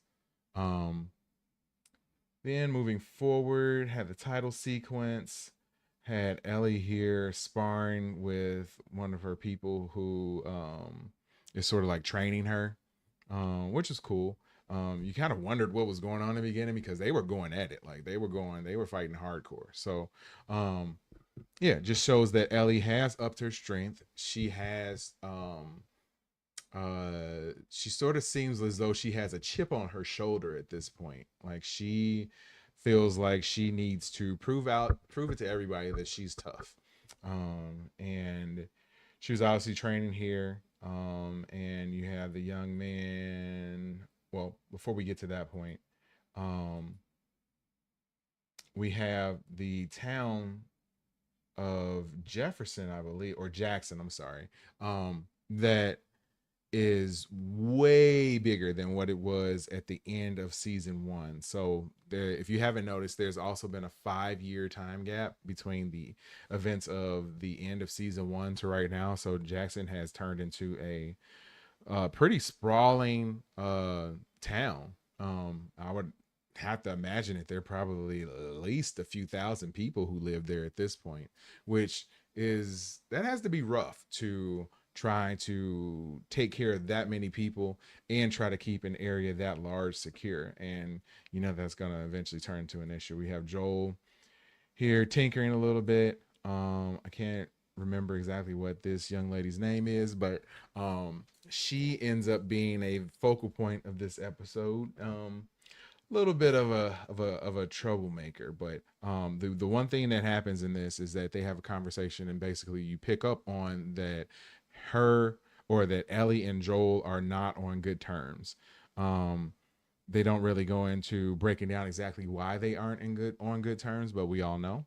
And it seems as though Joel is trying his best to act like it isn't affecting him, but it definitely is. It definitely is. It seems like he isolates himself a lot.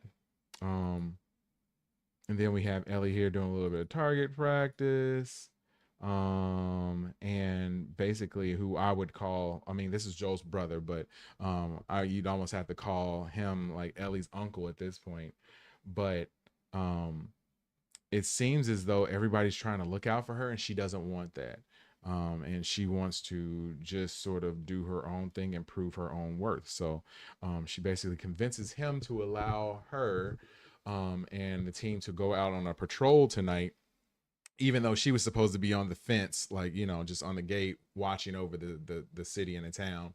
But she wanted to take a more active role. And I think his name is Malcolm, and he allows her to do that. She kind of persuades him to do that.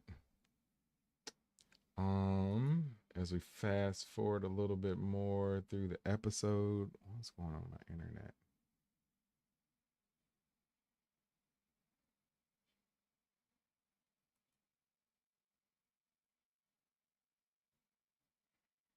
But yeah, as we move further into the episode, we had the scene with Joel speaking with his therapist, who is played by Catherine O'Hara. And obviously Joel is at a point where he feels as though as his therapist picks up that he has a lot of guilt in him, and that he just needs to say what's wrong and needs to explain what's going on. So basically her husband, Joel had to kill her husband, and I believe her husband was named Edgar. And I believe there's going to be an Edgar centric episode at some point later on in the season. But we learned that Joel had to kill him. And basically she was able to confess that she hates Joel, even though she knows that it needed to happen. She hates him, and she was willing to, be vulnerable and explain this and put this, out there. And she asked for Joel to do the same thing, and he's still, closed. He doesn't want to share. He doesn't want to discuss. And he eventually says that he hurt Ellie, and he did not get into that he lied to her. She kind of assumed that it was something physical, but that's definitely not it. And came out and said that he didn't exactly come out and say that he lied to her, but he alluded that he did, they did hurt her. So I think that's going to be a big part of his healing at some point, is that he's going to have to come clean to Ellie about everything that happened, so that he can even begin to forgive himself for lying to her to begin with. So yeah, this is just more of their conversation.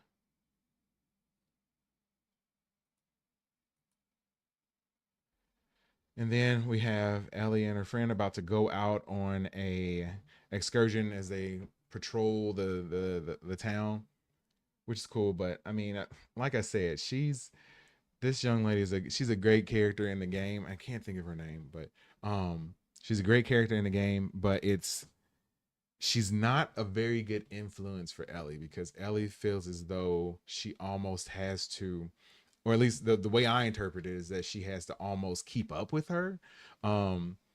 And that they kind of like just aren't good together. They kind of push each other to do things that they shouldn't do, that are definitely dangerous. And yeah, that, I mean, it's I don't think that it's necessarily something that is a bad character trait, but it is something that will ratchet up the danger for any time that they're together. It's like, they're two sticks of dynamite. When you get them together, something explosive happens. So yeah, we have them here just telling them to be safe. They're heading out on the patrol. They come across a pile of 6 people who have perished, and a grizzly bear that looked like they attacked at some point. And her name is Dina, yeah. That they attacked at some point and were able to take out the grizzly bear, but they also perished at the same time. So what's interesting about them is that the infected were able to take on this grizzly bear, where you would imagine that even if you did have 4 or 5 or 6 infected, that they wouldn't be bright enough or smart enough to strategize to take on this grizzly bear and eventually take it out. So that's going to lead to what we discover later on in the show, or in this episode.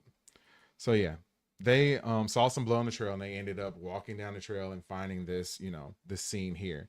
So Dina and Ellie are obviously, like I said, not a good pair together as far as making calm and rational decisions. And yeah, they decided to go investigate, and which is a bad idea. They,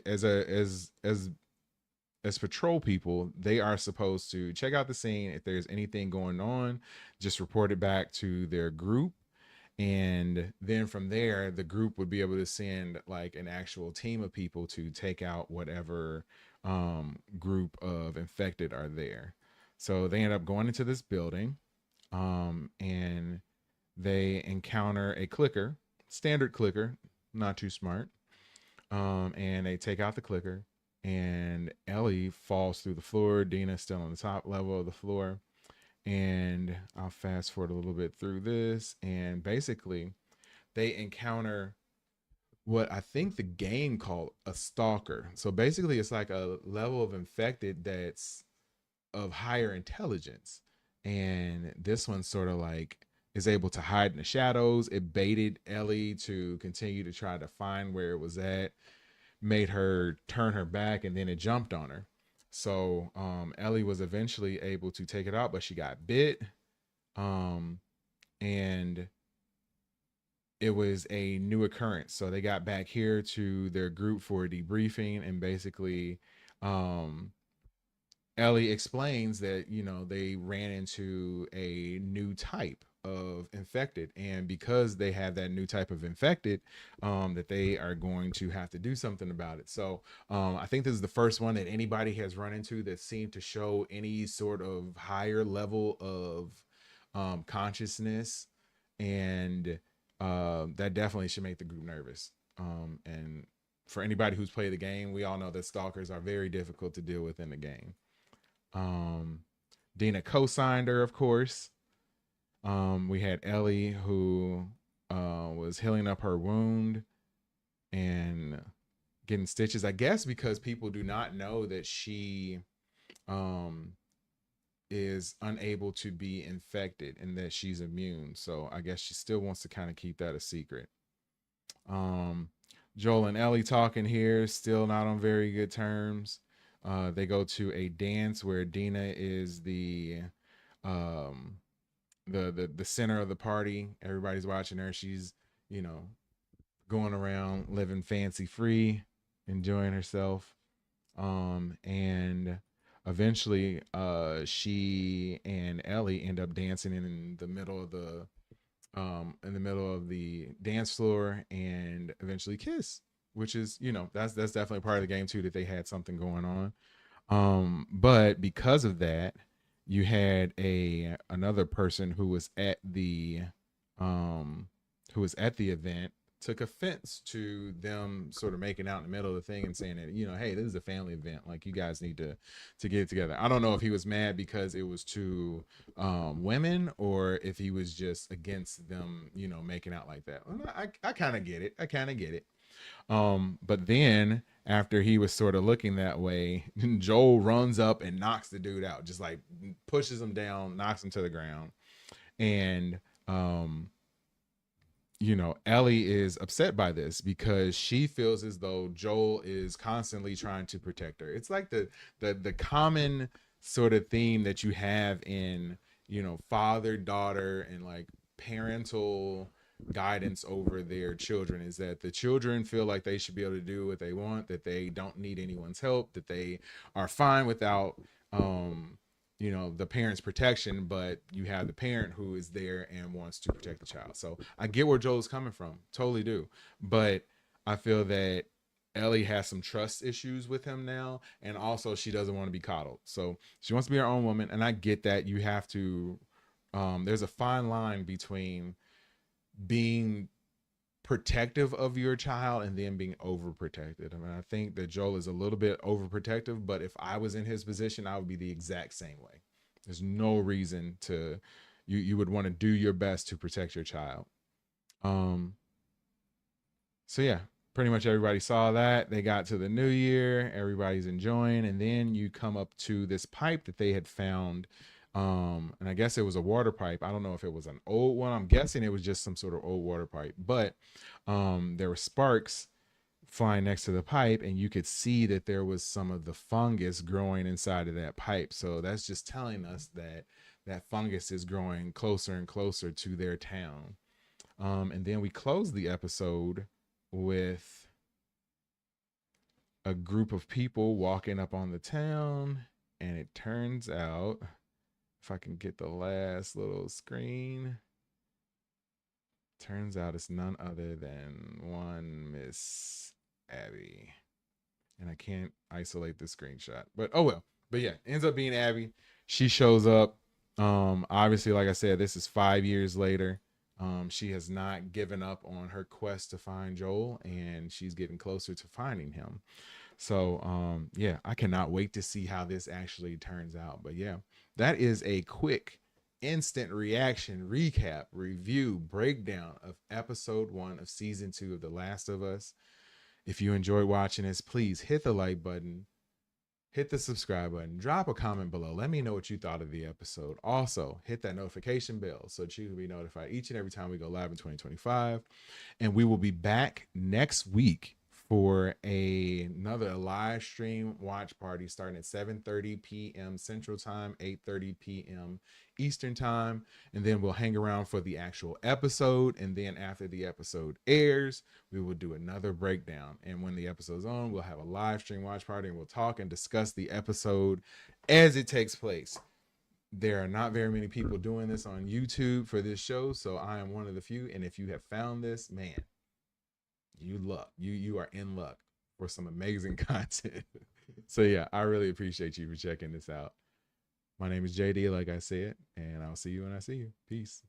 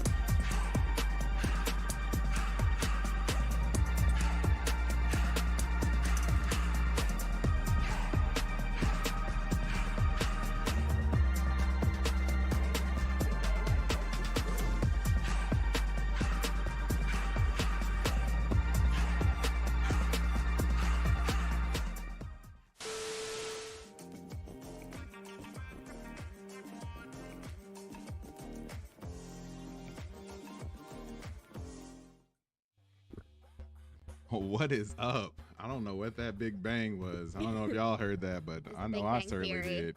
That's fine. Jeez, what was that? Our dogs. Meow.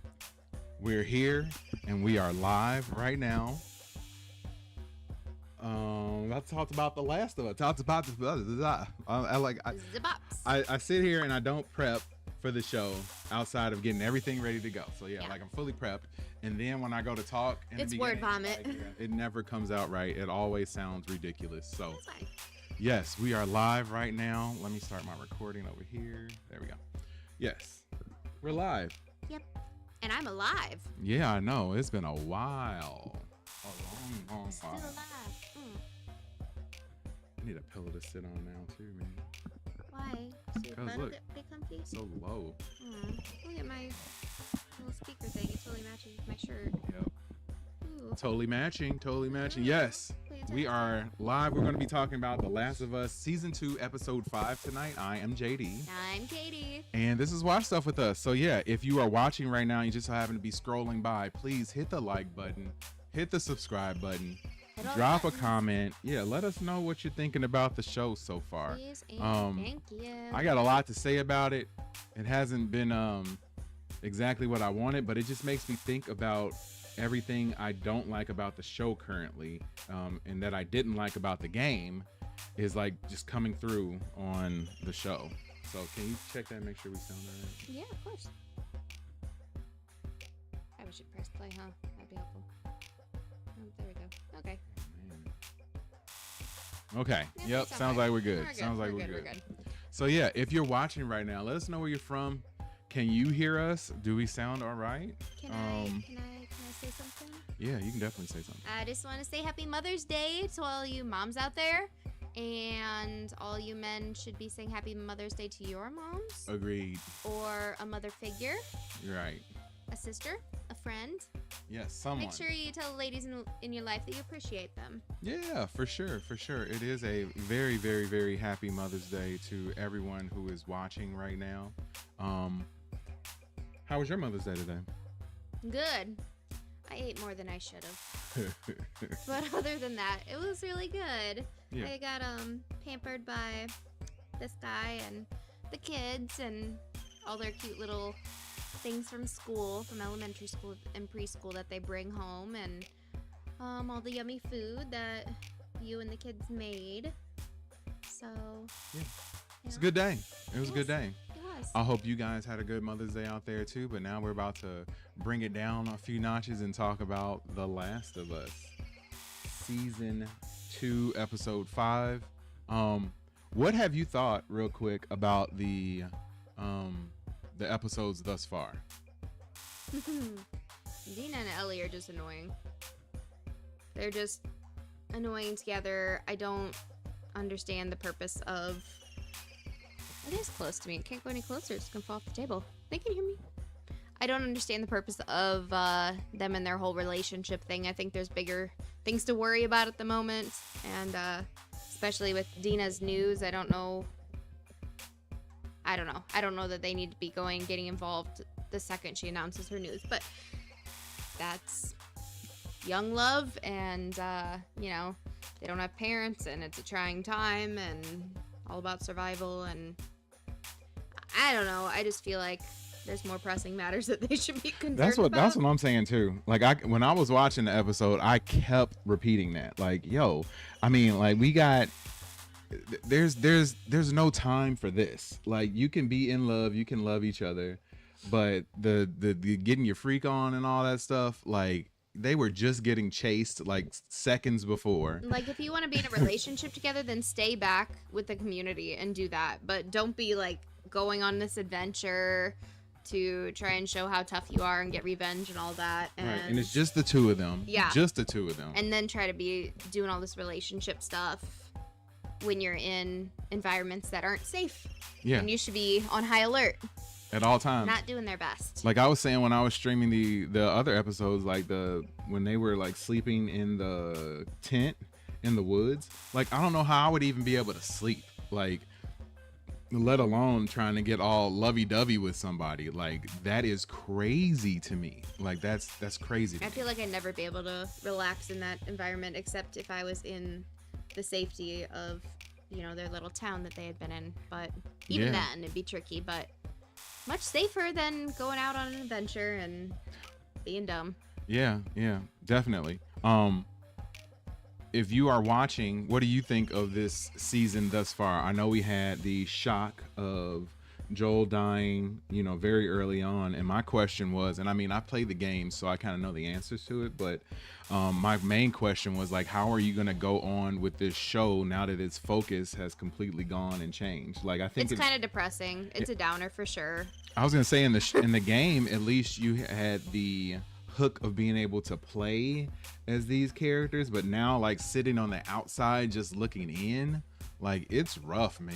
I hate to say rough. I don't care as much. Yeah, no, it's rough. But I don't care as much. Yeah. And I mean, like, I feel like they brought in Isaac last week, and he's a good character, and I hope that they're not trying to sort of replace Joel with him. In the game, he was a character that you sort of watched from afar and you didn't get as much detail about him. So I'm really curious to see if they are going to change that a little bit and make Isaac more of a focus moving forward. But yeah, it's definitely interesting. I don't really know. I don't know how to feel all the time about it, but we're along for the ride. I'm hoping that, you know, they got some tricks up their sleeve, but they are quickly running out of game to work with too. Like, yeah, that's what you're the telling game me. is, He knows all about the game. I don't, but they're a little more than halfway through the second game already. So, like, once this is up, what's gonna happen? Is there not gonna be a season 3? I don't know. We'll see, I guess. But in the meantime, in between time, we are going to watch a quick recap of The Last of Us Season 2, Episode 4, as a little refresher for everybody who's watching. So I'm going to switch screens, and get ready to do that. Oh, man. I got to get my window capture device up. Okay, properties. We're not prepared. No, we are. There we go. There we go. All right, let's get this going. Fourth episode begins with a flashback to the Seattle quarantine zone, circa 2018. In the back of a Fedra transport, a soldier tells a gross and violent story for laughs.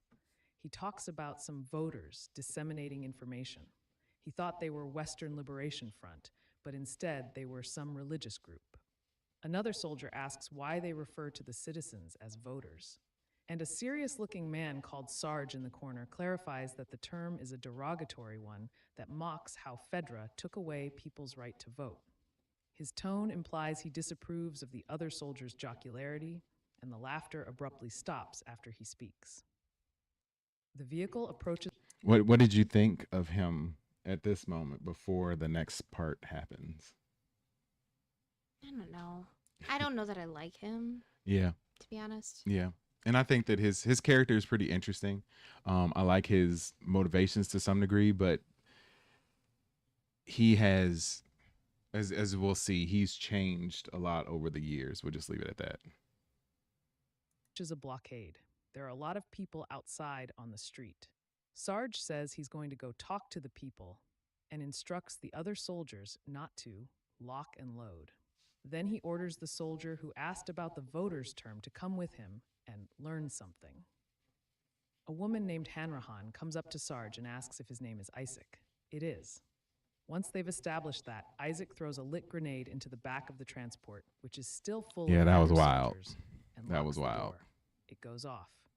He shoots the driver when he tries to escape. Then Isaac and Hanrahan shake hands. "Welcome to the fight," she says. Isaac turns to the younger soldier, who now is the only other survivor from his group. "Now make your choice," the older man demands. 11 years later, in the present, Dina and Ellie are poking about in the remains of a drugstore. They're in separate rooms, so Ellie isn't there when Dina finds and enters something. We can't see what it is, and yells that she's going to pee, and she'll meet her outside.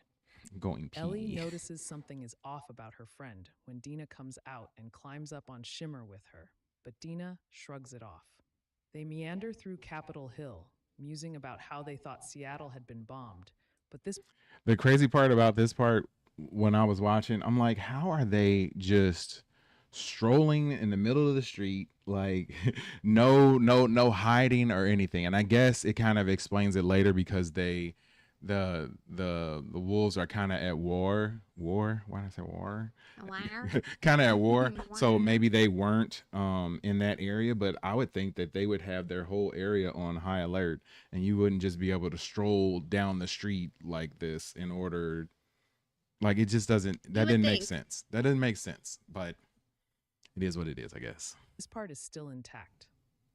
They arrive at the area we saw in the flashback, which is now covered with long, rotten corpses. The girls see the Fedra bodies inside the transport and guess that the two groups were fighting each other. Then Dina uses her binoculars to look around and finds WLF painted on a satellite dish on top of a tall building. Ellie, unsurprisingly, is ready to charge in first, make plans later. But Dina convinces her to wait until dark and approach on foot. Man. While they're killing time, they hole up in a music shop. It's as ravaged as the rest of the city is. Threw me off too, because when they walked into the music shop and all that stuff, like Dina starts playing the drums. Like, I'm like, what? Let's try to attract attention. Who with all this noise. Who would do this? Like, I would come in there absolutely silent. I'd be looking for a closet and be like, okay, we're gonna hang out in here for the next 12 hours. Like, I'm not going in there trying to play the drums. The loudest instrument, the drums. Right, looking through the records, trying to see, like, I don't know. Maybe I just wouldn't. Maybe I wouldn't be good in this type of. Maybe we're just smarter. I don't know, man. I don't know. Maybe we just care about living. But in a pretty way. Lots of plants growing in and a giant sunny hole where windows used to be. Ellie ventures upstairs and finds a guitar that, by virtue of being sealed up in a case, is in very good condition. She tunes it and starts playing Take On Me, though she pauses when she sees Dina at the top of the stairs. Go on, Dina whispers, so she does. Ellie's performance is quiet and sweet. Dina, beaming, sits cross-legged on the floor in front of her, eyes full of tears. When Ellie finishes, Dina wipers her face and compliments her friend, who credits all those lessons. Wipers her face. Wipers her Dina face. Smiles. I thought that was a cute scene. I mean, I don't know how realistic it is, but that's taken straight out the game too. Like they show that whole cutscene and stuff, and having her like play for her and everything, same song and everything. So yeah, it's pretty cool. He taught you well. Ellie agrees that he did. Now for something completely different and totally disturbing. In an industrial kitchen elsewhere in Seattle, Isaac lights a stove's burner and talks to someone out of frame about how in the pre-cordyceps times, he loved cooking and used to dream about owning a fancy saucepan. And I was right, just now how I planned.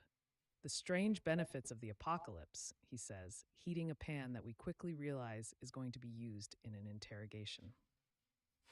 A naked, badly beaten, and bald man is chained to a wall in the kitchen. He appears to be a member of the Seraphites, the religious group we saw walking in the woods in the previous episode. As the man prays, Isaac mocks him, calling him and his fellow believers scars. Isaac wants to know where they're attacking next, but the man won't spill. So Isaac has the man hold out his hand, and Isaac places the hot pan directly on it. I don't know if they're going to talk about it in this recap, but one of the not cool things, but one of the interesting things about the Seraphites and the wolves is that the wolves have lost numbers. Like, they used to be a very, very big group, and they've lost numbers to the Seraphites, and the Seraphites don't really lose people. So you might think that the wolves have the upper hand, but they really don't. There's a lot of people who don't really believe in them and what they do, and the Seraphites have sort of filled that void for a lot of people looking for some sort of religious aspect to keep them going. So just a little interesting note. The man screams so loudly and awfully that a guard outside blanches. Another man tells him to chill because Isaac knows what he's doing. As the prisoner cradles his mangled hand, he repeatedly chants, "She watches over me, she fills my soul," to himself. Isaac asks if she also told the man to kill children. They argue about who broke the truce between their two factions, but the man will not give Isaac what he wants. He taunts Isaac that, despite having better resources, the wolves are going to lose. Every day, one of your wolves comes to see the truth and takes her into their heart, and none of us ever leave to become a wolf. This angers Isaac greatly, and he reaches for the pan once more. But the man doesn't flinch and merely holds out his hand before being asked. Instead, Isaac shoots and kills him. Good guy, got what he deserved, says the soldier whom we hadn't seen before, and we realize it's the younger guy from the flashback, the one Isaac saved from his colleague's fate. Night falls. Ellie and Dina make their way into the WLF building and quickly realize they've stumbled upon the scene of a massacre. There are a bunch of dead bodies, a few that hanging was from nasty. the ceiling, disemboweled, with their hands bound. Dina immediately pukes. Little Feel unnecessary. her love. Yeah. The fish symbol is scrawled on a wall, leading the girls to realize that the group they saw in the woods are Killing people responsible and they're for the killings. just carving them up for All fun. of the carnage is incredibly fresh, as we learn when WLF soldiers run in and Ellie and Dina quickly hide. The soldiers are looking to kill any Seraphites they find, despite Isaac's orders to keep them alive for questioning, and it's not long before one discovers Ellie. She jumps on him and chokes him, ultimately killing him as Dina shoots a second soldier who runs to his aid. Dina and Ellie escape. The one thing that I to the didn't like drain about this outside, part too was winding up that in an when they old were running away, like I understand that you have to get out of there quick, but to me they had enough time to. I would have been grabbing those weapons. I would have been, once those people were gone and down, like I'm taking those weapons before I go anywhere. They got their radio. Yeah. But And I mean, I would have, weapons. I would have grabbed the weapons just because I feel like that would have been very useful for everything that was about to happen after this. Old transit tunnel. The WLF know where they are and toss lit flares into the tunnels, which rile up all the infected that are creeping around down there. The clickers chase Ellie and Dina until the pair drops into a subway car full of skeletons and the infected follow them. The undead rock the car and break through the glass, and it's looking really bad until the women open an emergency exit in the roof. Apparently, dead men can't jump, because once Ellie boosts Dina up, then Dina pulls Ellie out. They are able to get away. Barely. When Ellie and Dina get stuck in some turnstiles that won't move, a clicker is all up in Dina's business and getting ever closer. All up in her business. So Ellie shoves her arm. I hate the way they creature look and with her their friend mouths, man. and shoots the infected as it's biting. So nasty to She me. saves Dina's life, but Dina is incredibly freaked out as she looks at the bloody gash on Ellie's arm. They get back to the concert hall where they're holing up, and Ellie turns around from barring the door to find Dina crying and holding a gun on her. I would die for you, I would, Ellie says, but that is not what just happened. It's time to tell Dina the truth. I am immune. I can't get infected, Ellie says. And when Dina is not convinced, Ellie gets her to agree to hold a gun on her all night long, promising that I'm going to wake up just as I am right now. Later, when Ellie is awake and definitively not a mushroom, she shows Dina the bite, which looks incredibly average, and the moment of vulnerability seems to seal something for Dina. I'm pregnant, she says, crying. Dina drops the lamp she's holding and kisses her. Do you think she's really pregnant? I mean, probably, but yeah, I don't care either way. It's do really stupid. you think that she's gonna live long enough to have the baby? Maybe, but then she's gonna die, and Ellie will have to take care of this baby. The one part I didn't like. That's my guess. One part I didn't like in here was we'll get to it. Did you get Ellie eagerly far enough in the game to find out that answer? They start taking Yes. each other's clothes off, and Ellie slips her hands into Dina's pants. Then we cut to the next morning, where they snuggle on the floor. In the morning light, Dina looks at Ellie's old bite. Ellie clarifies that now it's mostly a burn. Dina realizes she doesn't even know if Ellie wants a kid. I want it with you, Ellie says quietly. The cuteness ends when the WLF radio that Dina... Okay. The part that I didn't like was the part where Ellie says, I'm going to be a father.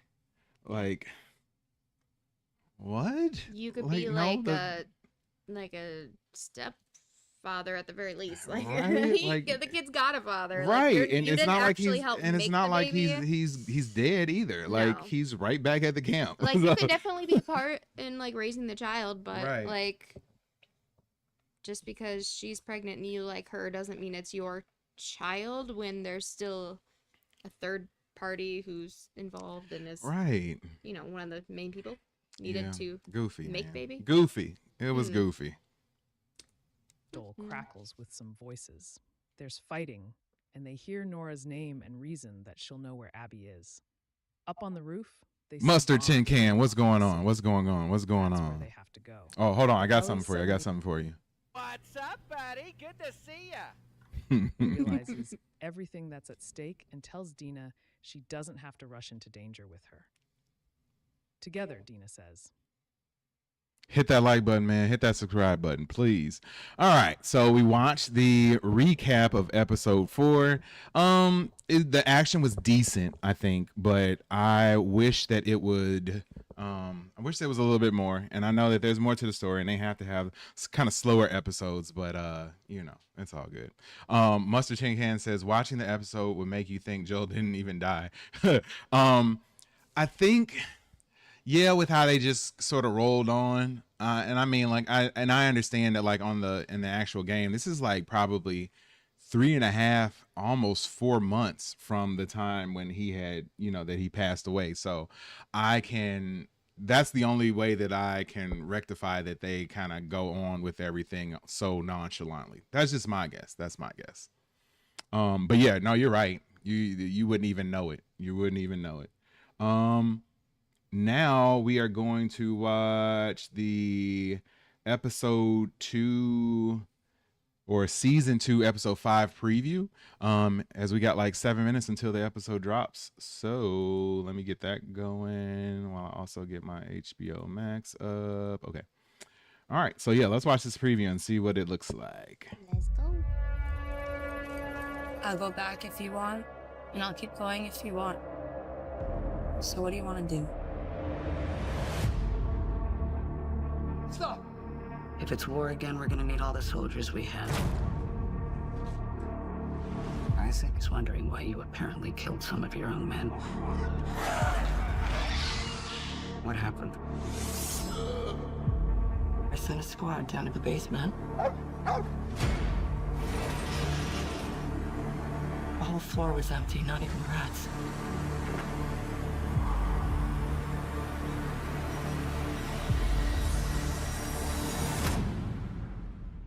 It's in the air.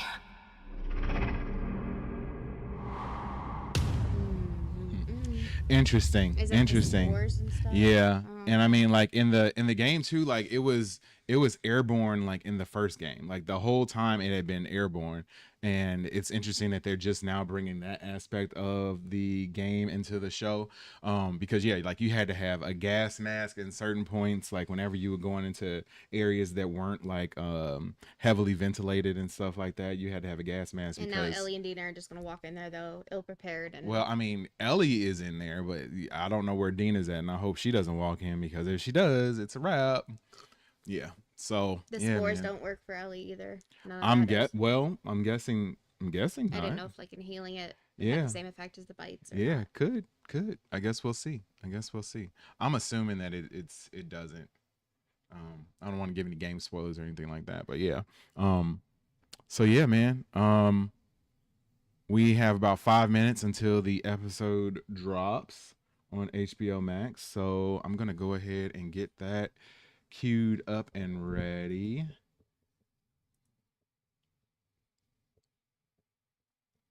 Anybody want to watch some basketball in the meantime?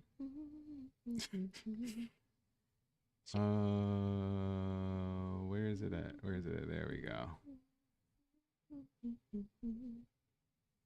Is the episode already up? Jeez. It's already up. No, it's not. Yes, it is. Yeah, usually it like pops up over here, but yeah, I'm gonna give it a second because a lot of people don't come on until right at 8, but yeah, it looks like the episode is already up, so we will be doing this one shortly. Oh man. I always hate how like in survival shows like this, how everybody just looks like perfect. Yeah. Like they yeah. got up, they blow dried their hair after they had a nice hot shower. They did their makeup, their nails have recently been done. Like Yeah. Check out what Tin Can said. What do you say? Tina bites the curb on this one. Way too chill. Yeah. Yeah. I mean, I agree with you completely. I agree with you completely. I think the end of last episode where they were like getting chased through the train part, that was good.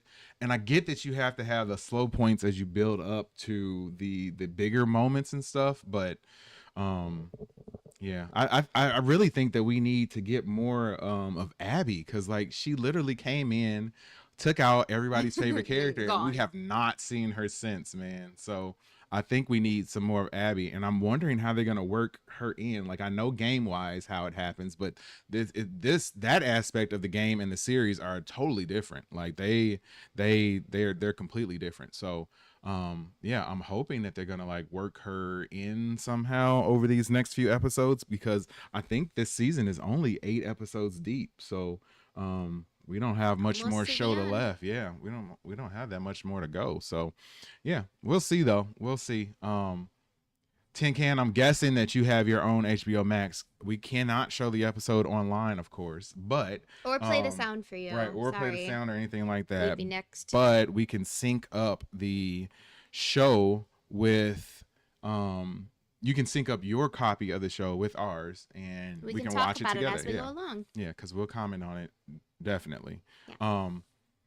Tin Can says, bro, I can't believe they've made people like Abby more than Ellie. Yeah, man. I don't know if I like Abby more. I just don't know as much about Abby in the show. I wish they would give us a little bit more to know and understand about Abby. Ellie has become very unlikable though. She's always been a little bit annoying. I think she had more of a softer side in the game that made you like actually, care for her a little bit more, I think. And I don't think that they show I don't think they show that enough. They don't make you. It's almost like if Ellie and Dina switch roles and like Dina's character was more like that was Ellie, you would probably feel more compassion for her, or a little bit more. At least in my opinion, I feel like I would care a little bit more.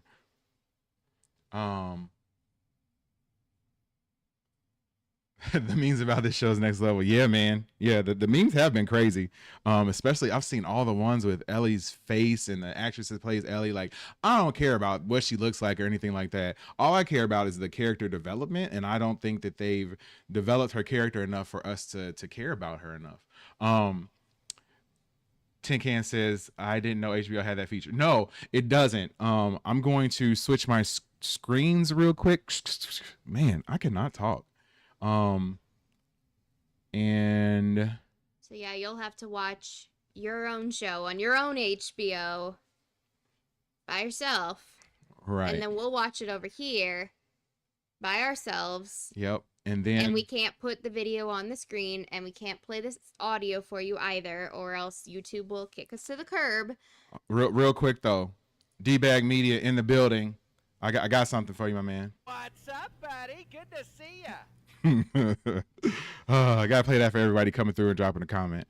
But yeah, watch it sync on your own device and watch along with us. Yep. As soon as we start, as soon as we start the episode, which is going to be in a second, we just hit play and we let it go. Like, we don't skip through anything. We just hit play. So that way the timer that you see on the screen is synced up with whatever, you starting with us. So, and we can talk about like the same scenes at the same time. Right.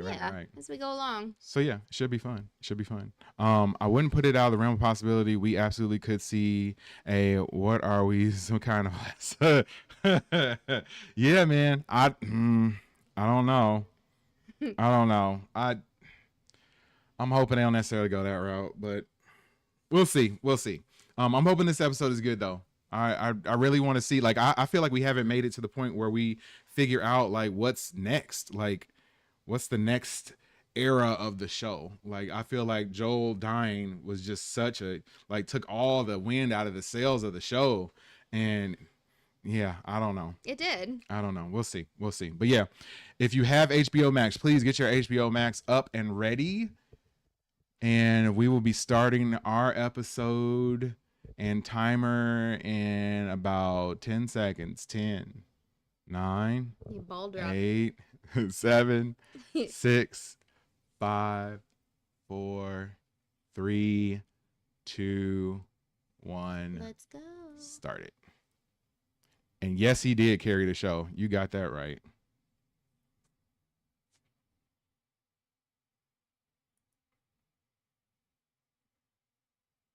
Okay, we have started. And we are not skipping anything. So that timer you see at the top is exactly where we're at in the show.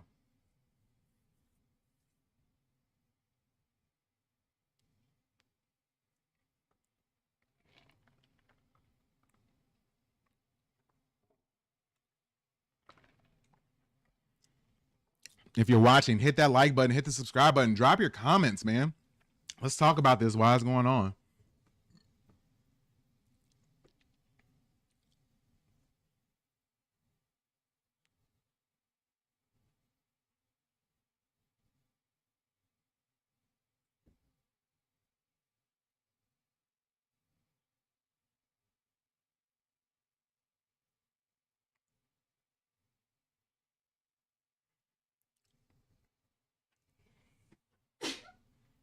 Bless you. So sorry. Blowing up over here, man. I was trying to hold that one in.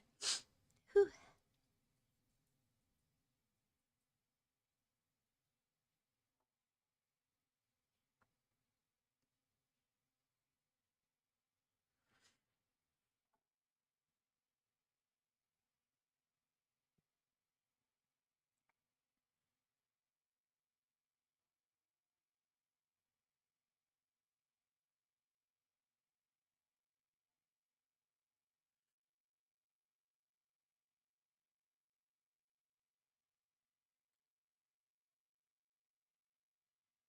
Yeah, they definitely, the treaty's over. We saw that at the end of the last episode. It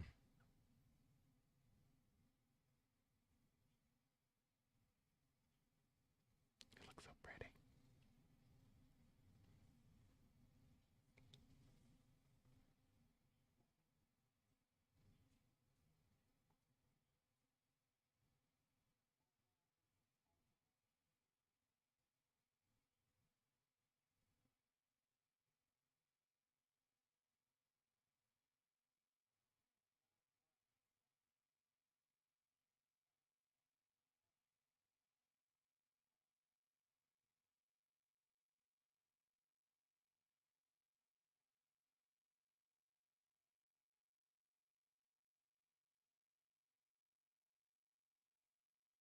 We are watching The Last of Us, Season 2, Episode 5.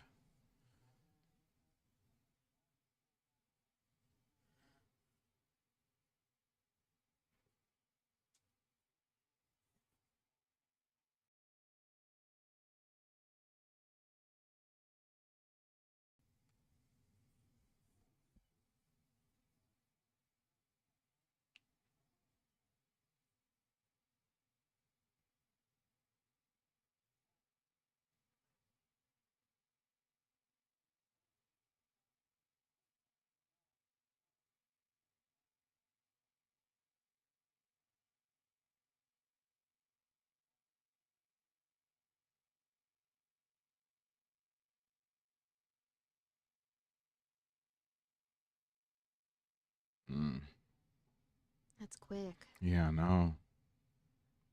Can't even get out.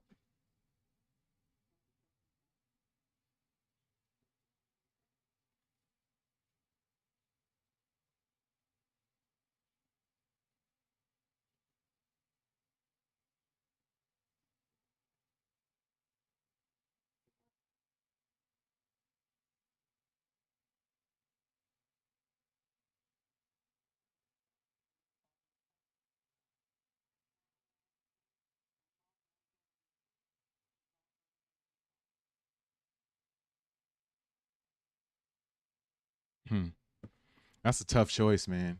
But you can't. Yeah. Save them. They're already No, it's a quickly wrap. infected. Yep. Tough choice.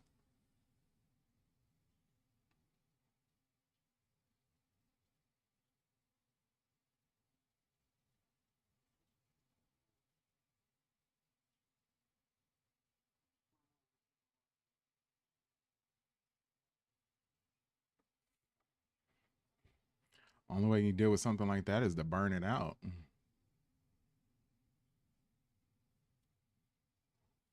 have to be far from it though when it's burning.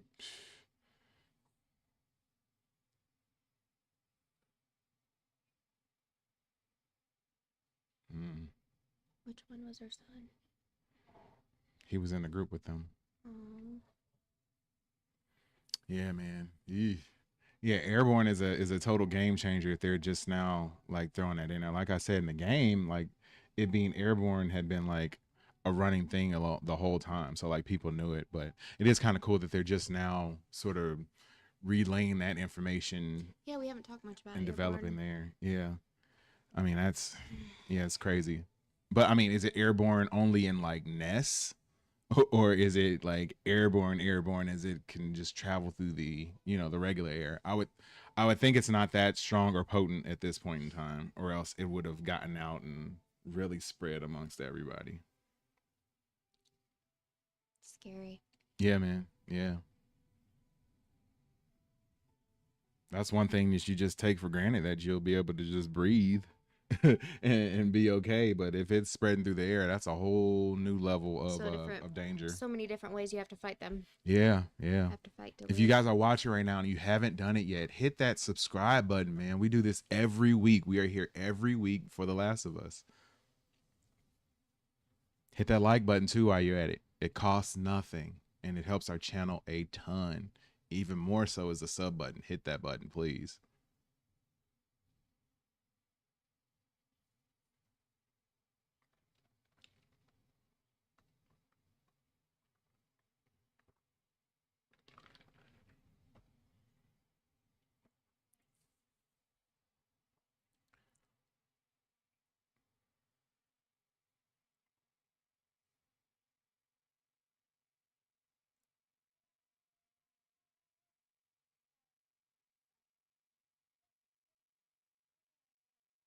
She look that cute. Like, you're fighting for your life. You should be looking haggard. Yeah, she hasn't. She ain't showered or anything like that, but she looking pretty decent. Dude, I go like 2 days and I can't even look that good. Covered in dirt. Be stinky. Wouldn't be that close together. It's just me. Lost was a little bit more realistic. At least they were dirty. Yeah, they look dirty all the time.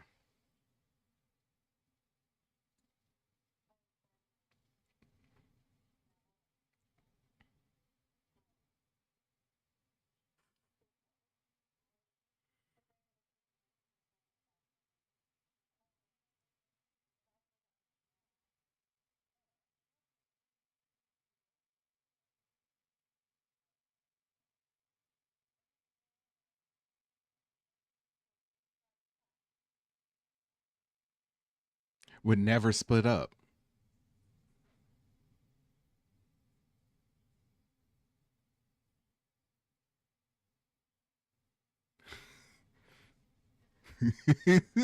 God. Okay. Seems so awkward. But yeah, I would never split up. Like if it was us and we were in a situation like that, we'd have to stay together. I'm not even going to the bathroom alone. Right? Yeah, I'm never going to leave somebody solo. Nope. There's no such thing as personal space and personal time. They made her look more feminine in this episode. A lot more. I don't know what they, yeah. I feel like 2 episodes ago they did when her hair was down. And then she was looking like super cute. But when did she get the tattoo? Did I miss that? I don't remember. I don't remember seeing that. Maybe I'm just not observant. Yeah, I don't know. We are watching The Last of Us Season 2, Episode 5, as you can see right there. About 10 minutes into the episode. If you have HBO Max, sync your copy up with ours and we can talk about the episode while it's going. Ooh, all the guitars probably hooked up to all the speakers. Yep, that sounds cool. Start rocking out. In an auditorium. Start rocking out right where there. It projects. Call all the zombies. Amplifies. Not Very zombies. loud. The infected. I'm sorry, the infected. Similar. The undead.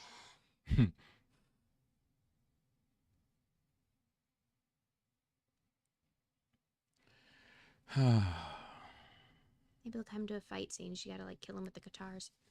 Yeah, I know. And then like, what are you taking all this time for? Like, what are you there for? What are you waiting for? It's just two of y'all. What is your goal? I think this is just her inner therapy for Joel, that she's taking this time to think about him. But what are you going to do? What are you going there for? Oh, they're not sure yet. They're still triangulating. And I know that they're trying to get revenge for Joel. I get that. Triangles. I get that. But there's only two of you, and you're going to take on a whole army? Like, not a smart plan. It'd be one thing if they were going for recon and just to get as much information as they can so that they can make get a group together and make a real attack. But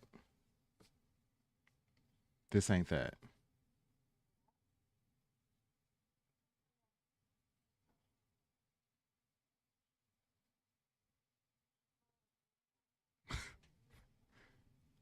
They're real good talkers. Communication. That is how North and South work, yes.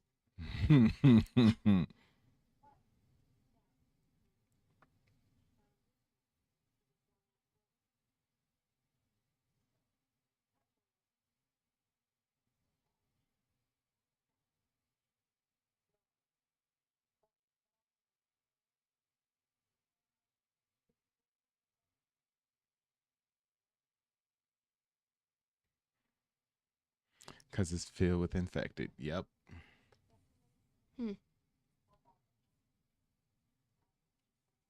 Giant warehouse or factory. I'm sure there's only like a couple infected there. Just maybe like 2 or 3. Yeah, you know. Not too many. Enough for them to handle. Yeah, it's fine.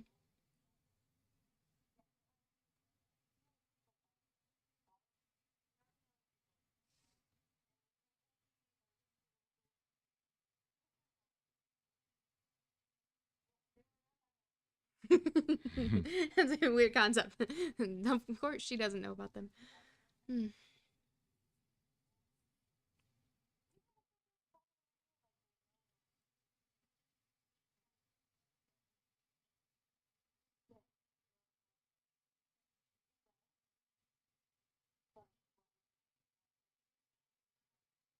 Oh, just not figuring out you're reckless? Okay. Should have figured it out when there was only 2 of you leaving your town. I'm just saying, like, what the best case scenario is they go and they find Abby and they get her at night, and then what? You just walk away and say, "Oh, we're good now." Like, Guess so. I don't get it. Or don't get it. If you get it and you're watching, please let us know that you get it and why you get it, because I don't get it. Just leave their horses places. Did they still have the horse? I don't know. I mean, they left it somewhere. Yeah, I was gonna say in the game, something happened to the horse. That's why you didn't see it anymore. Do the infected bother the animals too? No, the horse went kablooey in the game. Somebody did that? Yeah. Like jumped over something and it blew up.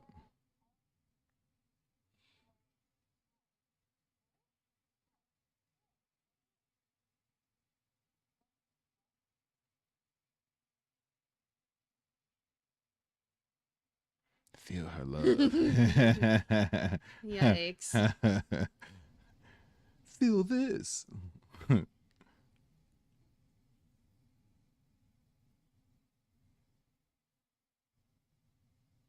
They're newer.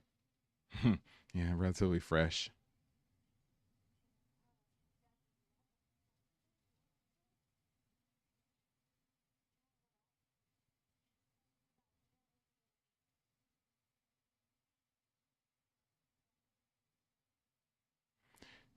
Just not figuring this out. In her defense, Dina didn't tell her that she was pregnant. She didn't, but... She didn't know, I don't think, until they hit the road. Right.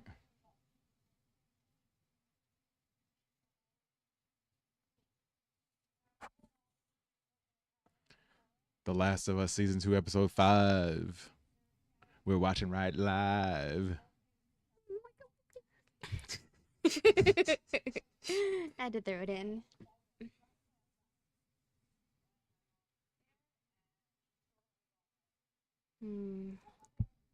$10. It's her mom.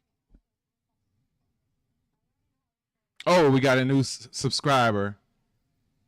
Payaso Triste. Welcome to the fam, my man. Welcome to the fam. Here I am. Yes, welcome to the family. Hold on. If you're watching right now, I got something for you. Hold on. Where's my buttons at? I don't have friends. I got family. Yes, sir. Welcome to the family. Much appreciated.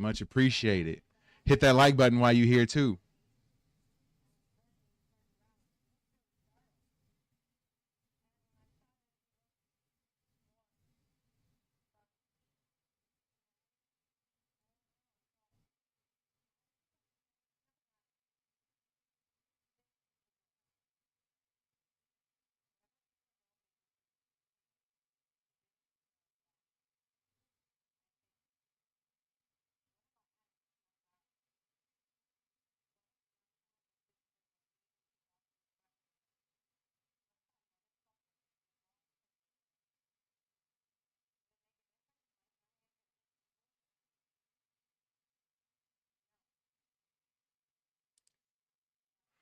Angry Dina. No.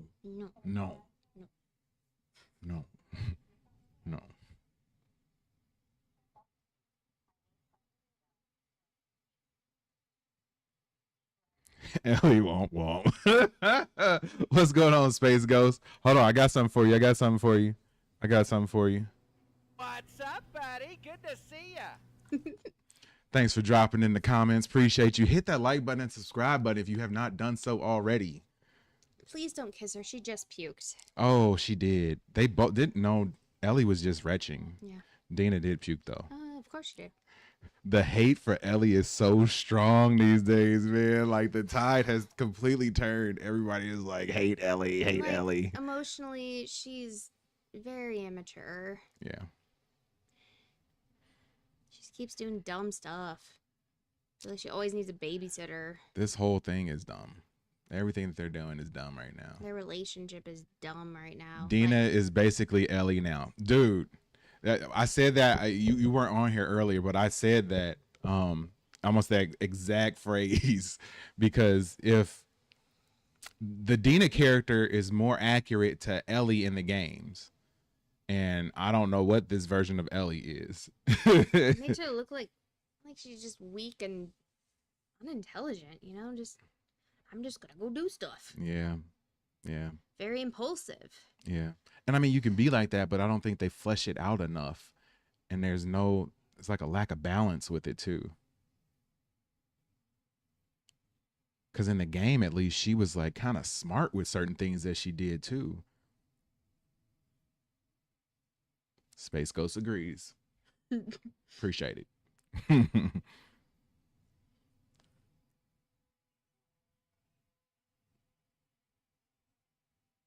Last of Us Season 2, Episode 5. Heating up a little bit right now. Hit that like button. Hit the subscribe button, please, if you have not done so already. And if you hit that subscribe button, there's like a special sound that plays and everything. So you should do that just so you can see. Yeah. Let's see what happens. It's pretty cool. Just hit the button. Yeah. Do it. Give it a little tap. Do it. Do it. Peer pressure. Hit the button. Come on. Do it. Come on, do it now. Tap that button. Do it. Do it. She's acting really dumb. Yeah, real dumb. She was fierce, sharp in part 2 with some tender. Exactly. I feel like she's just emotionally getting younger and younger instead of, maturing. Yep. Or just... That sharpness definitely isn't there. And you don't get any of the tenderness, it seems fake when they do it on the show. Like, it seems fake.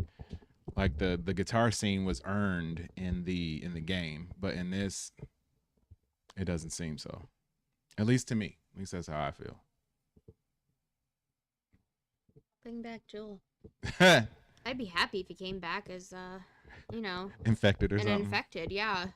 It's fine. Just have him put him on a little leash and bring him around with you. Just fight the other infected.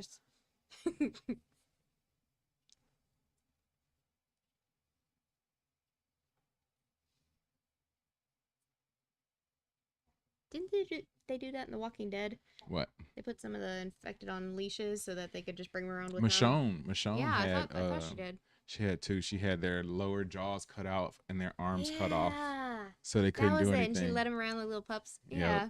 Mm-hmm.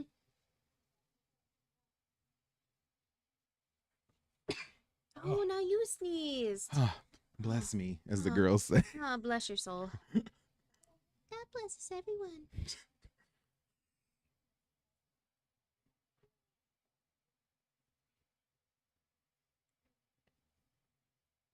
Yep, now's the time for all this mushy.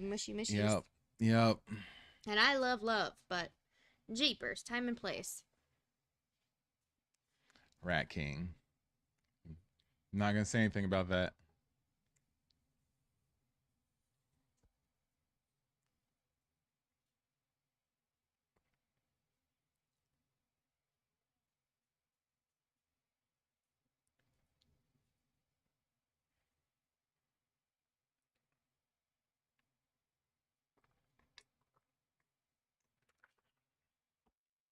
Don't be punching me, man. The Last of Us Season 2, Episode 5. Almost 21 minutes into the episode. I hope you're watching with me and Katie right now. Yeah, I was going to say, I'm and also Katie. here. Yes, There was a long pause before you said me. Watch stuff with us. You're used to me watch not stuff with me. You're used to me not being here, though. I am. Sorry. Yep. Oh, we gotta be quiet. There's Okay, something. okay. I found something. Did you hear something? There's whispering.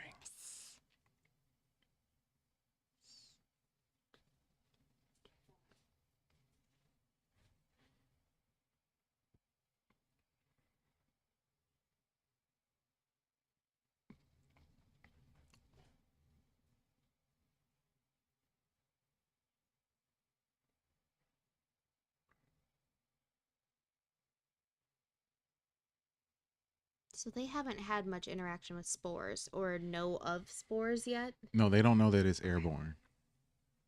Okay. I was wondering why they didn't just like have masks or extra fabric that they keep on them. Just Yep, in they case. didn't know. In the game, they knew well before this.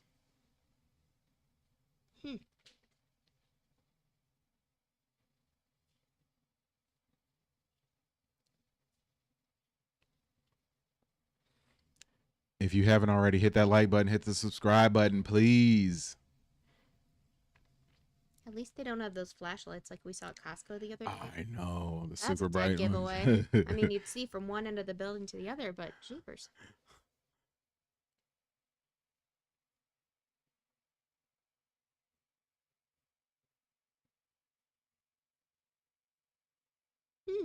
Ooh.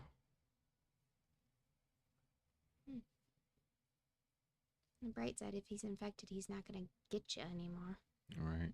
Oh. Oh. Parkour. That one's name is Parkour. Johnson. Yeah. He one of them sneaky ones.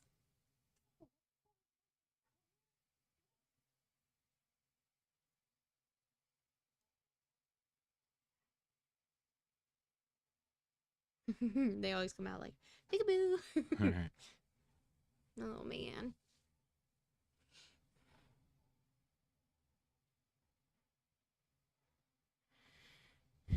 I wish this show was scarier. You know, Yeah. it had like little jump scares. Right, Like, right. It's okay. I'm sure the game is like a little Oh, scarier. yeah, definitely. Yeah. Oh, look, I'm over here. Peekaboo.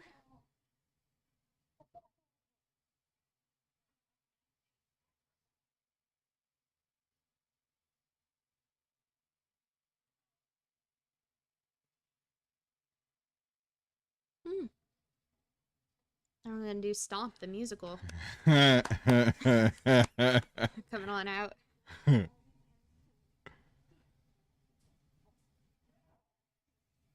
Dina. Dina. Come here, Dina.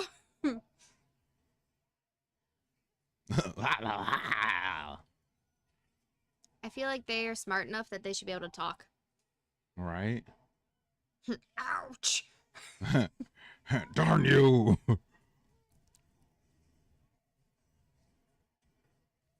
Parkour.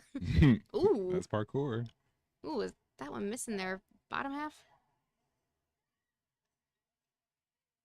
I mean, yeah, she can get bit a lot, but I feel like there's a... Still got blood.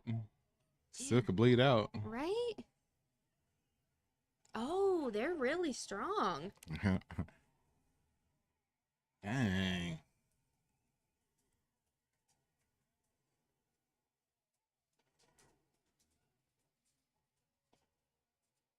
Third party? Third party, third person. First party. First shooter, first person.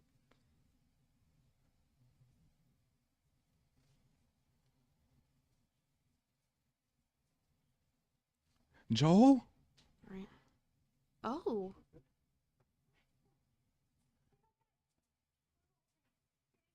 Where the heck did he come from?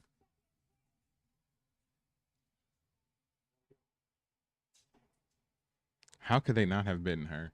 They- And then let alone I mean, and Jesse did, Jesse but- shows up in the nick of time. So was Jesse, like, was he gonna kill her and not believe that she Yeah, is for sure. immune, though? For Like, sure. He doesn't know that. I know, but I feel like they could just let him on the secret, too. I mean, they're all raising a baby together, so. They're gonna be one weird threesome couple grouping. Thruple? Thruple? I believe Yeah. that's the name for it. You're right. Although You're right. usually that's when, like, there's a lot of interaction between all three together, but Interaction. this way it's just three with a baby. Interaction. Yeah.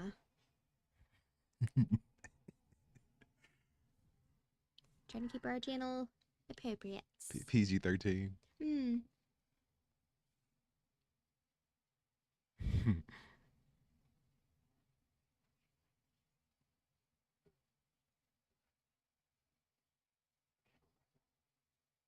Really though, where did he come from? I know. In He the didn't nick of go into time, town man. with them. No. How did he just find them? I don't Maybe he know. found their horse and their horse was like, they went that way, guys. Hey Jesse. I know where they went, man.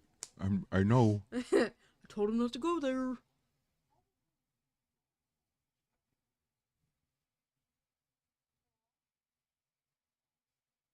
Why does he not want to talk to her? What happened?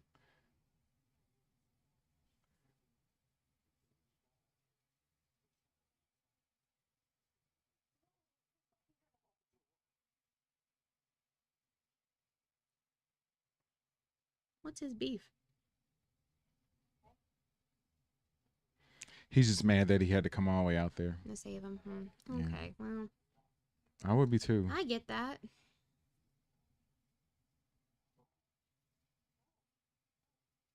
No, how was it? I'd be like, Ellie, you can stay yourself here then, man. Peace out, Girl Scout.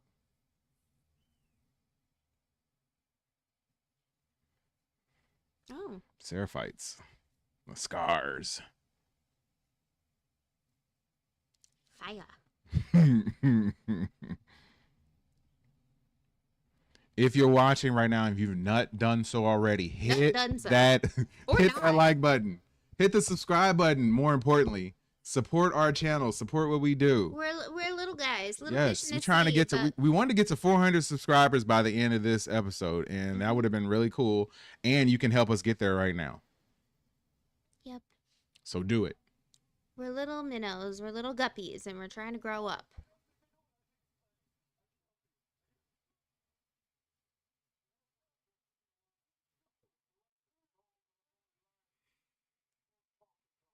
This is in the game too. Oh. Mm. Oh, that's how they. Oh. Ooh-wee. See, I want more jump scares, not more gruesome. Blech.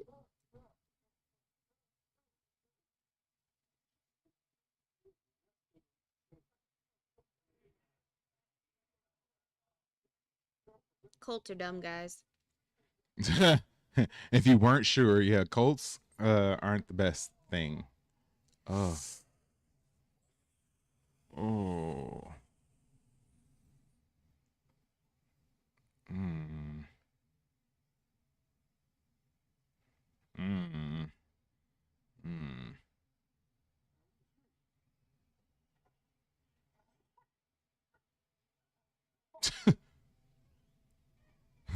uh,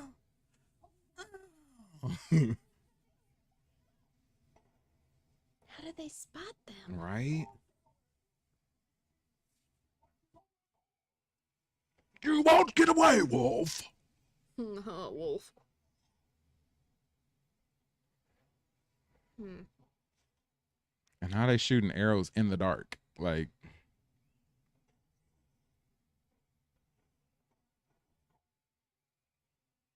Night vision goggles. They're dressed like monks. echolocation, man. They're dressed like monks. I don't think they have night vision goggles. That's why they got the whistles, is echolocation. Yeah, I mean they are using arrows and yeah, they're.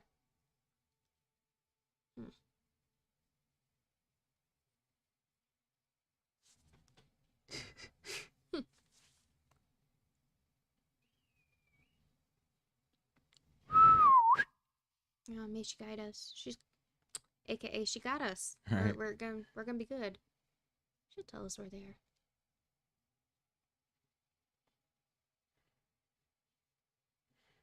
That's real close to under his eye.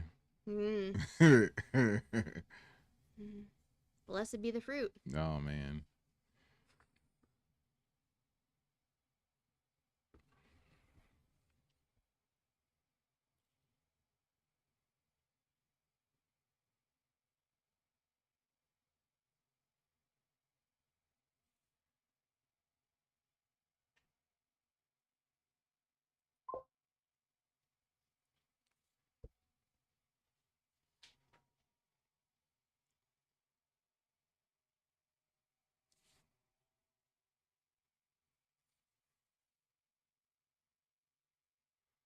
Okay, so they magically made it out then, right? Yes.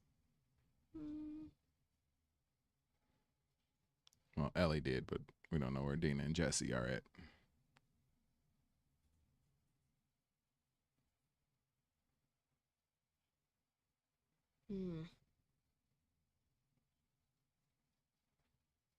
That dog's not an idiot. No.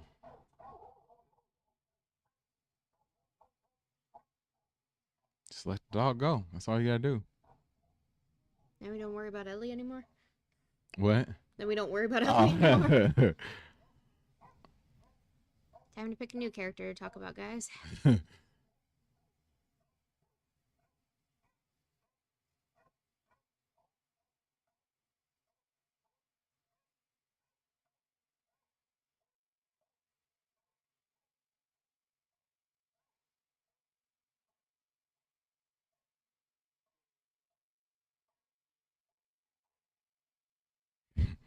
Why wouldn't he assume it's a person, though? I mean, he didn't. He could have let the dog go initially anyway, and he didn't do that. So he wasn't really trying. He not about that life. He like, I'm just trying to get through my shift, you know. Trying to go home to my family. Makes sense.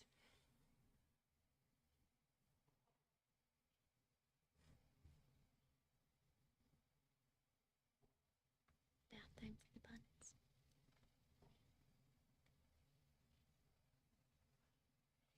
Miles came to visit now. Oh, he keeps going around my feet. Startles me every time.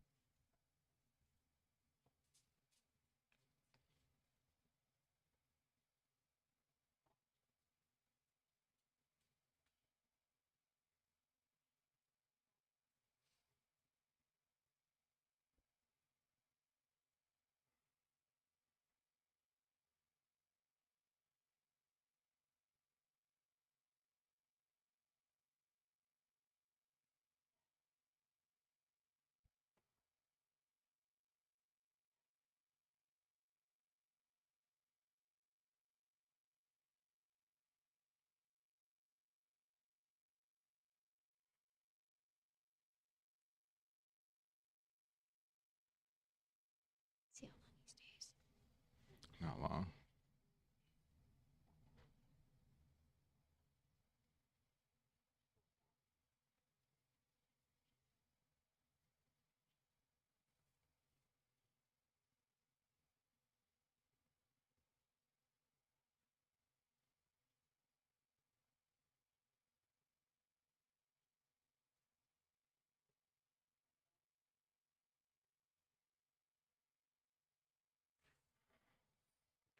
I don't know if she's gaining much favor right now.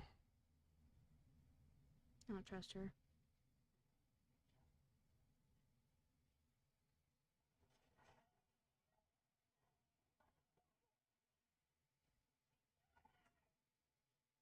Dude should put a pillow over that gun Just and shoot her. shot.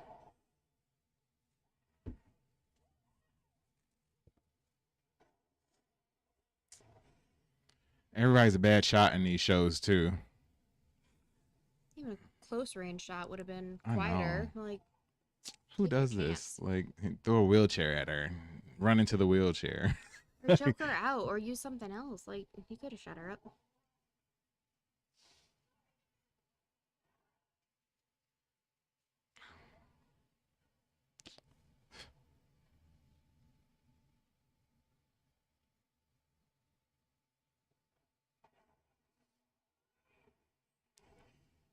What is She she? falling down her own. Mm.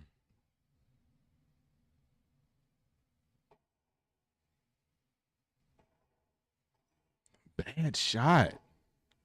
Like, she's literally like 10 feet away, and you just missing. B2 is what they had closed, right? Because the spores. Yeah, Oh. yeah. Well.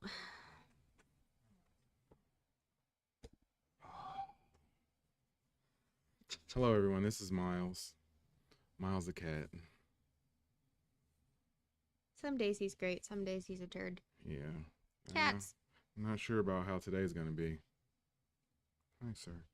Well, he's with you, so it's more apt to be kind. Yeah, it's only like 8 out of 10 though. See you later, man. Tis the season. Jesus.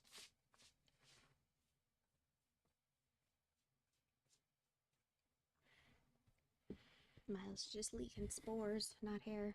Just spores. Ugh. Look, you can see her like kicking up the spores. I'm back.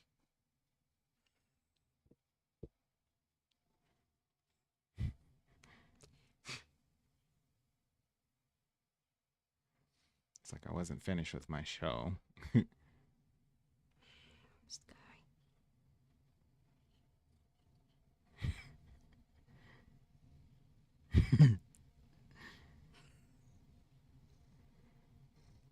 All the spores, that's gross. Like, it looks gross.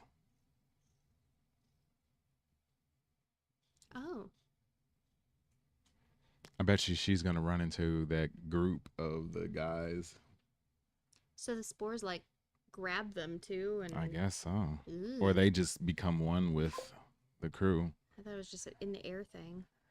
Red Zephos? Is that how you pronounce that? Hold on, I got something for you.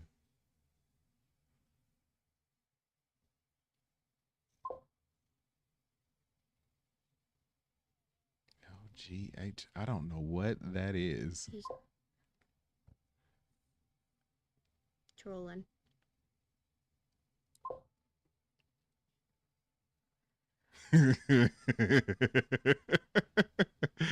Cool, man. Took an arrow to the knee. Ouch. Ouch. I'm glad you're watching the episode though. So Dina. hit that like button, hit the subscribe button.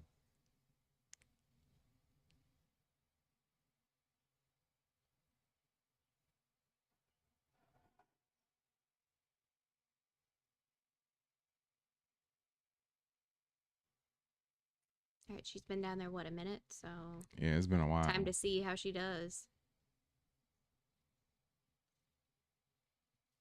Hmm.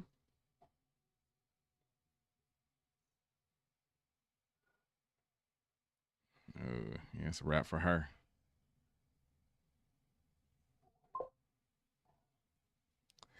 We try to be chill, man. We try to be chill. Hit the like button, hit the subscribe button, man. This is a fun stream. It's a fun stream. Thanks for coming through, though. We appreciate you. I'm assuming you're watching episode 2 because you already saw Dina took the arrow to the knee.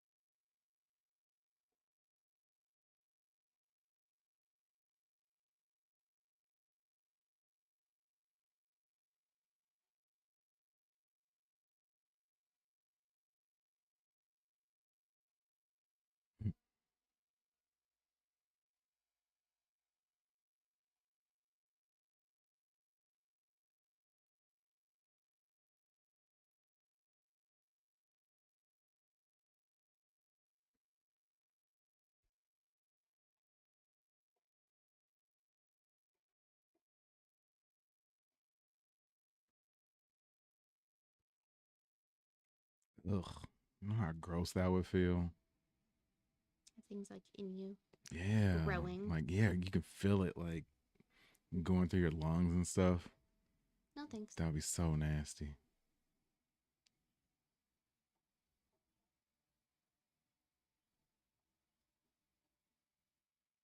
Doing it like the baseball bat. I mean, golf club. Oh yeah, duh. Sorry. Yep. Wrong sport.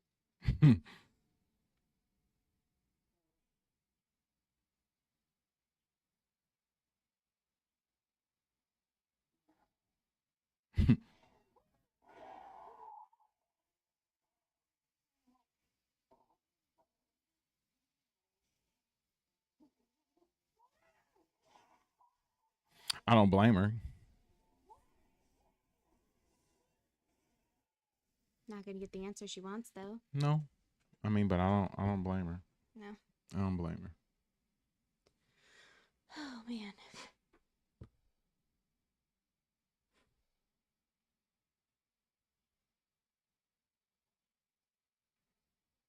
So we just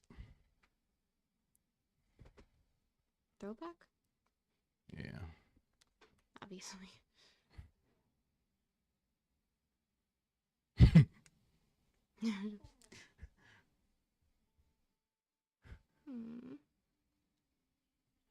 Interesting way to end that episode, man. It was nice to see his face again though. Yeah. Yeah. I wonder why they ended it like that though. I don't know, it's not like she died. Right. Maybe she was like, did it for you.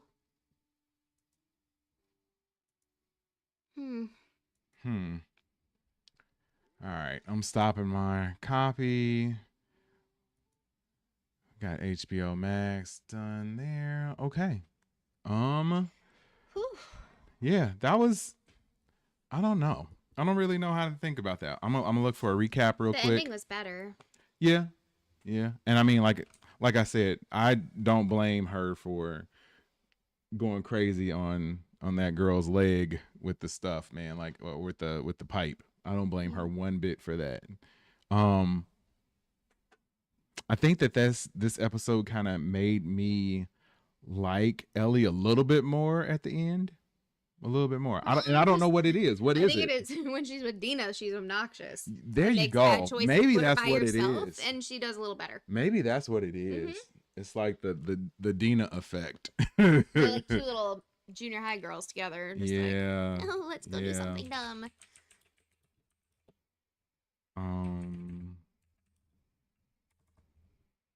Type.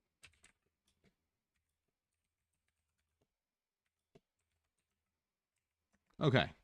So yeah, let me switch my screen up a little bit. Somebody should be dropping their review of the episode soon. And then we'll use that as a way to sort of recap the episode. It's much easier to do it that way. Most of the time they don't drop them until 9. Like there's a bunch of people who already have access to the episode and they've reviewed all the episodes already, and then they have their recaps go live at right at 9 p.m. So I'm gonna share my screen in the meantime. But yeah, like a lot of people have been saying, man, like the whole Dina Ellie relationship stuff has turned a ton of people off, man. Like people really don't like it. I have no problem with them together, like in a relationship. That's fine. But if you're trying to do, like, if you're trying to live, if you're trying to tackle more pressing matters right now, we're not going to stop every 5 minutes to have these little heart-to-heart, mushy-gushy times. Like, you need to be, if you're deciding to leave the town and go do this, then that should be your sole focus. You guys can talk about your relationship, put a pin in it when you get back to the safety of camp. But right now, not the best choice. And now we got one wounded, so... Yeah, no, I completely agree with that. Like, it should not be, they shouldn't be as lovey-dovey, nonchalant about everything as they are. And it's very it doesn't make young-minded. sense. It doesn't make sense. No, it doesn't. It's very... And then, I mean, you can be young, but, like, be smart and not stupid. That's what I'm saying, young-minded. Yeah. Like we're like they're immature invincible in our thinking right now. Yeah. Yeah, I don't understand that at all. Instead of thinking things through clearly, they're just like, this is what I feel, so I'm going to act on it. Yeah. What's with all the rainbows? What's up with all the rainbows? I've never seen one of these in action. I've never seen a tank this close. What is it? What is it? Burnt skeletons. 3 burnt skeletons. Kind of like those astronauts. Like Apollo 1. This is pretty cool. Like scene for scene from the game. One of the early moon missions, there was an electrical fire and the astronauts burned up in their capsule. They're supposed to be the first ones to go to the moon, but they never made it off the launch pad. Burned up in their capsule. Well, at least they died for something worthwhile. Well, at least they died for something worthwhile. These guys were just assholes killed by other assholes. These guys are just assholes killed by other assholes. Hey, that round building. Check out the building on the hill. Yeah. Come on. Fuck yeah, let's go.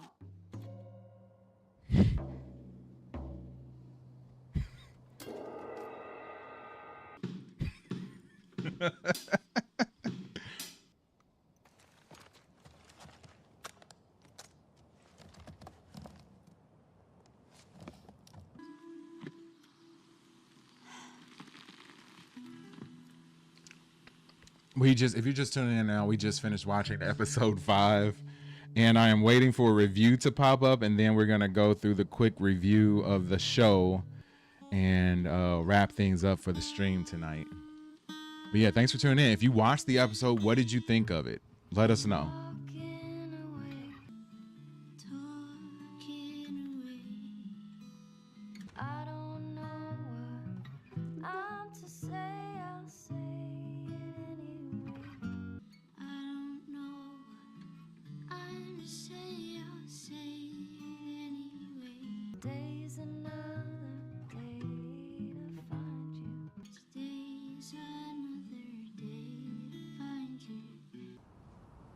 What was that?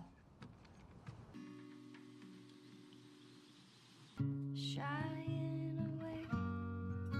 Shying away.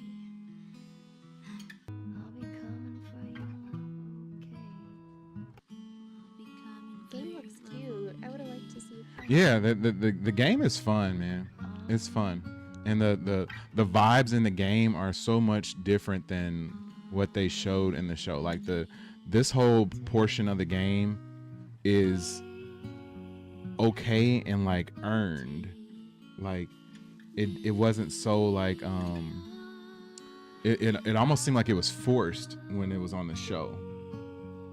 But like when you saw this part in the game, like you knew that Ellie did have like that softer side and stuff, and you saw it more so than just like the abruptness in the show where she's, you know, gruff and hardcore, and then all of a sudden she's like singing lightly this guitar.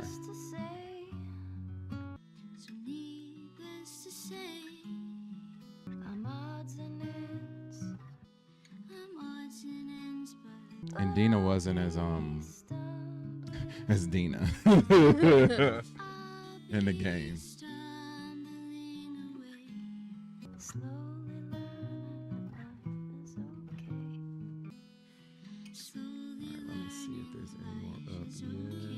But in the game, she gets pregnant too. Yeah, that's part of it.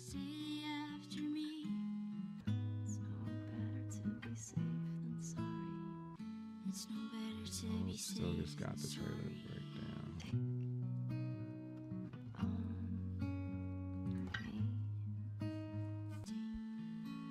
And this episode 5 was short. The last few episodes had been like a solid 50-55 minutes, man. They had been pretty long.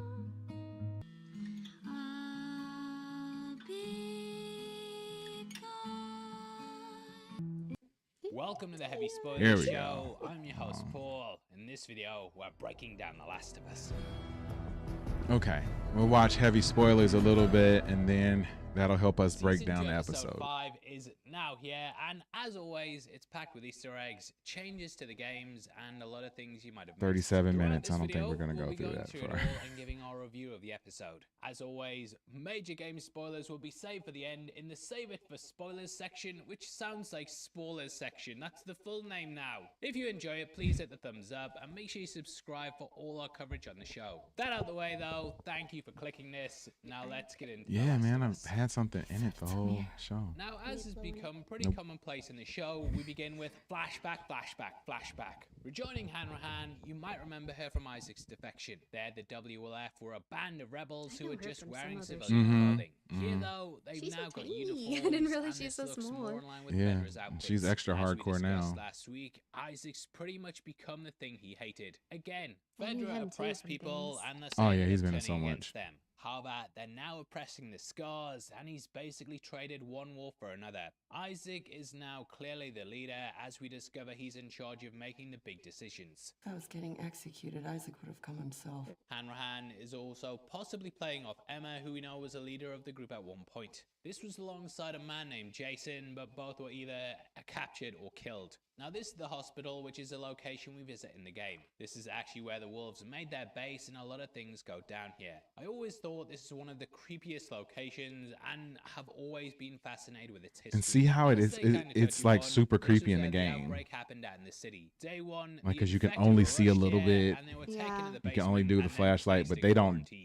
You don't get However, that vibe in the when show. more and more people started coming in, the place just got completely overrun. Eventually, things got so bad the entire government just gave up. All sites like this, they See how she had the basically mask moved on stairs, already, blocked so the like. elevators, and then locked the doors. expecting Job it. done. They do touch upon this with the conversation that follows, as it's mentioned that things have been locked since 2003. Now, obviously, we know this didn't contain the infection, but it did contain the infected there. Because of this, If though, you're watching right some now, have hit been that like stuck there button, for hit the decades. subscribe I button. don't really want to spoil too We much just finished more, but watching I'll season play 2, it so episode we'll know 5, there's and are something watching a that comes from breakdown it. of it now. floor So was empty, not chime in and let us know what you Yeah, thought. Focus on the rats there. Hit the Seeing that buttons. sealed door though was such All a of them. creepy Comments. sight, and it appears Talk later to in us the about your episode. Now thoughts. from here we cut to an office and see a pain paper up Sound on like the a wall. therapy I session. did Yes. vaguely Please, remember discuss. seeing one of these. Share your had thoughts. possibly What are you used in How are thinking? you episode 1, but I feeling? spent way too long skimming through the episode for it and couldn't find it. But it was there in my memory, I remember it. Anyway, it's here we join Sergeant Park.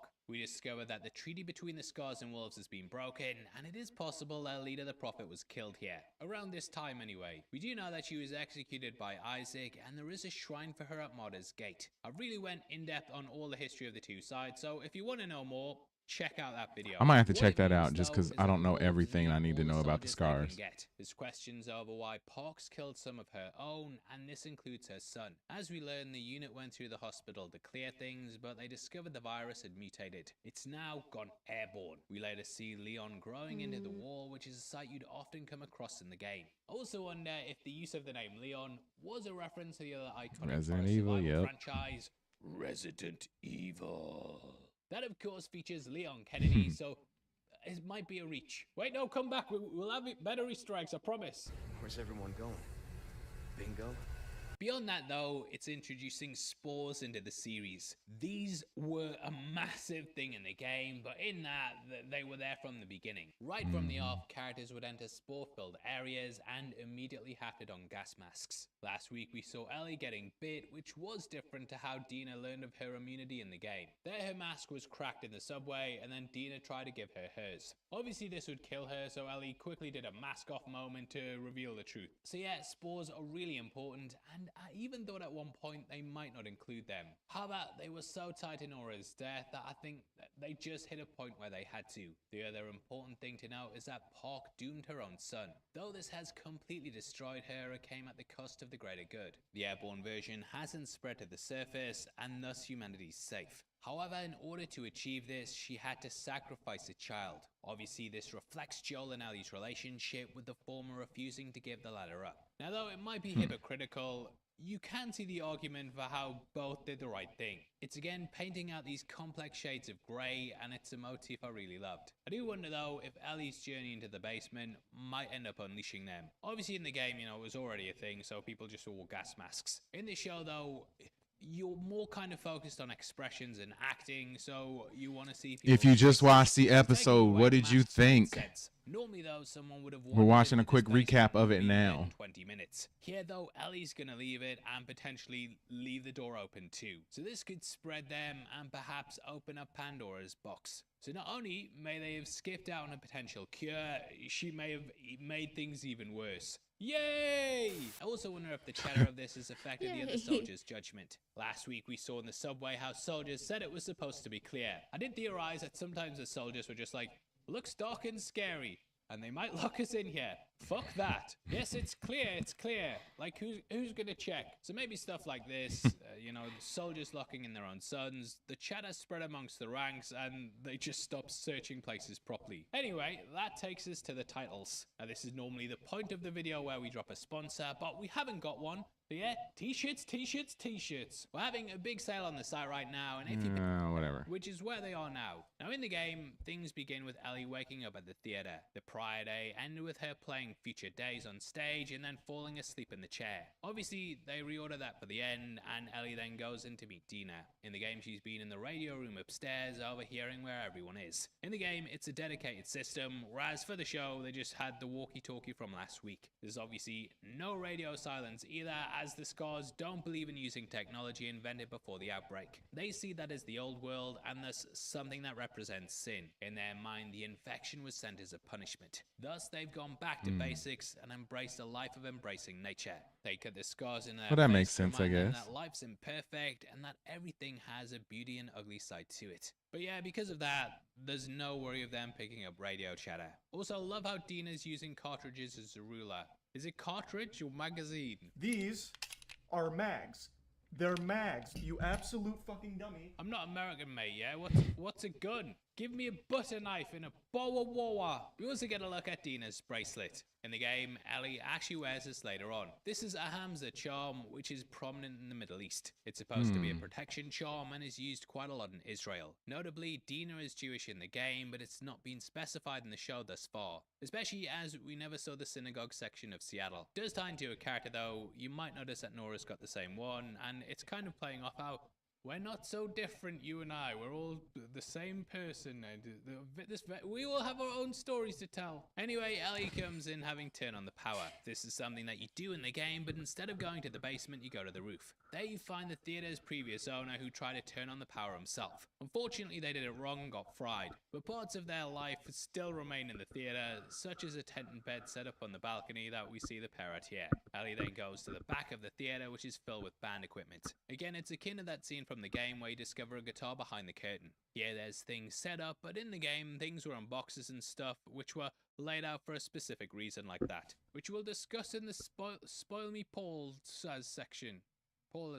Section. Just like the game, Ellie then plays Future Days by Pearl Jam. Though the song wasn't around in 2003, the creative team have said they just don't care. It's such an important song for If you're both watching Ellie right and now, Joel, hit that like button, and hit the basically subscribe button. represents their entire relationship.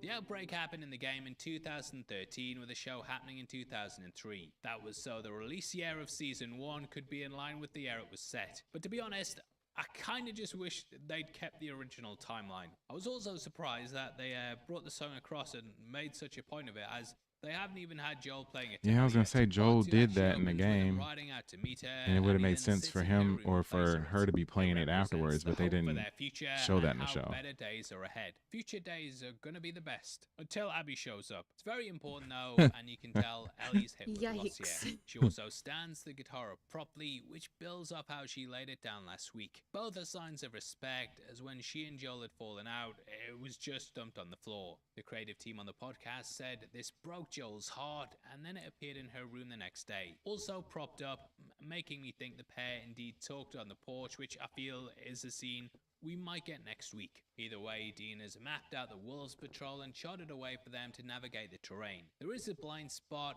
and a building that the group don't patrol, which we find out later why. Ellie rightly guesses there's a reason for this, and she's not as unbook smarty as Dina says she is. And this actually skips over a massive section of the game. The show also changes how we reintroduce Jesse. Yep. Now, in the game, I think we've talked about it before, but just in case you haven't seen, Tommy actually headed out before Dina and Ellie. Jackson had been locked down after he left, but Maria let the pair leave with the instruction that they had to bring him back. He was on a rip-roaring rampage of revenge and had murdered several scars with his sniper. He'd also taken out several members of Abby's group and was currently public enemy number 1. Ellie was desperate to find him, and they had a rough idea of where he was. Over the radio, they learned he'd been sighted at Hillcrest, And that's why they went to Seattle to begin with. It wasn't just revenge for Joel, so Ellie which makes left her way more and sense. went there by herself. It's a section overrun with constant challenges, close calls, and lots of really tough sections. The wolves and infected are rampant, and this is where they introduce the dog stalking mechanic. Later on, we see this adapted for the episode, and basically, dogs pick up your scent. Even when you're stealthing, you've got to be quick and hide, and yeah, I love seeing that bit in the episode. Now, though they run into Jesse, this section doesn't ultimately lead anywhere. You end up stealing a car from the wolves and then get chased through the streets by them and the infected. Eventually you crash it and travel back to the theater. So with Tommy not being ahead of them and in general amounting to nothing story-wise, I can completely see why they cut it. Upon returning back to the theater, we then get a further flashback. This is between Ellie and Tommy, and it has the pair practicing sniping. I discussed this section in our episode 1 breakdown, and feel like they kind of adapted it into that. Then develops into a scene with Joel, which again, I think might be something to do next week. So I'll save it for the spoilers verse. Into the spoiler verse, we'll call it. In the game, we then have the night, and Jesse falls asleep. Just finished watching episode 5 of The Last of Us Season 2 and are watching a recap right now. So if you'd like to join in, drop a comment. If not, we're going to end the stream in a little bit because we've been streaming for a bunch of hours now. And I'm pretty tired. They talk about the kid and how she'll name it Ellie if it's a girl and Elijah if it's a boy. Let me know what you think of the episode, though. Same spelling, but it's something we'll talk about later on in the spoiler section. We then see a sign for Noodle Bowl, which is an in-universe restaurant. You can see it later on in the game at the stadium. Coming across the side of Good old Noodle Bowl. Massacre, we see the bodies of dead scars under a shrine. The mural is also painted similar to one you find in the game. However, there it was painted on a truck when you head towards the TV tower. There she appears to be somber, but in the show she looks like she's smiling. Due to the freshness of the bodies, it also feels like a retaliation for the TV station attack. That in itself was a retaliation for killing the convoy, and we have these constant cycles of violence. The Scars and Wolves story very much mirrors Abby and Ellie, who are stuck in one themselves. Abby went out to get revenge against Joel, and now Ellie's going out to get revenge against her. She'll kill others on the way, and then there'll be more who want revenge on her. Dina even touches upon this when they talk about the first person that she killed. This was actually brought up on the podcast when Dina asked Ellie about hers. There they said it was strange Ellie didn't immediately ask Dina. They admitted they were saving that answer for down the line, which we now get. Yep. All right, folks. Yeah, man. I think it was a decent episode. I give it a 3.5.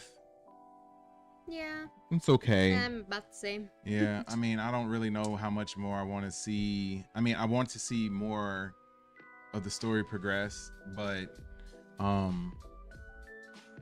don't know. It's lost me a little bit, and I think every episode that goes on now, like, I get more and more lost in the show not being as good. It's just like it's missing that something, man. It's missing that something. Something's likely Joel, but yeah. In the game, like, you had so many other characters that you knew and cared for, whereas now we just seem like we're on like Dina and Ellie Island, and that's not really a good place to be. So yeah, but yeah, I appreciate you guys for checking out the stream, man. Like I said, hit that like button if you're watching this after the fact. Drop a comment below. Hit the like button, hit the subscribe button, hit the notification bell so you're notified each and every time we go live in 2025. Thank you so much for hanging out with us. We appreciate you. We do. Don't be a stranger. Jeez.